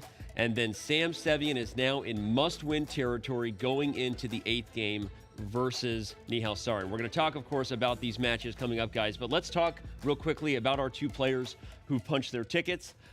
Who was more impressive in their route? Obviously, it started as Hikaru, but now that we're here, who was the more dominant player moving on to the semifinals between the 2 Americans? Yeah, interestingly, I think since game 1 of that match, which Wesley So should have lost, I thought he was absolutely dominant. He withstood all the pressure that he faced. I think in the end game, he showed exquisite technique. So Hikaru, maybe there's some recency bias against him, but I do think Wesley was a powerhouse in that match. Yeah. Yeah, that's a great point, Robert. I actually, Danny, thought that Naka was cruising, right? 4-0, it looked like nothing could stop him. And all of a sudden, JKD pulled out these 2 wins where you stop actually and say, wait a minute, is the unthinkable going to happen? Is this going to be the 4-4 most insane comeback maybe of all time? But no, Hikaru just sort of calmed down, went back to himself, and he took care of business. Well, he was nervous too. He was visibly, you could see Hikaru. Yeah, I mean, he was rattled. Maybe I jinxed him at the start of the day by saying how well he was playing. Commentator's curse is real. Yeah, exactly. I mean, commentator's curse is real. Well, Robert said that too. He was like, "Yeah, Danny, you said it. It was Danny." And then he pulled him up, grabbed him by his shirt, and said, "You did it." And I was like, "Dang, man, that's crazy." That's what happens when you talk, That's Danny. exactly right. So it was really crazy with that. But Hikaru, never seen. And it's very rare that you see Hikaru get hit with a 2-piece spicy like that. Right? Yeah. Real quick, pop, pop. Like he was, got hit real fast. And then he bounced back like he should, right? So I think he was still the most. But what are your thoughts about how Wesley So has played? Now he's also absolutely. in the semifinals. In fact, after the first game, him should have losing that game and another one too. But I mean, he kind of stabilized, and I think after he had to like warm up. Once you warm up, I think he's pretty warmed up, especially going into these next matches. Should do well. So. Yeah, your thoughts on So? Real quick. Really just an exceptional performance. He gets to play Hikaru, so that's going to be... That's the reward. Yeah, you said 2-piece spicy there. That's, whew, I don't even know who to choose there. Yeah. I mean, so after that game, which, again, we know Wesley would be harder on himself than anybody that he missed a mate in 2, but really, he was super dominant in that match with Andreikin, a guy that is not an easy person to beat. So your thoughts also on Wesley joining Hikaru? Well, Danny, I also called Andreikin. I'm not shy to admit that either. I thought that Andreikin would pose some problems for Wesley, and to an extent, I was kind of right at the beginning, but Wesley is just so slippery. He just doesn't go down. He's able to bob and weave. He even offered a draw early on, kind of a tactical draw offer. He got out of his bad positions, but his good positions, his slightly better positions, he always seemed to win them. So he's getting full points out of half points, and he's getting half points when they could be zeros. Yeah, absolutely. I mean, Wesley has always been, of course, we know him as a force to be reckoned with. He's a U.S. champion how many times now, Robert, you know? Do we have that many? I mean, you know, from Wesley, winning once, U.S. champ? I think twice. 2019. I think he won twice. Yeah, he's won twice. Yeah, twice. So, of course, I mean, just being as strong as he is, playing against these players, bro, it's like you knew this was going to happen, right? You know, so, and then who does he face next? Hikaru, right? So, yeah, that's not fun. You know what I mean? Like, I win? Yes. And then I'm like, oh, this guy Hikaru next. For the first time, Wesley will actually be playing someone in Toronto. Oh, yeah, man. that's true. It's face-to-face, and I think Wesley's clock management was also very impressive. I think we'd like to think about how precise he is. His accuracy is through the roof. We know he's one of the most precise players of all time. Yeah. But the speed with which he played today, that endgame against Andreikin, where he's up one pawn, his pawn structure wasn't great. Yeah. He was up a couple minutes on the clock, so he kept that pressure as well, and that allowed him to succeed. Yeah. Well, it'll be interesting to see what happens in that matchup, Hikaru versus So. They've played each other many times, definitely rivals in the U.S., and what will they have for us in the semifinals of the CGC? We're going to find out. But after his win, Wesley did catch up with Nemo, and let's take a look at what he had to say. Congratulations, Wesley, on winning your match and advancing to the semifinals. How do you feel after your games today? Well, I'm very happy and very relieved because I think the quality of my games, except maybe the first game, has been relatively high for my standards. Like, I'm playing much better than I expected to be, because I just came from tournaments that didn't go so well. So maybe third time's the charm. Yeah, maybe the third tournament is the lucky try. Yeah, I mean, there's a lot of potential for you in this tournament. In your round 5 game today against Andreikin, after you played bishop takes e3, were you nervous at all? What were your thoughts after that move? Bishop takes e3. Well, I thought it was quite desperate at that point. I mean, I wasn't nervous because I had many pieces defending my king, and at the same time, it feels like a desperation sacrifice. Like, I didn't see a way to win for me, although the computer showed it after the game. But on the worst case, I thought I could just castle kingside and then try to play it safe. But I also found this rook d1, queen f4, which is not the best idea by far, but it trades queens, and I thought I could win this pawn on h6, and that was good enough for me. But yeah, the opening that he played was interesting, but I don't think he knew it very well. I'm not sure if he played it before, and this pawn sack. Like, Magnus Carlsen plays this, but it's interesting. Yeah, and actually, speaking of openings, how did you feel after Andreikin opened with move 1 b4, also known as the orangutan or the Polish opening, whatever you want to call it? How do you feel about that? Yeah, it's fun. It's a better opening than the Bong Cloud. But at that point, he was down 3 points in the match. I mean, Dimitri is a very strong player. He's one of the best Russian players around. But this match didn't go well for him at any stage. Like, he should have won game 1 for sure, huh? Like, I feel so bad that he didn't win the first game, for instance. Like, he truly deserved that after I blundered in the opening. And also, he wasn't putting too much pressure on me in the opening, which is always good. Yeah, and honestly, you're so nice. Thank you so much, Wesley, and congratulations once again on moving to the finals. Yeah, thank you so much. Anytime. I agree with Nemo. He is the nicest interview in chess. You can see he genuinely feels bad when he says that he felt bad about winning that first game versus Andreikin. But okay, Hikaru Nakamura will be waiting for Wesley So in the semifinal. We see the battle of the two Americans. They have a lot of history. There's so much to talk about in that matchup. We will, of course, be unpacking it later. But right now, we still have 2 matches ahead of us, guys. 2 more people will be joining them in the semifinal. Will it be Giri over Radjabov, Sarin over Sevian, or vice versa? Let's go back to the top one there. We saw Anish losing a super tough game, a game that he could have drawn, right?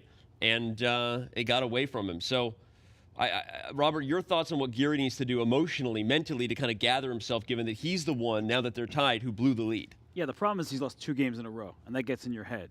But at the same time, that second game there, that loss, it was a mishap at the end. He was fighting. I mean, he was in time trouble. His position was bad. And then he secured what would have been a draw if not for that one specific blunder. So Anish's repertoire is super solid. So in order to survive with the black pieces, I think he has that under control. And you can't jump ahead to Armageddon bidding process and things like that. But I do believe that he is as well prepared as it gets. And so he can right the ship here in the 8th and final game of the match. But regardless of preparation, Amon, when you're mentally the guy who was leading, and now it feels like you're losing even though the scoreboard's tied, right? How do top players not let themselves go into that kind of dark place and just stay present in the moment? Well, Danny, I think that's why they are top players, honestly, because I could say like I wouldn't be as objective, and you have to be objective in chess. You can't let the emotions dictate the match. You can't let your emotions dictate your moves. You always have to think about what's in front of you. And what's in front of him is a tied match, honestly. He's got his chances just as much as Radjabov. He just needs to stop the momentum. You just don't want to let that train keep going from Radjabov. All right, well, Canty, you know where I'm going with you. You've been asked to be his coach all day, we've been training. Since you guys got to Toronto. What are you telling your boy swinging. Sam Sevian in a must-win situation? He has to win and force Armageddon, or he's going home. Man, we got to go all out. We came very far, right? We only lost to LeBron. We're not losing this time, right? That's it. We're going to do what we got to do, right? And you got to, first things first, you got to calm down. You got to stay calm, collect yourself. I have to win this game, okay? And you got to play chess. If you focus about anything else, then any other distraction, a must win, he can't even go in there like that. I mean, he has to go in there like, look, I have to play my best chess that I can. Like Hikaru says, I'm always going to play my best chess. Like, how are you going to do today? I'm playing my best chess. And then he usually does do that, right? So you have to mentally do that. Easier said than done, but that's what I'm going to tell him. So the mental game, play your best chess, specific on the X's and O's, what would you be doing if you were Sam Sevian in that chair of a must-win game? Well, I feel like that non-win is soul-crushing, because it was there, and he knows it, and Nihal knows it. That said, Nihal plays very solid openings from the white side. He likes his London systems.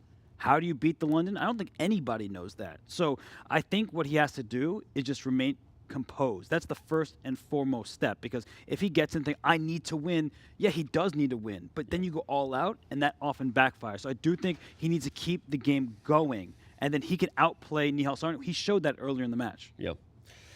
Well, will he show it again and outplay him once more? He's got to do it now or he's heading home. So we're going to find out. All right, it's time, chat. We've been teasing an announcement for something big that's been making you wait. We've seen people questioning what will it be on Reddit and on Twitter for the last few days. But this is in regards to the huge tournament. We have huge names coming. You know what it is, I think, maybe at this point. You'll find only on chess.com. So without further ado, let's roll the video. The Speed Chess Championship is back and bigger than ever. King threatening at d6, and he won at d6. Hikaru blundered it. He had to take the pawn on d7. The 2022 Speed Chess Championship features the most exciting lineup in SCC history and over $100,000 in prizes. Representing the next generation are Norbek Abdusattorov, Arjun Erigaisi, Nihal Sarin, and Gukesh Domaraju. Defending their elite status, we have Dimitri Andreikin, Anish Giri, Maxime Vachier-Lagrave, Wesley So, Levon Aronian, Jan Nepomniachtchi, Ding Liren, and Fabiano Caruana. Headlining this incredible field are the reigning world chess champion, Magnus Carlsen, and the reigning speed chess champion, Hikaru Nakamura. These 14 combatants will be joined by 2 qualifiers. Oh my God, 96! 96. Oh my goodness, he missed it. The Speed Chess Championship 2022 begins November 21st. Fasten your speed belts.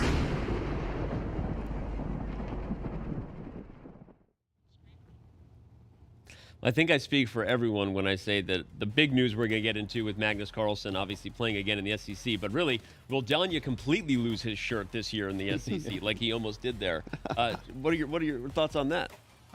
I'm not sure about Danya's shirt collection, but I'm super stoked. I did know about all the contestants in advance. That's why I may not be as excited as others, but I think Dimitri Andreikin is a name to watch. He loves these quicker time controls. He's won many Title Tuesdays, so watch out for Andreikin in this field. Well, I'm going to throw to you guys, but I'm going to jump in and say, even though I obviously knew Magnus was going to be playing, I am super pumped. I know he wants revenge. Let's remember, Amon, Did Magnus win the last SCC he played? Magnus tends to do that with almost No, everything but he didn't. touches. And the thing is, Danny, he got a lost. Nakamura. He wants revenge, right? I mean, he lost in the semifinals to MBL. So I don't know. What do you think about a Magnus rejoining the field? I think he's a motivated Magnus. Well, I think Magnus and Hikaru is this ever-present matchup at the top, and they have this fun but competitive rivalry. And I know it means so much to both of those guys. They might never admit it, but it means so much to just finish above one another and make it to the top of the table. So while it's exciting to have Magnus in this tournament, I think there's a big rivalry at the top there. Absolutely. Canty, I think, yeah, I'm pumped for it. Of course, with Magnus and Hikaru playing, that's always super content. There'd be 100,000 people watching chess at that point every time that they play, right? Then you have, of course, the youngins. You got Norderbeck there, Gukash, Arjun's there. They are very young 2700s, and they are only getting stronger. That's scary to even say. But of course, it's going to be a lot of chess. So it's going to be a lot of chess. It's going to be super exciting. Again, Magnus Carlsen rejoins the SCC field. 2 more, of course, need to qualify their way in. But stay tuned as dates get announced for that, and we move into what the SCC will bring you. My favorite event every year. So, all right, that's it for us. Guys, that's it for us for now. Anyway, we will be back with the post-game and the post-game highlights, of course, and some more in-person interviews. Let's bring in our commentators now. It's time to throw it on back to Danya and Levy. Guys, take it away. Thank you, Danny. That was an awesome, illuminating discussion. Well, our speed belts will be fastened in about a month, but our seat belts are fastened right now as we enter the final game of today's CGC action. Nobody I'd rather be covering it than International Master Levy Rozman. Levy, how are you feeling? Oh, I'm feeling so excited, man. I mean, Anish Giri, most brilliant moves in the field, highest percentage, and he's going to need to find some brilliant moves in this game number 8 because it's 3.5, 3.5. But it's not tied from a momentum standpoint. It's not tied from an emotional standpoint. Giri devastated in that last game. But the good news is, even if he held that draw, he would have had to play game 8. Now it's just a slightly different situation. He just has to not lose. And he's smiling. I mean, we can see him on camera here. He's smiling. Yeah, he's feeling good. I mean, I asked you how you're feeling. I should have probably asked Anish how he's feeling. 2 losses in a row. Robert mentioned in the pregame discussion that might be the biggest battle Anish is waging. There's the battle on the board, which has just commenced, and there's the psychological battle. Can he push those 2 losses away? Let's find out. We have a Rogozin here. Timur playing 1 to d4. And they're currently following the most popular variation of the Rogozin and an early c takes d5 by Timur Levy. We're not gonna get like a moment here where they force an Armageddon, right? That would be crazy. I think they're keeping some pieces on the board, but this is a very solid line from Timur. Yeah, I mean, I think both of them have the same approach. Like, neither of them really minds an Armageddon, but neither of them necessarily wants a forced draw. I think both of them want to fight. Now, watch me say that, and then there will be a draw for on move 10. That would be shocking. Yeah, Timur doesn't repeat the line where he won last round, and I think that part of that is because Anish Giri on the break likely reviewed that line for 30 minutes, however long he had, while the guys were over there discussing all the good things and fastening your speed belts and so on and so forth. They're still getting fastened. Yeah, they're still strapping into their seats. That announcer was so annoying. That SCC guy, I don't know. They shouldn't hire him again to do the voiceovers. Oh no! I completely agree. I mean, speed belts. Who? Yeah. Was that? Who invented? I mean, let's not even talk about. Let's talk about the game. C6 by Anish, building up the pawn chain. Now, generally, Levy, as far as I know, I'm a King's Indian player through and through. But as far as I know, that bishop from b4 often drops back to d6. You could do it on this move. Yep. You could get the other bishop out to g4. I know a lot of people probably tempted by that move. Anything else catches your eye? Oh, I mean, I really like the plan of bishop d6 and then g5, g4. Whoa. Even though that's completely unnecessary and likely just positionally lost for black. Clearly, your speed belt isn't fastened if you're proposing that idea. Yes, and then I have various very nasty things going on over here. But you play like that if you have to win or if you have to lose, right? You've got to flight in a little bit. Anish Giri certainly does not. He was up 2 games in this match. It's a spoiled for choice kind of moment. Now, does white want e4? Yeah, I mean, I think that depends on the placement of black's bishop. Knight d7 by Anish. I think he's actually maybe even worried about e4. So after bishop d6, I think e4 is very, very likely. Because once the e-file opens, that black queen has to plant itself on e7. And then the rook slides over to e1, and things could get nasty in the center. So a big decision here by Giri. I don't think he's going to take this knight. I don't think that's necessary. I'm pretty confident that we're going to see bishop d6. Maybe he wants to guide the bishop towards c7, but that would help Timur expand on the queen side with b4. There's Yeah. bishop d6. Yeah, there's bishop d6. Taking the knight a move ago would have just helped white, and you don't really stop e4. So now we have e4. We're going to get a rook on e1, likely. But I think after rook e1, black has this move knight d7, f6, and people have this phobia of discovered attacks. You can't just say, oh, rook e1, discovered attack. You actually have to see whether there is an effective discovered attack. And if you put these moves on our... Well, actually, players will put these moves on the board. There we go.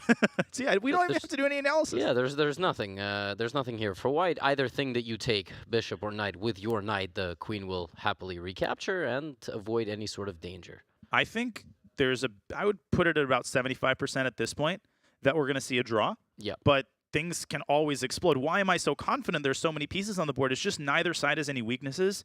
There aren't any imbalances. Both sides have the knight and the bishop. And you could argue, oh, but Timur has the isolated queen pawn, and the square in front of it is blockaded by black. But on the opposite side, white has a little bit more piece activity. Nice queen on b3. And with his last move, yeah, Timur is trying to make it difficult for Anish to get his bishop out. So rook b8 comes to mind, but then maybe the knight jumps into e5 in some of these positions. I was going to say, can't you just play like bishop g4? If you play bishop g4, I think you can. Oh, because if you take on b7, you, of course... yeah. It will damage your structure if you play knight e5. I was thinking you can take on... Okay, he plays bishop e6, so similar idea. Wow. So what is his idea after queen takes b7? Let's analyze a little bit. Rook fb8, right? Because the other one, you would lose another pawn. Yes, queen so a6 queen a6 forced. I thought rook b2, but maybe not. No, I think that's his idea. Then I guess white could try to go rook b1 to wrest control of the b file from your hands. And okay, rook b1, rook b1. Even this position, maybe not the best execution by black. I have a very hard time believing black is truly worse here after something like bishop g4. Yeah, but it's definitely an equal position. But some chances, I mean, practically speaking, for both sides, I would say that bishop e6 is a very forcing move. We could see the game end in... Oh, Timur offers a draw. Queen takes b7 on the board. Oh, wow. Giri has declined it. Oh, wow. Giri, did he know that there was a draw offer? Yeah, I don't think any Giri has ever declined a draw that quickly. I mean, I was going to stop there, but that quickly. Be careful with your memes, all right? He's in the other room. He's going to finish his game, come out here. And I love you, Anish. All right. Well, we think that these guys are most likely going to trade a lot of pieces here. So let's check in with the other match remaining for the day. And that is the match between Sarin Sevian and Nihal Sarin. It's 4-3. Sevian, a devastating Game 7. So close to victory. Let's jump into a closer look. Yeah. As we take a look at Sarin Sevian's player card. Listen, he qualified. He wasn't expecting to be here. He made the most of it. Things were going so well for him on day one. I've sung his praises so many times. At age 21, he has built a name, a career for himself, and that career is only on the upswing.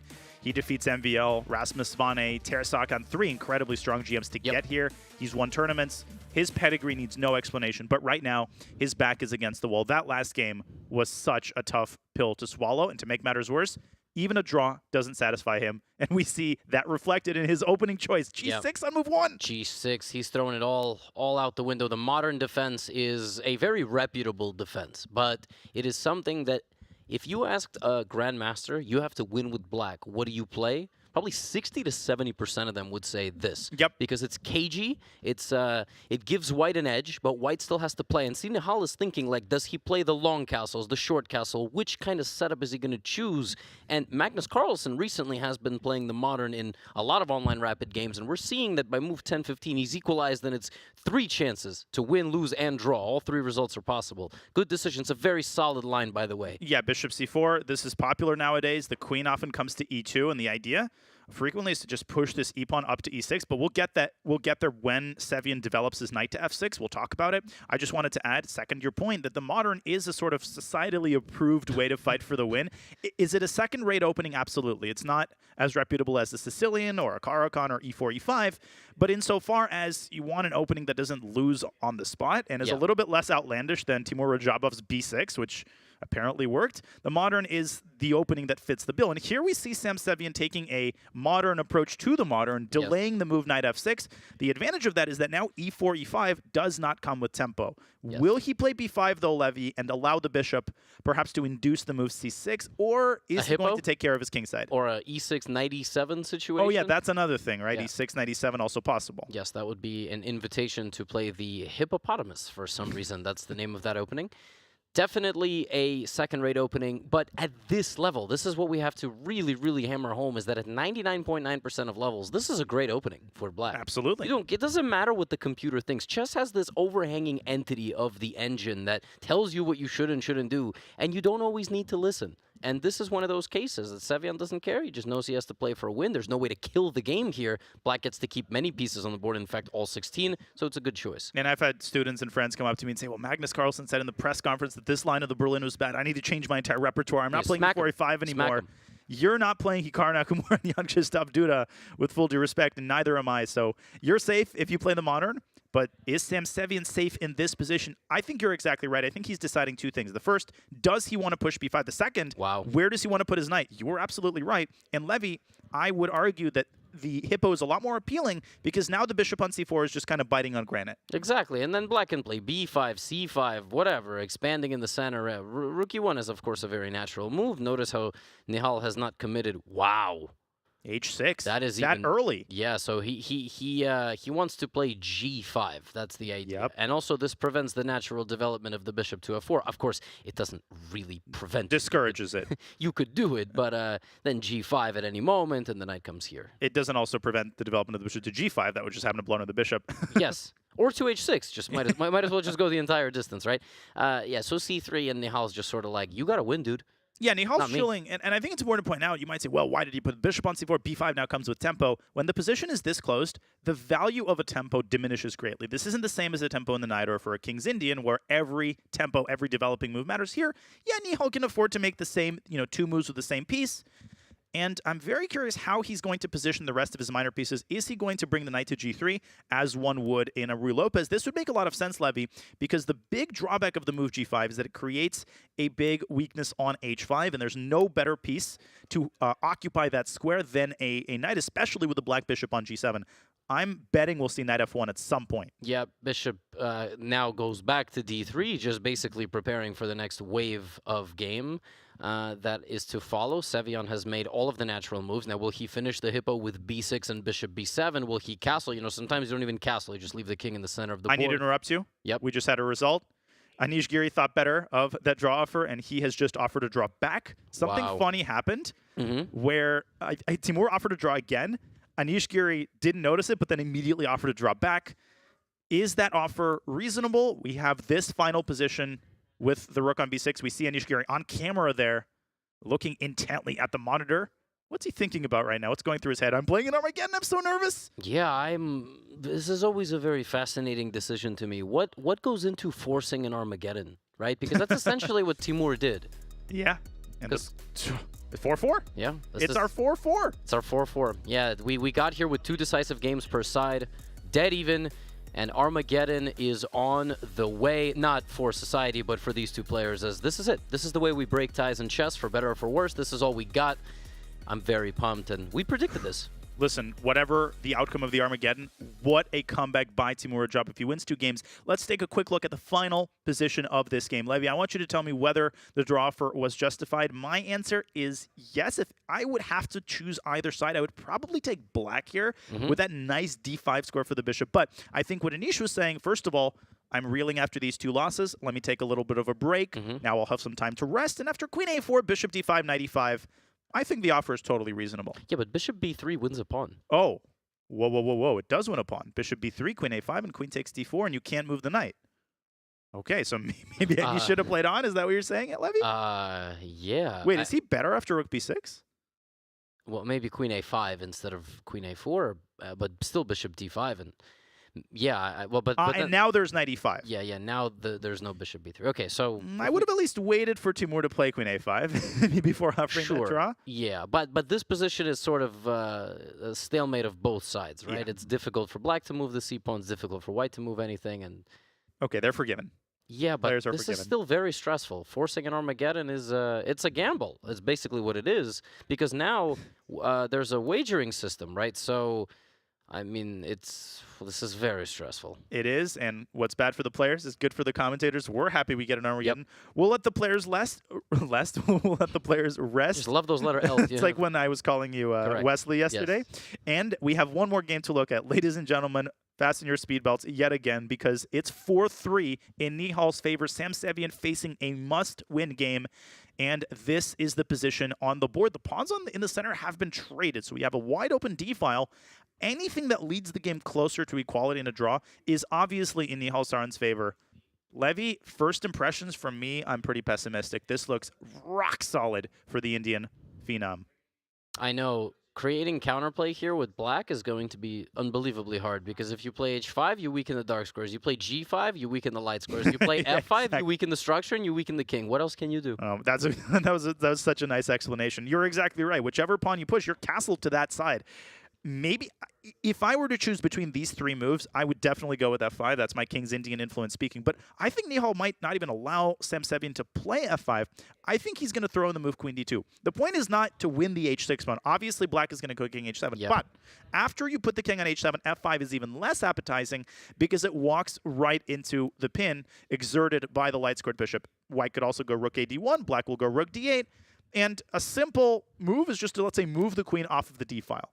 And if black insists on playing f5, then what immediately comes to my mind is takes, and knight f3 to and look. These remind me of Nihal's pawns in that London game. I mean, yeah, they're just being hunted is what they're just standing in the center of the board. And once you have to play this move, look at all these dark square weaknesses. Yeah, I mean, the knight can go to h5.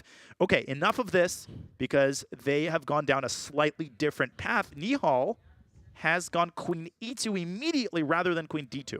Yeah, but rook d1 is coming. He can also play a4. But no, now knight c8, knight d6. Actually, that's a great idea, by the way, Levy. Yeah, knight c8. I like. Yeah, but then what? Then f5. But then f5. Yeah, but the knight is still defending f5 from e7. So I guess there's less tempo depending on where the knight is positioned, because the knight on d7 will be weak. White will still play knight h4. So I guess the big question is, can you play f5 immediately? Because now knight h4, there's no king on h7. You can play f4, forking the two minors. I don't think you can play f5 immediately because it's queen c4. Oh, it's a moot point. He has played knight c8. But knight d6 will stop queen c4 check. Oh, I have to show that's very important for an understanding the position. If he had gone f5 immediately, Levy, you're absolutely right. There's not, maybe not queen c4 right away, but you can take I think even right away, yeah. Take on f5 or even queen c4 right away. And the simplest, most plebeian option, just take the pawn on c7. Sevian doesn't want to give that pawn up. This threat of f4 is not that strong. White can move one of these minor pieces away. And b7 is also hanging. And b7 is also hanging. Bonus. So he's gone knight c8, rerouting the knight, closing down the d-file, making f5 even stronger. This is a serious idea. Yeah, and the king will go to h8 or h7, and then somehow black has bolstered the center quite significantly. Huh. So Nihal taking his time. I think what we're arguing here is that if he just sort of sleepwalks in this position, yeah, rook 81, let's play h3, let's make some random improving moves, f5 is not to be trifled with anymore. Knight d2, what is the idea of knight d2? By the way, can black play h5 also? h5, h4 at some point? Now it's more appealing because there's no knight to occupy g5 anymore. Right, exactly. You don't exactly weaken your dark squares. I got it. I cracked the code. If knight d6, he wants to put his knight on c4. Why trade the knights? Well, that makes f5 impossible. So Nihal is playing against f5, and there goes your move. Yeah, there's h5. And white does not want to say, oh, that's so scary, I have to prevent it, because this pawn just becomes a target. And g4, to use some of Danya's blue highlighting the skills there. Here, I got another one for you. Look at that one. Orange, let's go. Levy, don't party too hard. We have commentary. Yeah, I know, I'm sorry. But g4 is severely weakened, right? So the knight can come back here and just hang out. So it's white doesn't want to overreact to this. Yeah, h4, bishop f6, you're absolutely right. So how, and he plays h3, so he finds a middle ground where he says, hey, I'll let you go h4. The downside of that move is that this g4 square is weakened. White can plant a queen there, maybe even plant the knight there and reroute it. But the black pawn isn't going to get all the way to h3, and that would be very problematic because there's a bishop on b7 that would have been perfectly poised to exploit the light square weaknesses. Well, why doesn't Sevian go full crab?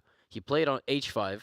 Why doesn't he play a5 as well? Full crab, like this. One of my arms is outside. We'll just get in here like this, because now a5 prevents this knight c4 idea. a5 prevents knight c4 and maybe prepares bishop b7 to a6. In some cases, maybe you want to reposition, attack white's queen. That is how you generate winning chances in this type of position. You can't do it all at once. You just have to play. I think the best word you used earlier is cagey. That's the style you want to adopt, kind of bunker chess, make small improving moves. You got to play the waiting game here. Nihal's not going to lose this game on, on his own. That's exactly right. He won't. So Sevian's going to have to throw him a couple of opportunities to mess things up, like the move h5. It's a mutual risk. It's a calculated risk. At some point, though, the forces are going to clash. And that's where we're going to see if Sevian can actually pull off a win with black. Can you imagine 2 Armageddons? Dude, I really can't. I mean, I can hardly imagine one.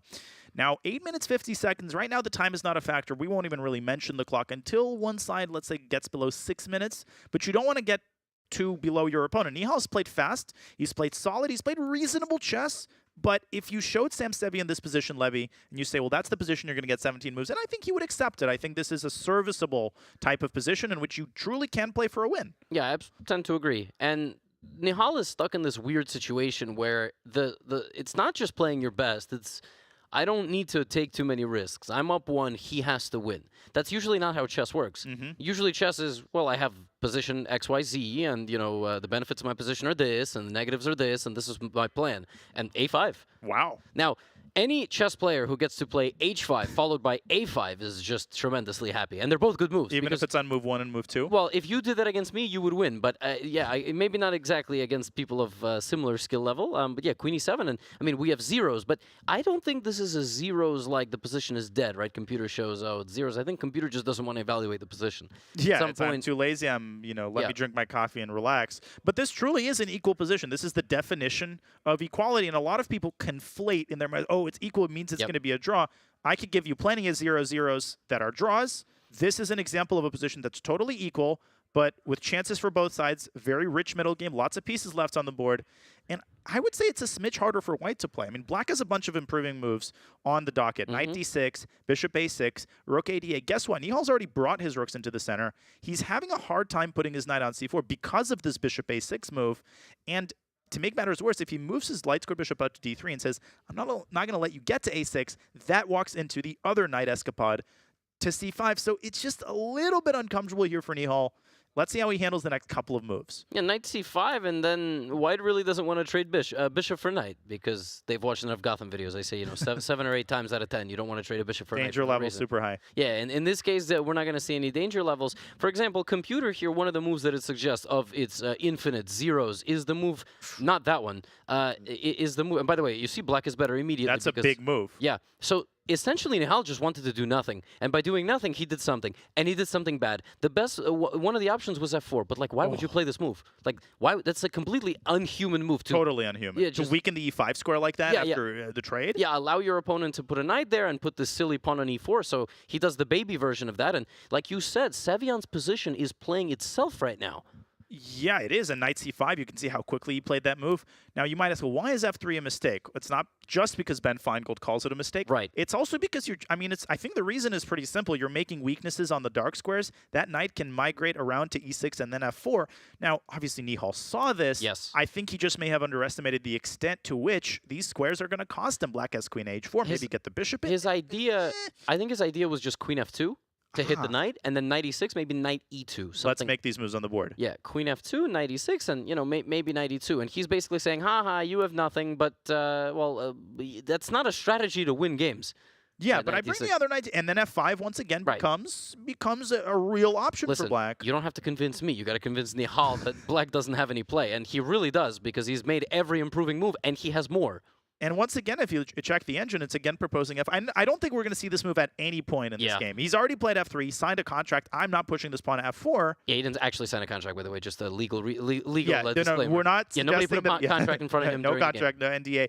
But let's go back to the live board. Nihal is pondering the position after knight c5. Guess what? He's down on the clock. Imperceptibly, he's down on the clock. It's definitely harder to play this with white. I won't go so far as to say that white is worse. Yeah. White is worse, maybe practically speaking. I will be extremely impressed if he suddenly changes gears and decides to break out with f4 because it's such an inhuman move. I feel like at no time format of chess do you play f4. I'm talking 90-minute chess. I'm talking correspondence chess. I'm also talking about hyperbullet and 10-second chess, which Nihal plays all the time. We have played it, yes. Yes.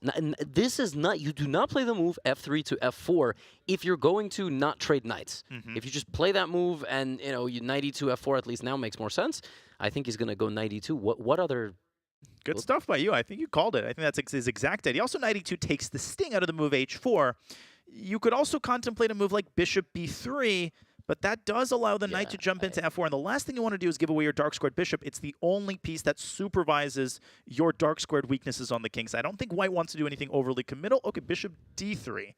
is on the board. Yeah, you see, White is shuffling, like White is basically moving the material of his soup left to right, right? Yeah. Black is preparing for the next The meal. Brussels sprouts getting Yeah. shifted from Yeah. left side of the plate to the right Right, side. exactly. Hide it from your grandmother. Yeah, he's just like, I don't want to do anything. I'm going to wait. And Black, meanwhile, is actually making constant improvements with his moves. He's not just shuffling back and forth. So that's the difference, and that's why the computer is slowly but surely going, yo, dude, you're going to run out of moves here, right? So bishop d3. What is the idea of bishop d3? I don't know. Yeah, and also to echo your point, Levy, it's like White's position is still incredibly solid, but if your economy of your position doesn't function, yes, you're going to live on your reserves for a while, but eventually something's going to get you. Eventually Black's going to play f5, and your position is going to start crumbling. So I'm fully expecting Sam to go knight d6. I think your old idea to meet knight d6 with knight c4 might make an appearance.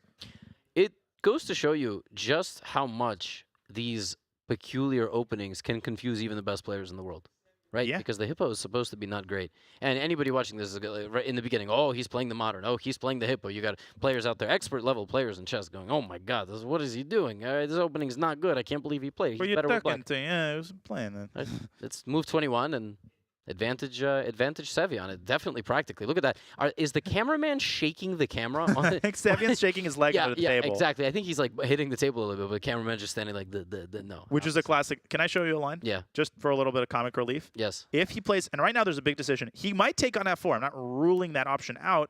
If he plays bishop f1 and Black responds with knight d6, great idea is to go after Black's knight with knight d2. There's one small problem. Oh my God. Knight d3, the queen is literally trapped. That's what's fun. Oh, no, it's not trapped. I guess you have queen g3. But you lose a lot of you material. lose a lot of material. With a pawn on h4, it would have been trapped. Yes. And I think on the basis of this line, the fact that you can't get the knight out, he's decided to get the knight out by brute force. He has captured it. That's a big, big transformation, Yes, Levy. and now Black has g5 always. Black just has various attacking ideas and storming the castle. This is a big moment in this game. But the problem for Black is that if you plant the bishop on e5, that old friend, knight c4, comes in and makes an appearance. So, that's why I love bishop h6. Yep, plant Keep it the other bishop away. And by the way, that bishop is not immobile. Hello.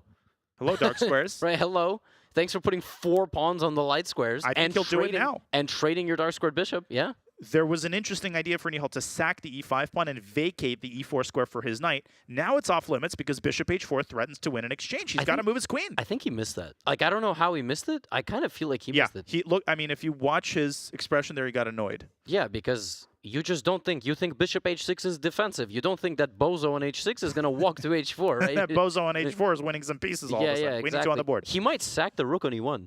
I don't know. He might play rook f1, but then how do you get rid of the bishop? You don't. That bishop is eternal. I think Nihal is seriously trying to push this pawn up to e5. Yeah. His minor pieces on the d file are all complaining. Like, we don't have anywhere to go. The knight on c4, dead end. Yeah. The spot where you need to not lose with white is a weird one because you try to do nothing, and by trying to do nothing, good Lord, you do so much crap. You always do Like, something. You just can't. You're in your own way. Yeah, look at this. I mean, how many moves has Nihal made left and right in the last, 10 turns? He hasn't done But anything. his position is still fundamentally healthy, Levy. I would argue that, the eval bar is now showing an edge for Black. Yeah, and last game it showed us +6. So yeah, it has to exactly. go. We should ignore it. Yeah. But White is still fundamentally, yes, there are weaknesses on the dark squares. You can put the bishop on g3. You're not going to get a queen to h2, though. Yep. So Sam has to avoid getting in his head and say, oh, I'm better, and what's that happened the last 2 times I was better? Well, I messed it up. Sam just has to keep playing the way he's been playing.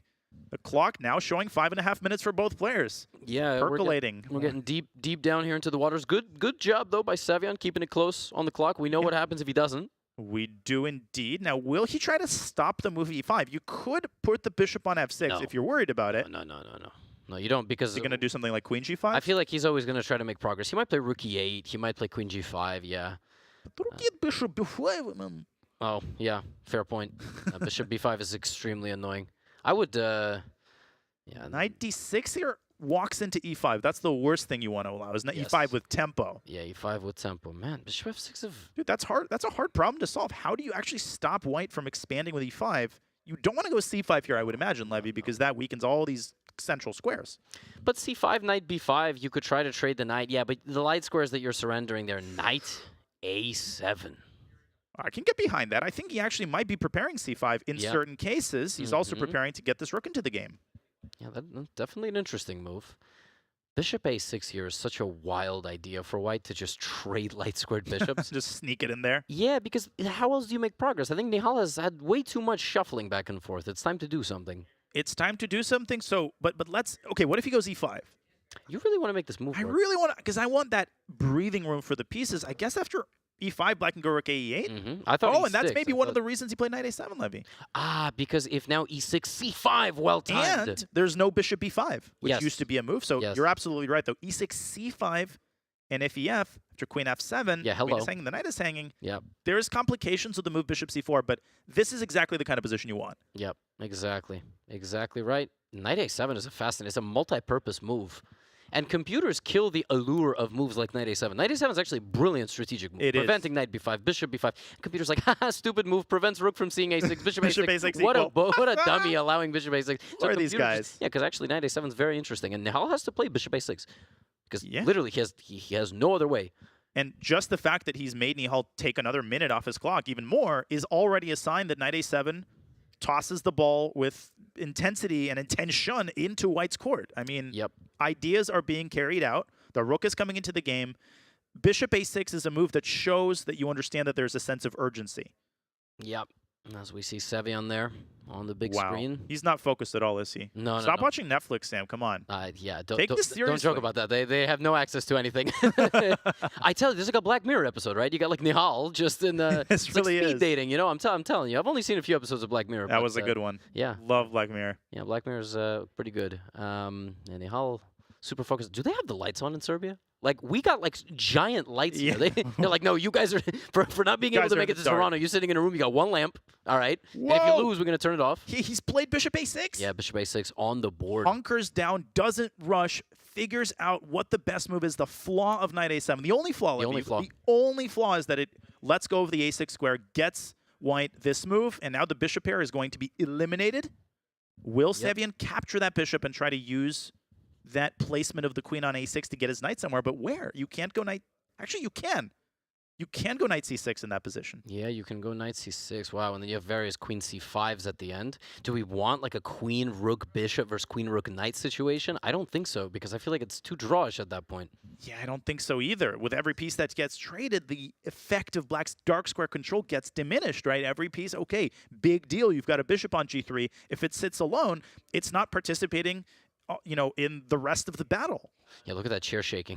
Look at the chair wobbling for Sam Sevian. 3 minutes apiece, literally dead even on the clock. Dead even on position, dead even on the clock. Were we not dead even? On the scoreboard. Sam Sevian has to win. And I think maybe the best middle ground is to trade on a6, Levy, and I just wanted to show that knight c6 doesn't fail tactically. You can't take because of the check on c5, but you can just say big deal. Okay, you're attacking my queen. I'm moving the queen back. What exactly have you achieved? I think Sam has to do better than that.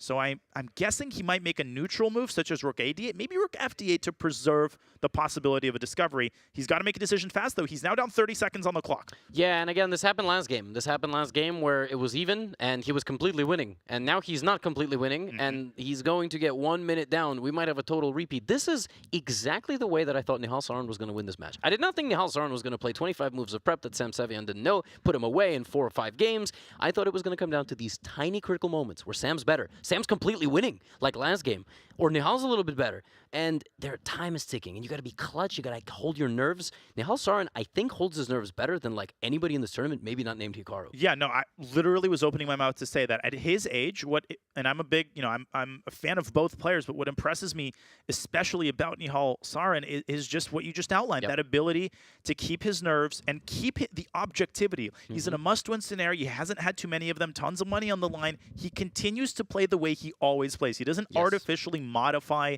his style. He finds bishop a6. By the way, Sam Sevian has spent about 50% of his clock. 50% of his clock time has been spent on this move. Again, Levy. It's happening again. He's down to 2 minutes. He's got to move. Yeah, he's got to make a move. I'm sorry, it's getting to 60% of the remaining time. It's getting stressful. Yeah, this is just, the Sevian, you got to make a move, man. You got to make a move. Rook fd8. Again, your default should just be to make a almost a semi-waiting move, but one that hopefully improves your position. Yeah. He's looking for something that's not there. Yeah, he doesn't want to play this. It's exactly how he lost lost the last game. He's trying to be too forcing. Okay, rook FD8 is reasonable as well. He doesn't want to play the B8 move because he just, it's an ugly move. It is. No, I like rook FD8, and I think he could very seriously contemplating dropping that bishop back to F6. It's done its job on H4. I think you have to try to win this game down the D file, and for that to happen, you're going to have to find a good way to get rid of this knight on D4.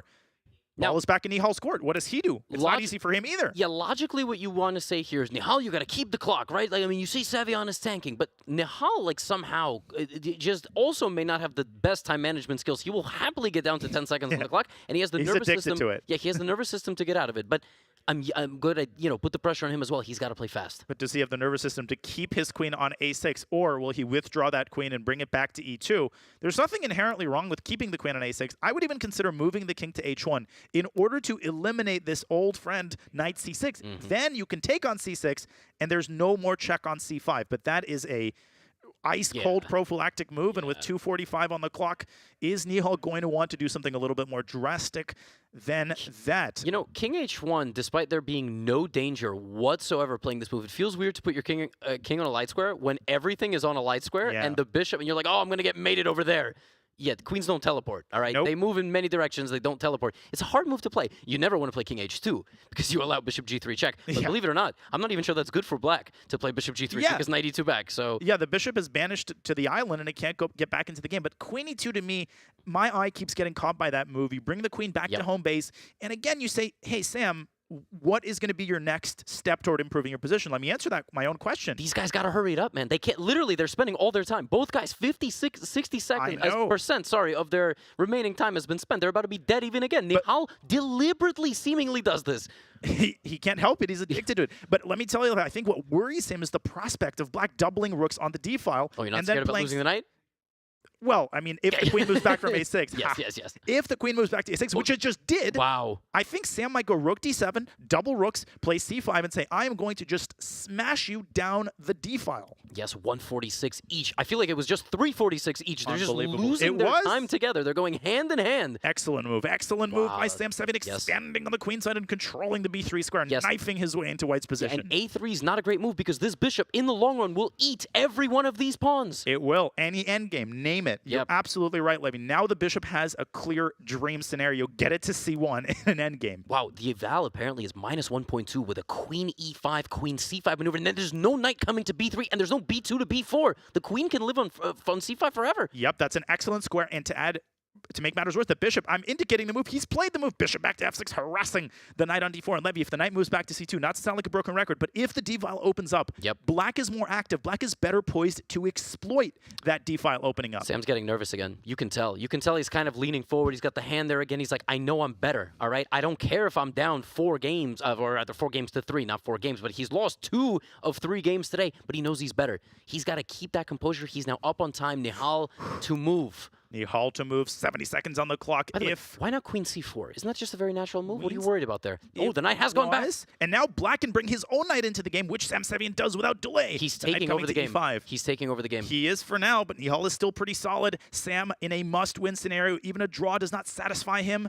If Sam wins, we go to a second Armageddon. Yeah, knight c6, queen c5. The position's going to play itself. Queen b5. Knight e5. Back. Yeah, knight e5, and then rook a5. Yes. Oh, my goodness. We're on the same page there. You could even go queen c5 check and get a queen trade. Looks bad because it ruins the pawn structure, but it opens up the b file. What? How is the queen not trapped? Oh, my goodness. Rook a5, what happens there? The queen can go back to e2. You just go, getting booted. And then it'll be harder for black to double on the d file. I think Nihal is actually luring. He's luring the rook to a5. 1 minute now for both sides. Yes, and he wants knight to d5, which looks scary, but I'm not sure that's like a great square. You could just move some pieces and get booted. Well, but I would play c6. I wouldn't take the chance with a minute left. I would just go c6 here, stop the knight from getting to d5, play it safe, and knight c4, Levy, you called it. Queen c5 check, always going to be there, unless white moves his king, which maybe Nihal will. Yes, c6, king h1. Don't even think about it. Just king to h1. Yeah, king h1, but then queen c5 is still possible preemptively. But how do you stop the move queen c5?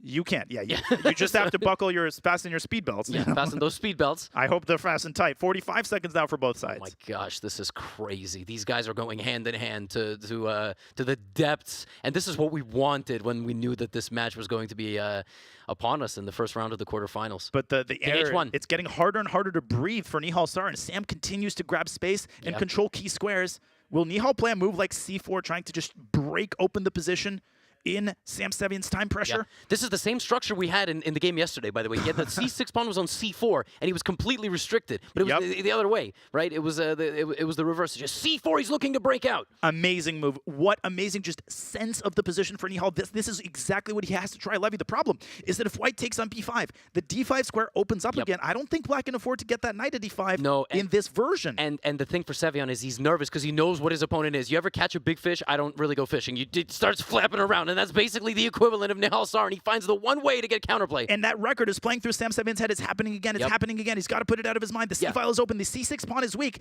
Look at Nihal. He was so afraid of allowing the knight to d5, even if it wasn't the best move in the position, that he ended up taking with the rook. And now he's introduced major long-term weaknesses on his king side. The knight acrobatics from Nihal Sarin as he maneuvers his knight to a better square. Okay, 5. Now Nihal's improving his position. I still think black's in good shape, though. Yeah, I think at some point black has to play g5, g4. Let's not forget about that attacking idea. I would also contribute that bishop e7 is possible, dislodging the knight from b4, and maybe black can shift the pressure from the d file to the b file. And now king g7. 10 seconds for Nihal. These are pass-back nervous moves with 15 seconds G5. each. They are dead even. I would go g5. I would step on the gas pedal. No, he steps on the gas pedal, but on the queen side. Knight takes a4! Oh, there was a tactic. Knight takes a4, but knight d3 played.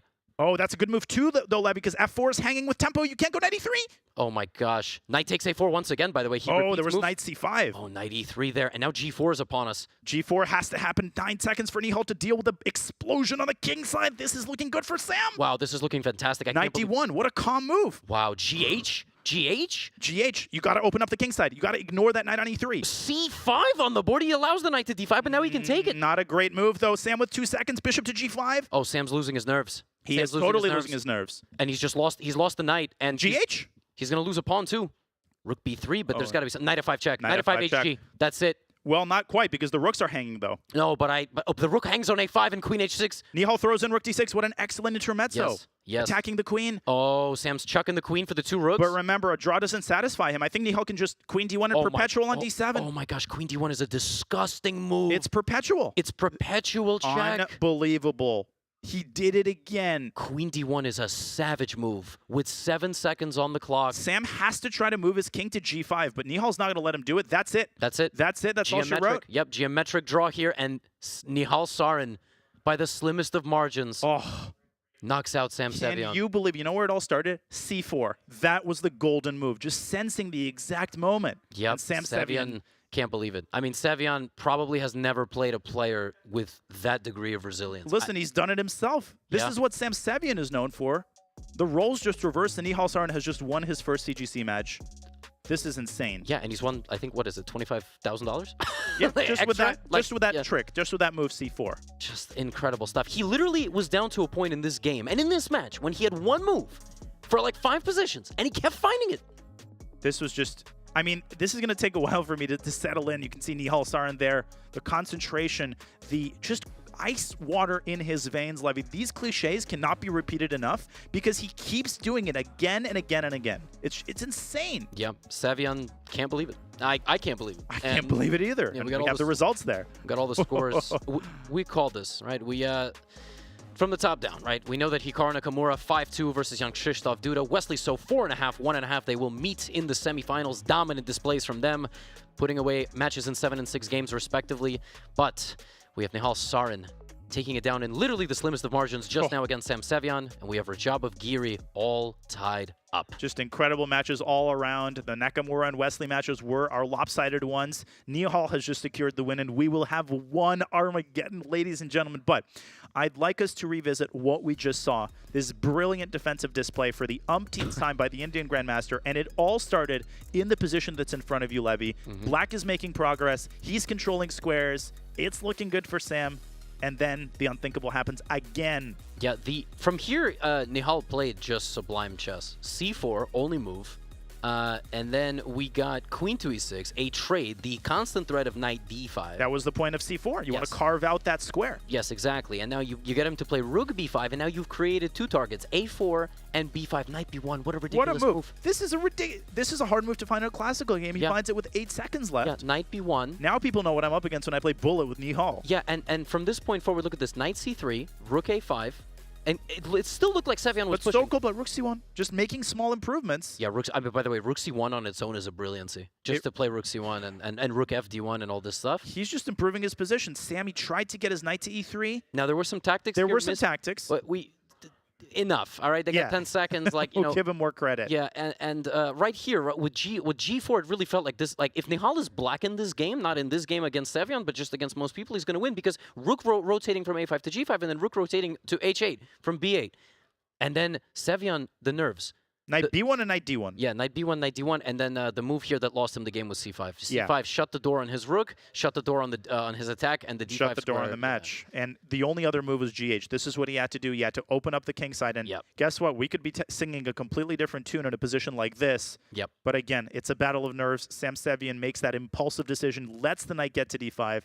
And once Nihal eliminates the pawn and gets his knight to F5 and his rook to D6, this was exquisite play by Nihal. And he forces a perpetual to win the match. Yeah, and just one more time. I mean, there was Queen D1 there, but that's all I wanted to show. But just It was unbelievable amazing. nerves. Just amazing nerves. Nihal Sarin punches his ticket to the next round, and we will have Armageddon for you. But before we take a quick break and move on to Armageddon, Brave means private browsing and so much more. By default, Brave blocks ads and trackers on every page and video you visit, even on YouTube. No ads means up to 3 times faster page loads, faster streaming, and faster playback. It means 35% longer battery life while saving on mobile data and internet bandwidth for Android, iOS, and desktop.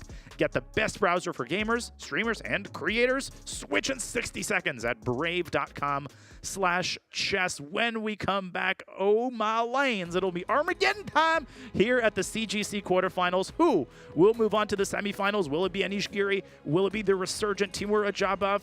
Only one way to find out, and we will find out when we come back to the CGC.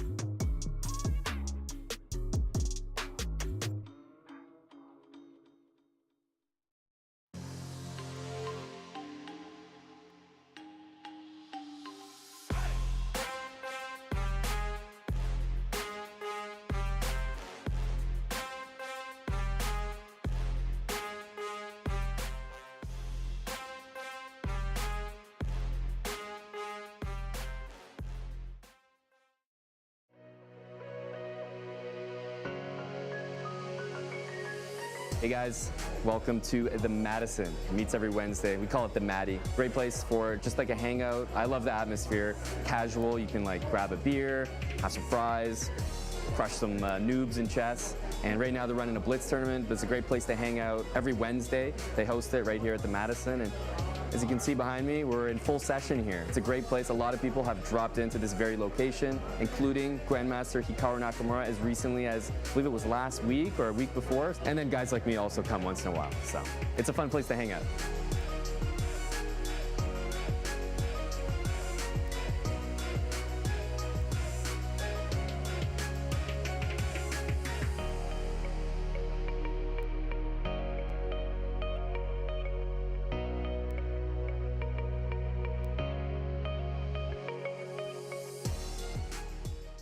Check out Chess.com's newest mobile release for Android and iOS, now with Game Review. Game Review is a fast, fun, and instructive guided review of your games. See your accuracy and your opponent's accuracy. Check out the eval graph for an instant overview and scroll down to see how many great moves, best moves, blunders, and yes, brilliancies you have played. Learn from Chess.com's coach who gives move explanations, opening statistics, and shows you the best lines of play. Use retry mistakes to get another shot at finding missed opportunities. Game review is available today on both Android and iOS. Download our app and try it yourself.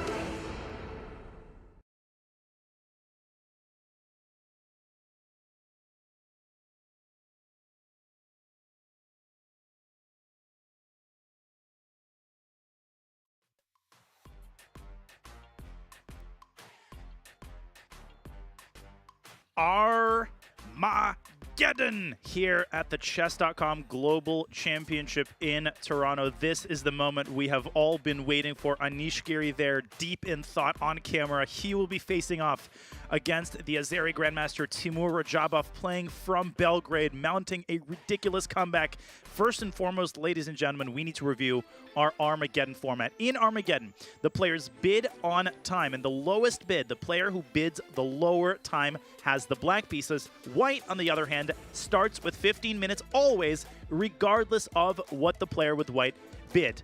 Black plays with draw odds, which means that if the game is drawn, Black wins the game. Here alongside International Master Levy Rosman covering the Armageddon for you. Levy, this is really the moment we've all been waiting for. Speed belts? Quick speed belt check. It's fast. Speed belts. Listen, okay, great. Absolutely fast. Folks, you have to understand, chess is this very unique game, sport, whatever you want to call it, where we've got to find a way to break draws or ties in unique styles. So what usually happens is you take a game format and you cut the time in half, and then in half again, and then less and less and less. In something like the World Cup of chess, that's usually what happens. But here, you'd just be sitting here for hours and what, you got to play 7-minute, 5-minute, 2-minute, right? No, we're just going straight to Armageddon. Now, this season, Armageddon has had probably 11 minutes as the most popular, right? But 7 minutes was once bid by Vishy Anand, and he ended up losing that at match. the CGC. Yes. Losing to Pavel Pankratov. Great memory by you. And Anish Giri and Giri-Radjabov, two of the most accurate, stable players on tour at the top. I don't think either of them is going to be bidding 7 minutes. No.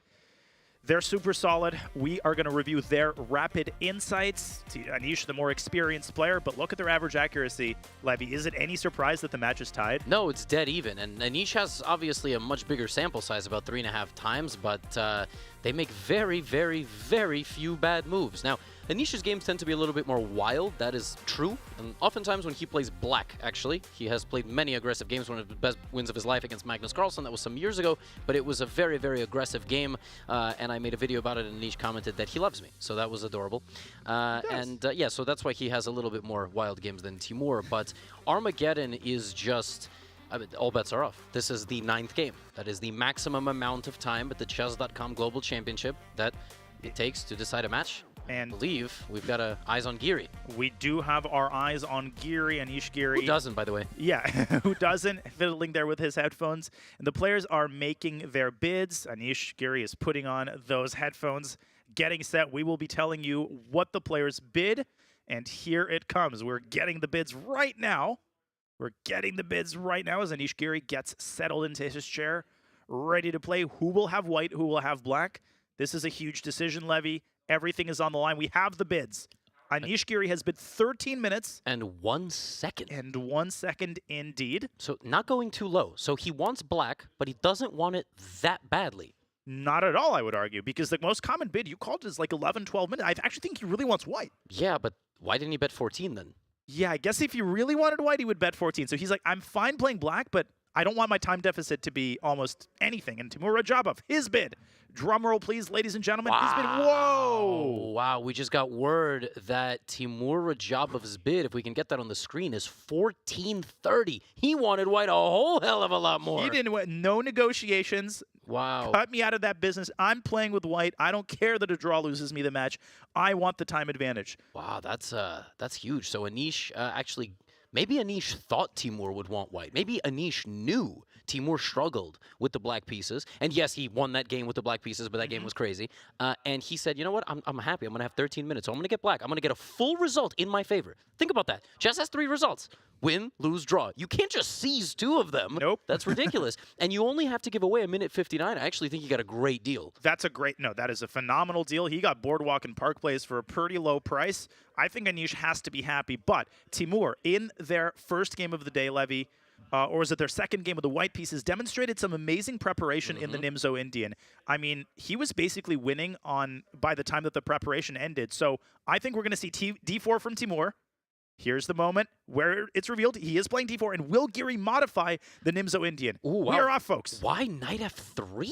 Yeah, I know he didn't play C4, but Giri. And he's G6, not even going for E6. This Nope. is so fascinating. Wow, Radjabov must regret playing C4. Yeah, I mean, Bishop sorry. Not regret playing knight F3 in the second move. Wow. But maybe that was his strategy all along. The Tory attack. Yeah. Not a frequent guest at the top, but a really good Armageddon opening because you're guaranteeing kind of a long positional grind, which is good for the side of the time advantage. Yeah, now the question is, will Anish play D5, right? That's kind of the Grunfeld move, which is D7, D5, controlling white from playing the move E4. If you do play D6, there could be E4 stuff. Wow, just castles. So he's giving white the choice, and oh no, he's going Timur's punting. He's going King's Indian with it. Boy, he's playing King's Indian setup, and E3 by Timur. Very modest approach. E4 is a legitimate move there, but Timur kind of going London system style. Yes. Obviously, a very similar structure to the London system. Is the bishop better on H4, F4? That is debatable. That's why both of these openings are entirely possible. And a trade on D4, a pawn imbalance created in the center. What do you make of this? Yeah, and now see, if black's pawn was on D5, we would have an exchange Karo Khan, right? That's what we would have. Instead of that, we have, well, I don't really know. Like, what opening is this from, basically? Yeah, this is an odd structure. The benefit of having the pawn on D6, of course, is that black can push the pawn up to E5 and grab space in the center, but that move comes with a price tag. He's inducing D5. Yeah, he wants him to play D5. He prefers that Anish turn the game into a Karo Khan style position rather than being able to play the move E5. Very interesting. And guess what? There's the other consideration. There's no increment in Armageddon. Yes. 0 increment. So every second is gold, and he's trying to force Anish into making a lot of these early decisions. Yes. And maybe extend his time advantage. Queen b6 is a very natural move. Pawn on b2 is hanging. You can defend it by moving your queen or your rook, and he does in fact move his queen. Wow. Ooh. But now if black's queen drops back, you have to reckon with this knight a5 threat. Oh, yeah. And now, just like we had the crab last game with h5 and a5, or the lobster, we have knight a5, knight h5 potentially. And this bishop suddenly hits nothing. It's hitting nothing, and it can't even go back to g3. No, because after knight takes g3, your entire king side is going to be ruined. I think Radjabov missed queen c7. This is a big moment in the opening. Anish has solved his opening problems. That's not up for debate. But is black actually even better here? You could play rook b8, Levy, and b5 before he goes e5. Yeah, that's a natural move. And again, something like d takes e5. White sort of doesn't want to do that really, but also kind of has to. Yeah, you kind of have to. Because if you castle here, well, I guess e4 is not really possible because the bishop takes f6, and Timur exploits that. He does castle. Maybe we'll see your move, knight f6 to h5. Yeah, but is that an Anish move? This is always comes back to this. Like, Anish sticks to a style, and it's gotten him top 10 in the world. But it has. How do you break away from yourself? Yeah, I don't know. But we have seen him rise to the occasion, though, Levy. I mean, he played g4 in that French game, which he ended up losing tragically. But we've seen Anish, put on different types of hats. Knight h5 on the board. I'm so excited. Knight h5 is on the board. Now, you could argue the drawback of that move is that it gives up the e4 square. But knight e4 just doesn't look appetizing at all. There's knight takes d4 ideas. No, this is a great position for Anish. Radjabov has beaten people like this his whole career with black. Now he's facing down the entire rook c1. Rook c1 out of necessity, not because he wants to play this move. Yeah, but I mean that move. Like, what happens if black doesn't take on d4? Well, then white, I guess, goes rook f1 and Yeah, just but make what these is the slow rook on improving c1 doing? moves. You're going to have to play rook d1 anyway. Okay, it's prophylactic, preventing e takes d4. No, but I can't get behind that. I mean, g5, Anish has to start firing. But There it goes. You know what's tough here? Timur is making Anish play for the win. Yeah, but that's exactly how you approach the Armageddon. I think anybody will tell you that you cannot play for the draw from the outset. If you have a perpetual, you take it, but you play the way you normally would in a classical game. You don't artificially modify your approach. And is he going to snap that bishop off the board, or is he going to let the bishop live another day? I actually think Armageddon, there's no strategy involved. Like, I know there are meta strategies, but in Armageddon, the players are too nervous, and it's and the audience is nervous. I just saw that chat. I'm nervous. I mean, producers are nervous. Heart for is totally beating a separate million reasons. miles an hour, yeah. I mean, our parents and relatives are nervous watching us up here. Everybody's nervous. Hotel is nervous, that we pay our fees. Bishop f5. Okay, so Anish chooses not to take at all, but why would you let the bishop escape? Yeah, but Timur took exactly half a millisecond on bishop h2. He says, you don't want to take it? Wait, why did he let the bishop escape, though? This is... Well, I think some people would say, the bishop is passive, but the bishop has a lot of potential energy because it was hitting the e5 pawn. Now Giri invites Timur to trade on f4. Right. But I'm anticipating a move like rook fe1. I think Timur is going to try to keep the tension here and continue trying to milk Anish's clock. I still like black's position for the record. I don't know you could milk a clock. That's a very interesting rook fe1. We're going to stick to the chessboard here.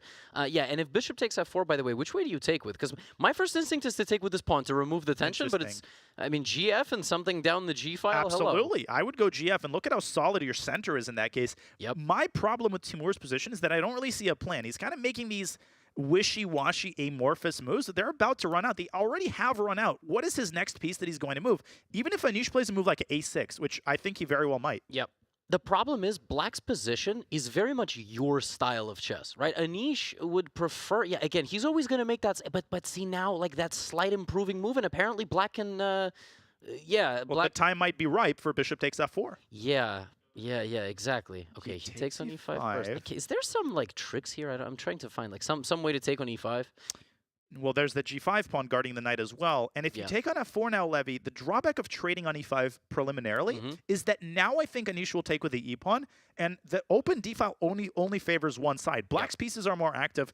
Black is more than happy to have both of the center files open. I don't know if Timur had a follow-up in mind. I don't like d takes e5 at all. Again, I don't think there's much strategy involved. I think it's just a nerve-wracking experience. Honestly, you kind of look at the clock a lot because there's no increment.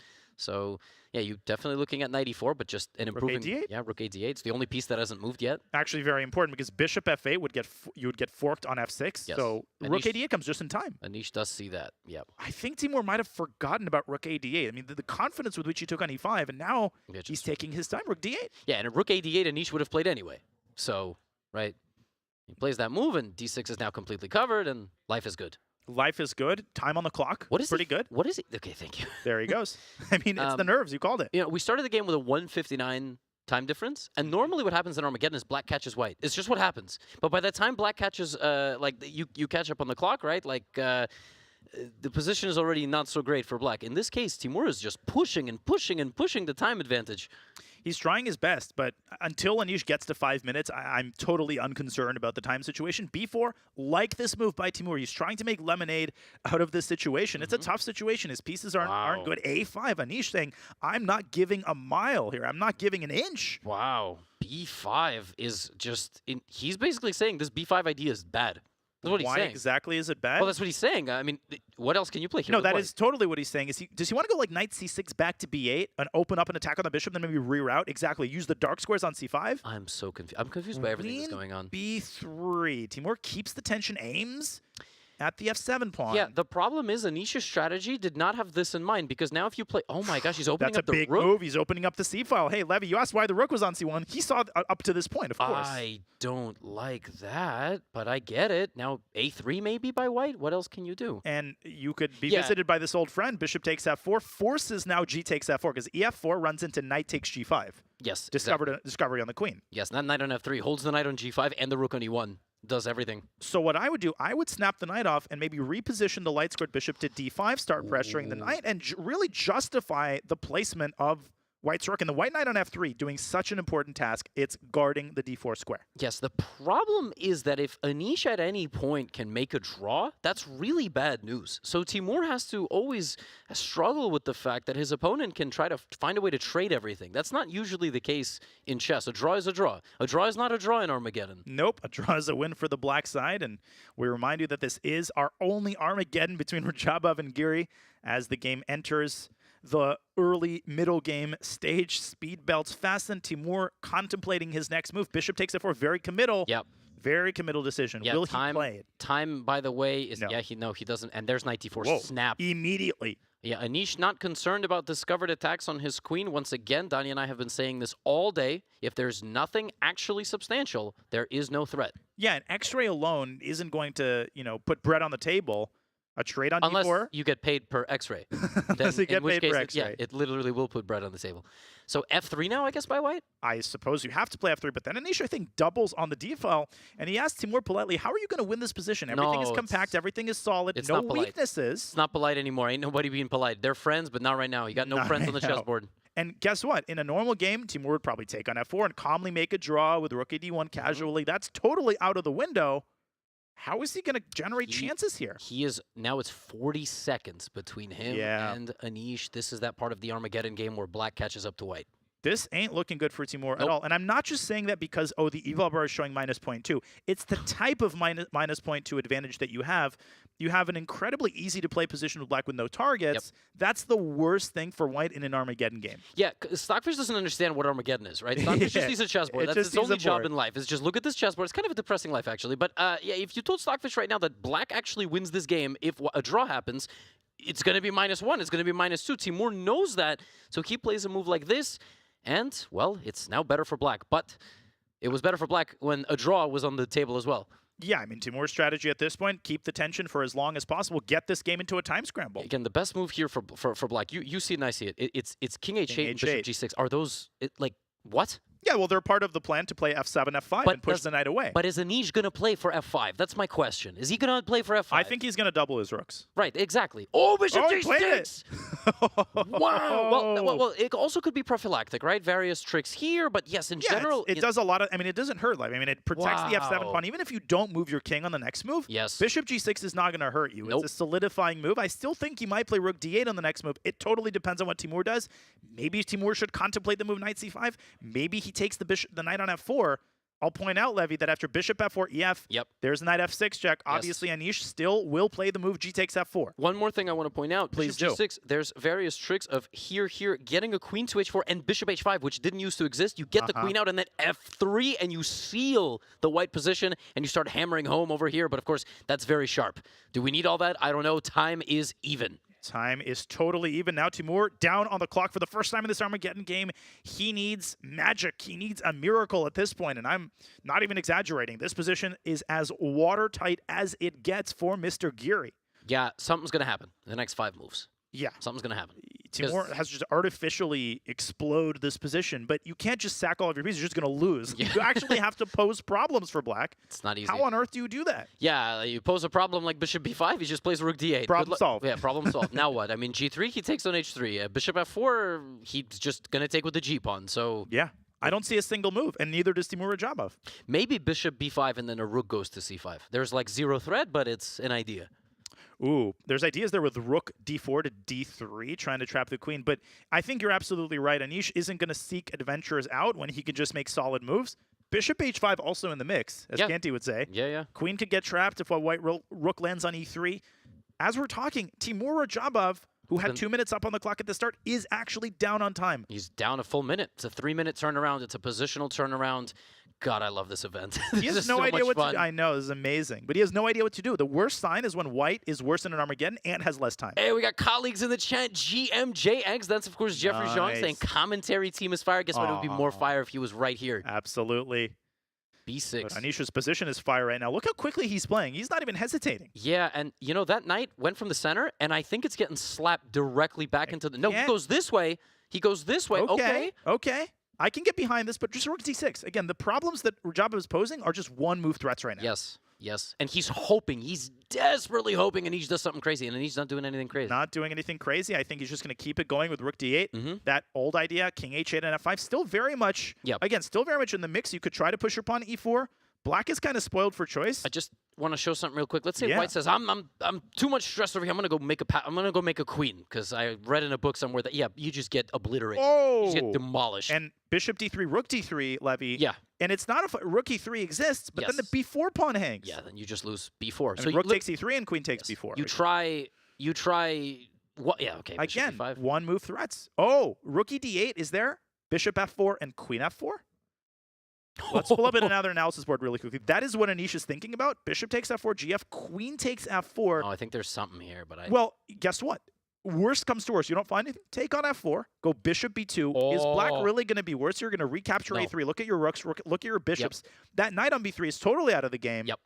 No, this is incredibly, incredibly depressing for Timur. And Anish, I think he calculated precisely that line. Yes. And he has played rook e to d8. And again, it's a must draw. It's just a must not lose situation for Anish. Once he finds bishop b2, doesn't even care about anything else. Doesn't care about anything else. Wasn't the best move. There was some queen a7 move, -2. He's not thinking about that. He is thinking about, I need to not lose this game. Yeah, that's the incredible power of having the game literally changes. The rules of the game change. What you're looking for changes. You've talked about that. And Timur Radjabov, I think, coming to the realization that bishop takes f4 merely accelerates his demise. Just look at the position. Look at how black controls every single square in the center. Every square I'm highlighting is under black's control. Not to mention that knight d3 is now a legitimate threat, as is e4, as is bishop d3. White's position is in free fall. I don't want to overly rely on the computer because it's annoying if I do. Besides the move bishop f4, which is the only reason the position is -1.6, Stockfish is literally saying knight a1. When that is your second best move, that's a problem, okay? What is knight a1? I mean, it moves the knight away from the purview. You just bring it home. Rook, yeah. All right, come back. Preparing for the next game. And he has taken. And he sees nothing better than to take. And the fact that Timur spent like a minute and a half on this one just means this is the best, the lesser evil. Yes. Now, e takes f4 isn't forced. There's queen a7. Yeah, queen a7 is -1.7, and then you get in here. Will Anish play that, or will Anish play bishop b2? I predict bishop b2. He's been surprising us this game, though. He has, and I think Anish has made this accent, put this accent on objective play. Can you blame him for this? Bishop b2 on the board? Yeah, that's... Anish, how do you win this with white? He's a couple of moves away. And to make matters worse, Levy, if you play rook c4 to attack the f4 pawn, the other bishop swoops in, whoop, bishop d3. Yep. Pinning, that's not a fork, that's a pin, against the bishop on b5. The rook has no squares. Timur is stumbling on his own feet, on his own pieces. Oh, this is tough. Rook c7, yeah, rook last c7, try. Rook c7, but just take on a3. Take on a3, maybe bishop c4?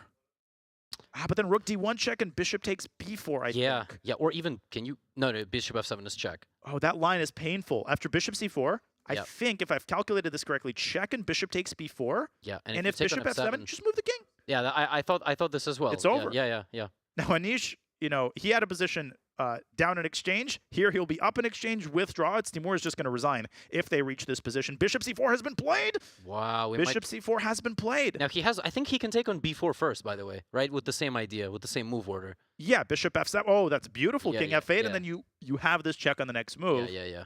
And that's precisely what Anish is calculating. 6.5 minutes, he's going to find it. Yeah, rook d1 is Let's go back to the live position. Much more forcing, and of course... I don't know if there's a difference. That's why I thought bishop b4 to reserve the right to play rook d1, but maybe just rook d1. You don't even need to. This might be the last problem that Anish Giri has to solve in the first round of the CGC. If he finds bishop takes b4, barring a force majeure, the game is over. Yeah, he's going to be pumped. Dinner's on him tonight, by the way. If he pulls it most this off. certainly is. He gets a nice prize fund bump. I ain't paying for his mocktail and his dinner anymore. After what he put us through, the 2 losses, and Anish double-checking, triple-checking. It's on the board, and it's your execution. He takes on b4 first. And king f8. That's it. He's found it, and I think he's in the clear. I don't think there's anything else. I mean, white can play king h2 preemptively, but I still play rook d1. And we'd be commentating this completely differently if this was a normal game, because black is not guaranteed to win that resulting position. Black is guaranteed not to lose. And I think Timur is simply going to resign after bishop takes h2. That's how hopeless this position is. There are literally negative winning chances for white. Yeah, white has nothing. No, because white has too many problems. Rook d1 and bishop and a free bishop on f7. You can pre-move this. Yeah, literally. You can literally pre-move this. Yeah. Can you actually? I think you can, because the rook has no squares on the 7. No matter what, even like rook e1, rook d1 is still actually good. That's so funny. Oh my gosh. Yeah, you can literally pre-move rook d1. Wow. Yeah, no words. 4 minutes now for Timur, his clock ticking down. What a clutch game by him. No, this was, I have to say, after the 2 losses, the stabilizing draw by Anish was such a good call. It gave him a little bit more time to rest, calm himself down. He played this like a pro. Yeah, rook I mean, d1, he is a pro. A rook d1 check. That's it. He's just going to be up in exchange. Now, Radjabov will not resign. You said he was going to resign. He's not going to resign. I exaggerated, of course, yeah. Bishop d6 now. Just don't play rook d4. Listen, if the time situation was flipped, I would say he has minuscule micro chances. Even with 3 minutes, Anish shouldn't have any problems here. By the way, just real quick. Yeah, please. I just want to say, Anish is so nervous right now. Like any human being. F3 check. And rook takes d4. And bishop takes g3. That ends it officially. Oh, that actually does end it. Sorry to cut you off. No. You're completely right. It. If no knight d4, I think that's it. It resigns. He resigns. He resigns. Oh my goodness. Anish breathes a sigh of relief, and he has punched his ticket to the semifinals in the most dramatic of ways. Wow, Anish taking a sip of water finally. He allows himself a smile, a modest smile indeed. And a hug. Wow. Oh my goodness, what an Armageddon we just had. What a performance by Anish Giri. It is official. He is through to the next round. Unbelievable. Unbelievable, Levy. I have no words. Yeah, for what we just saw. That was one of the most clutch, cold-blooded performances I think I've ever seen Black play in an Armageddon. Definitely helped by his bid. Fantastic bid. I think he knew Radjabov was going to try to get white. I think that's what it was, and we'll talk to him, but not right now. But we'll we'll talk to him in general, and we'll see if that was the strat. Just an unbelievably cold-blooded Armageddon game. I would go so far as to say, as we see, it is official. We have updated the score. Anish Giri wins 5-4. This Armageddon might be the best quality game we've seen all match, including the non-Armageddon game, which is actually really rare. We see a lot of crazy Armageddons, and Anish had it under control from the very first moves. And that turning point, when he brought his queen back from b6 to c7, Levy, and the way he handled the middle game, I mean, you just got to take your hat off, no matter who you rooted for. Yeah, I mean, just super, super well done by him. Just fantastic nerves, and I think we're going to take a look at... oh my goodness! All the scores. All the scores, indeed. Wow. I'm so tired. I can't imagine how they feel. I can't either. But the quarterfinals are complete, Levy. They are complete. Hikaru Nakamura, he wins his match. Wesley, Timur loses the Armageddon to Anish. Levy, this is a feast for the eyes. This scoreboard. Yeah. Wow. I mean, okay. Let me just recap real quick everything that happened. Hikaru jumped out to a 4-0 lead. We thought it was over in one game today. It wasn't. Duda won 2 and got it back to 4-2, and the 7th game was really close as well. That match had 7 decisive games. Wesley So turned it around after a very topsy-turvy first game. It took 6 to put away Dimitri and Andreikin. I would say he was even more dominant than Hikaru, and his reward, besides 25K, is that he has to now play Hikaru. That's going to be a fantastic side of the bracket. We had Nihal Sarin ultimately taking down Sarin Sevian in one of the closest non-Armageddon matches I think I've ever seen in my life, showing off all his defensive capabilities. And last but not least, Anish Giri winning the Armageddon and delaying about 2 games, Oh my goodness, what a quarterfinals we just had, Levy. And the greatest aspect of this might be that the tournament continues. This is not over, and things are going to get even more intense. Oh my goodness. Well, we're going to continue diving into stuff, but first we have Danny standing by with his thoughts. Danny and the gang, yes. We go over to you. Thank you, Danya and Levy. Man, that was I'm exhausted from watching you guys call that game. I know that Anish and Timur Radjabov are probably exhausted. Let me go around the horn real quick, remind everybody. Danny Wrench alongside Robert Hess, James Canty, and Amon Hamilton. This has been quite the day. The quarterfinals delivered, gentlemen. Let's remind everybody of what the scores were when things were all said and done for these matches. You already knew going into these last set of games that Hikaru Nakamura and Wesley So moved on, both pretty dominant, despite maybe some weird or bumpy moments. Overall, they got the job done. They will face each other in the semifinals. And then Anish Giri defeats Timur Radjabov in an Armageddon game that had us on the edge of our seats out there. And Nihal Sarin completes the comeback he started at the beginning of the day by winning when it mattered most. I want to go back to that. We're going to go reverse order. We talked about it yesterday in that matchup where Nihal holds that game, a game he should have lost to Sam, and Levy said it was almost prophetic, and everyone had a feeling like, if that game got away from Sam, what will happen the next day? Turned out he couldn't hold off the comeback train that was Nihal Sarin. No, he couldn't. And he had a winning position today as well. Yeah. So for Sam Sevian, he had those opportunities. He shouldn't even been here, right? Like Levon Aronian knocked him out. He came back and he still performed admirably, but Nihal Sarin was a man who was not going to be stopped. He may only be 18, but he plays some great chess. What do you tell your boy Sam Sevian, right? You gotta be happy you were here. We know he wasn't just happy to be here, but you gotta be happy you were here. It was a great match. What's your coaching? I mean, at the same time, we got to keep our head high, right? We going home with a big check, right? So thanks to chess.com, we getting some cake, some big cake, and drinks for everybody back home. Okay, right? So lots of money. It smiles there, but also at the same time, you're playing Nihal Sarin. He did take out Ding Loren. Okay, so Ding is actually like playing for the world championship. So I mean, of course, we lost. It happens. So now we just got to get better. That's all it's about. Amon, your thoughts on these final moments here we just saw? Yeah, I mean, I think that Sam Sevian can definitely be proud of the match that he put forth. He missed some opportunities. It did look, if I can make an observation, that he was a little bit nervous. Just in these games, he was here in Toronto. He felt that pressure, and it did feel like Nihal got locked in on day 2 today. So, he definitely put a good match forth, Danny. I don't think he can be too upset with a match that close. Well, and we talked about, obviously, we highlighted the lack of getting the win in that last game yesterday, the fact that Sarin wasn't the most accurate player yesterday. You kind of had a feeling that the real Nihal hadn't stood up yet, but he did. Of course, a great event for Sam Sevian, but ultimately Sarin moved on. But there was another match that just came to a close as well. As we said, Anish Giri defeated Giri-Radjabov in Armageddon, and he is standing by live with Nemo right now. Thank you, Danny. I'm here with Anish. Congratulations on your win. So I wanted to ask, you bid 13.1 seconds for your Armageddon game. Do you have a strategy going into the bidding process? What colors do you prefer for Armageddon?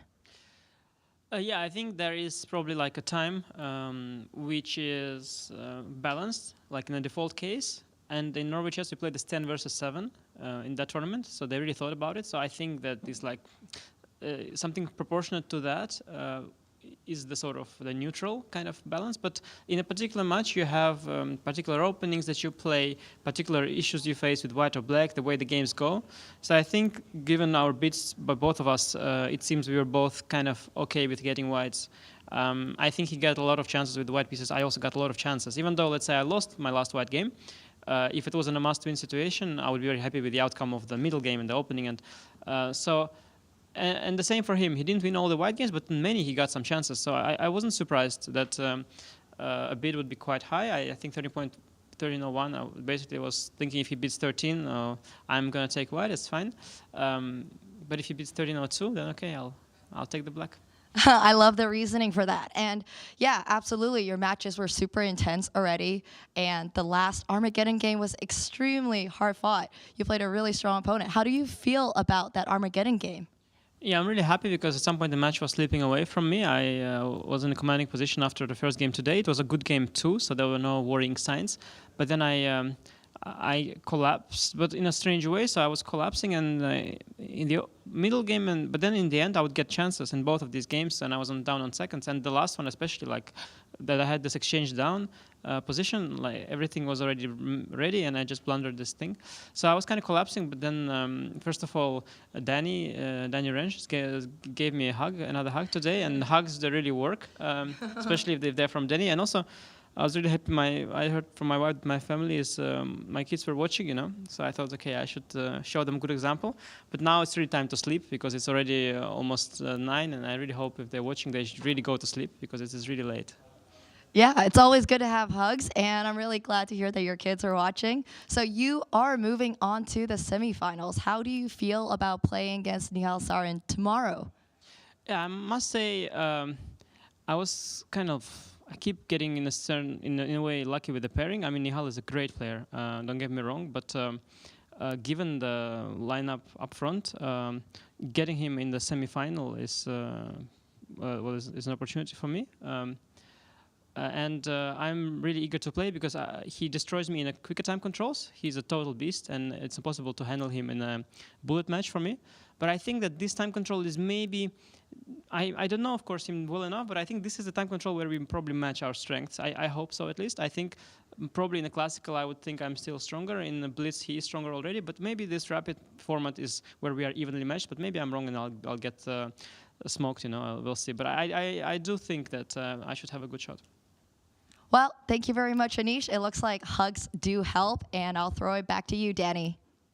Thank you, Nemo and Anish. That was a great interview. There's a lot to unpack there. Real quick on the hug. I got you, Anish. So what happened was yesterday he hadn't won yet, and he walked by me in the hall, and I'm like, "Hey, man, you need a hug?" I'm like, "Yeah, I'll give you a hug." And it became an inside thing. And then so, by the way, we're hugging each other in the dark there for those. That's another. That's Chess After Dark. I wish the lights were on. Never mind. Okay, what we did. Apparently hugs are good luck. So I did give Anish a hug. He turns it around. Shout out to Anish. Okay. But so there's a lot of great chess to unpack there. The comments he just made about Nihal Sarin, Robert, I want you to react first. Really interesting the way he gives Sarin the nod in blitz, says maybe he's still stronger in classical, feels like this rapid matchup should be big, but also likes his chances. Well, first and foremost, he talked about the lineup of opponents he's faced. Right. He got to play Pavel Pankratov, the upset specialist, and when you look at the round of 16, you don't expect Pankratov to be there, considering who he knocked off in Nordebek Abdusattorov and Vishwanathan Anand. So Anish is saying, wait, Hikaru and Wesley, I'm getting Nihal. That has to be the best matchup on paper, but not so fast. Nihal may only be 18 years old. He did very well in the Olympiad. He's growing as a classical player, and as I said, the rapid might be the perfect matchup for them because Nihal better in blitz, Anish better in classical. Here comes rapid. Canty, you're Sarin. You watched that interview. You see that Anish said he feels like he's gotten kind of lucky with the pairings. He'd rather be playing Nihal than either American left. What do you do if you're Sarin and you hear those words? First, Sarin got the face. He's like, with the eyebrows, and then he'll do that, and then focus, and then I'm like, man, I feel disrespected. If you said that to me, really? Okay, right. I'm the easy pairing, huh? Yeah. So I'm just gonna come in here tomorrow with a little smile and be all nice, and then crush him. That's my goal. Amon, your quick thoughts on that interview too, in the comments about Sarin. I think chess needs more, direct comments like that. Hey, Giri has got to be the on-paper favorite, and it just doesn't get said out loud enough. So I'm glad he said it. I think it's probably true, objectively, and he's either going to eat his words, or he's going to have that, trash talk backed up and move it on to the next round. You see how you put it out there too, right? About like, well, I might, but if I get smoked, if he does destroy me, I did say that. He caught himself. He has the contingency plans. He's like, I get a hug from Danny. My kids were up too late. I had to call back home. I was distracted. Right. But he so said all that. Last thing though, like how do you feel like these guys match up? We talked about the the trash talk or the emotions. How do you feel Giri and Sarin match up stylistically on paper? It's a great question. I think that for Nihal Sarin, it's going to be a very tough pairing because Anish is very solid in the opening, extremely well prepared, and we saw in the match against Sevian, Nihal made some huge mistakes. Now, Anish made perhaps the biggest blunder with allowing his bishop to be captured and when he had a draw in the bag. So it's not like there are no mistakes coming from Anish Giri, but those mistakes tend to happen later in the scrambles, which Nihal thrives in, but earlier stages when they have a few minutes left on the clock, the more time, the better it is for Anish. That was his ultimate point. I agree with that. I don't think that means he's going to just win the match, but I do think that means he's the favorite. Yeah, it's interesting because you could argue that both players are very battle-tested. Nihal Sarin had to make a comeback. He was trailing. Anish never trailed in this match, even though he did lose and win in Armageddon, right? So you have those questions. Who's going to be more battle-tested? The guy who had to win in Armageddon to get here? The guy who had to complete a comeback? It's going to be an interesting match, of course, and there's another interesting matchup as well. We want to talk about Wesley So and his battle with Hikaru Nakamura, but before we do that, we're going to throw things back over to Danya and Levy because they are waiting with the Brave Move of the Day. We are indeed. Thank you, Danny. That was fantastic coverage and discussion. And we are indeed here for the Brave Move of the Day, in which we highlight a key move or set of moves that decided the outcome of one of our matches today. And we're going to dig into a crucial game in the match between Nihal Sarin and Sarin Sevian, a moment that turned this match around, a moment that secured victory for Nihal.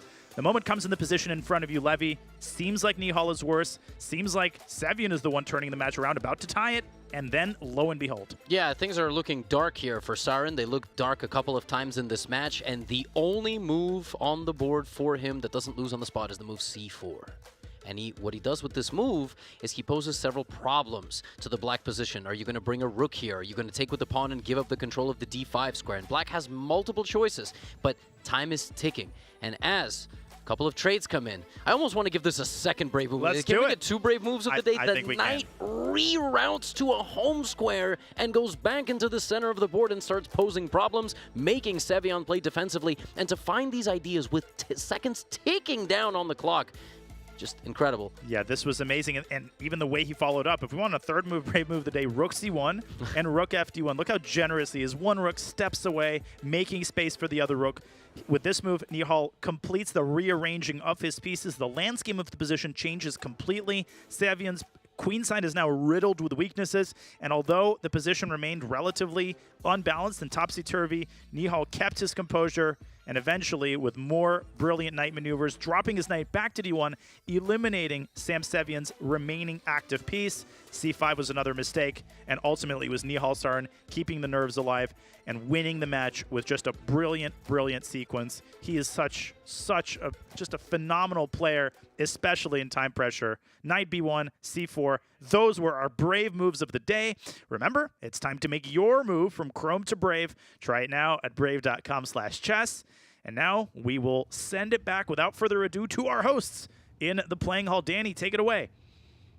Thank you, Danya. Great breakdown there. What a turnaround. Nihal Sarin, we were calling him mini Hikaru out there with his ability to resourcefully hold those weird positions. So again, amazing stuff. All right, well, let's talk about what that means for the bracket. We've already mentioned a few times the 2 guys who won earlier, Hikaru Nakamura and Wesley So, will be playing in that first semifinal matchup you see at the top.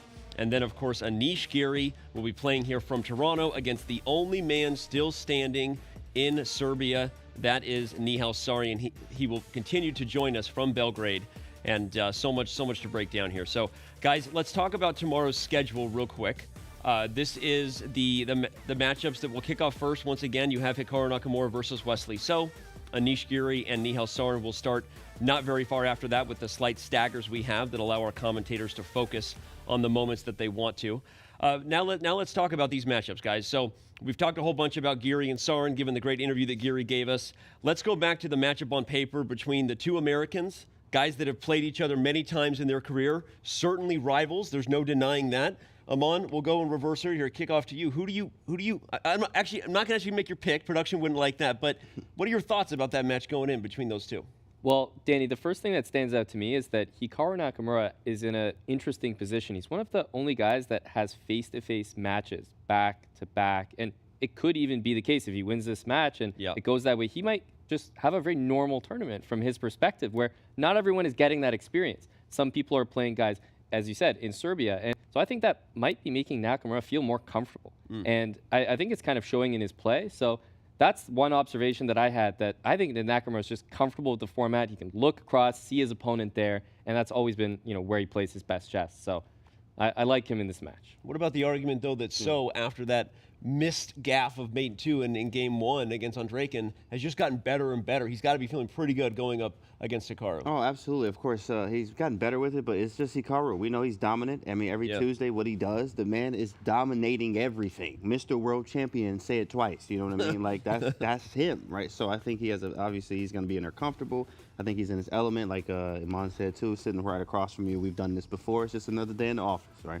Well, except I think Wesley might want his title back. Who was the Fisher Random World Champion before Hikaru? That was Wesley So. Hikaru just got one. Now Wesley's saying, I go head-to-head with this guy in the Speed Chess Championships. He's played him all throughout the Rapid Chess Championship season. So I feel like these 2 are actually pretty tight. They were actually working together in Reykjavik on those positions. When they were revealed, they were collaborating, trying to say, what's the best plan? So they become friends more so, but now they're foes, and the momentum has to be in Wesley's favor. Hikaru couldn't have started better, 4 out of 4. Today, he actually lost more games than he won. Wesley was like, well, Andreikin, he's got a shot. Some people saying he can come back down 3-1. That endgame, exquisite technique and great time management. So I feel like Wesley should be feeling pretty good about himself. Wesley won the first ever Fisher Random World Chess Championship. This is the first ever Global Chess Championship. If history repeats itself, maybe Wesley's thinking in his head, I've been here winning these events the first time, their inaugural kickoff. Amon, you think maybe he thinks that? Yeah, I think it's a guarantee, Danny. You win the you win the first time of every event you play in. But no, he's got to be feeling good, and Wesley is definitely playing right now in a comfortable way. Hikaru is a little bit shaken up after those losses, but I think, as Robert said, Wesley's feeling comfortable, and I think I like his chances, but he's up against Hikaru, Danny, and Hikaru's not easy for anybody. Everyone keeps saying, you think you can hear us here? Like everybody's saying, hey, you're up against Hikaru. Right? I know this. Hikaru, I know this. All right. I know. Well, several people will be up against Hikaru in the SCC coming up. Remember, we announced earlier. So let's remind everybody that the SCC is back with these 14 confirmed players. The main event begins Monday, November 21st, with the participants including world champion Magnus Carlsen, Arjun Iragaisi, Hikaru Nakamura, Jan Nepomniachtchi, and 2 more qualifiers, of course, will earn their way into the tournament. There's $100,000 on the line. You don't want to miss the most exciting event in chess, I would say, besides sudden death dodgeball. That's another story. The most exciting Speed Chess Championship. Type SCC in the chat for more. All right, everybody, that completes our coverage of the CGC quarterfinals from Toronto. Thanks for joining us once again. Also, big thanks to Robert, Canty, Amon, and all of our commentators. This has been another great day of live chess. We have our 4 players set for the CGC semifinals, so we're not done yet this week, okay? Remember that. Make sure to join us tomorrow on Twitch and YouTube as we begin day 1 of the semifinals. The chess starts at noon Eastern time. That's 9 a.m. Pacific. For now, I'm Danny Wrench. That was Hikaru Nakamura right there, leaning in. That was Anish Giri doing his thing. And Sam Sevian behind him. This has been awesome. Thank you for being with us. Once again, I'm Danny Wrench. Have a great day. Have a good night, and we'll see you tomorrow from Toronto.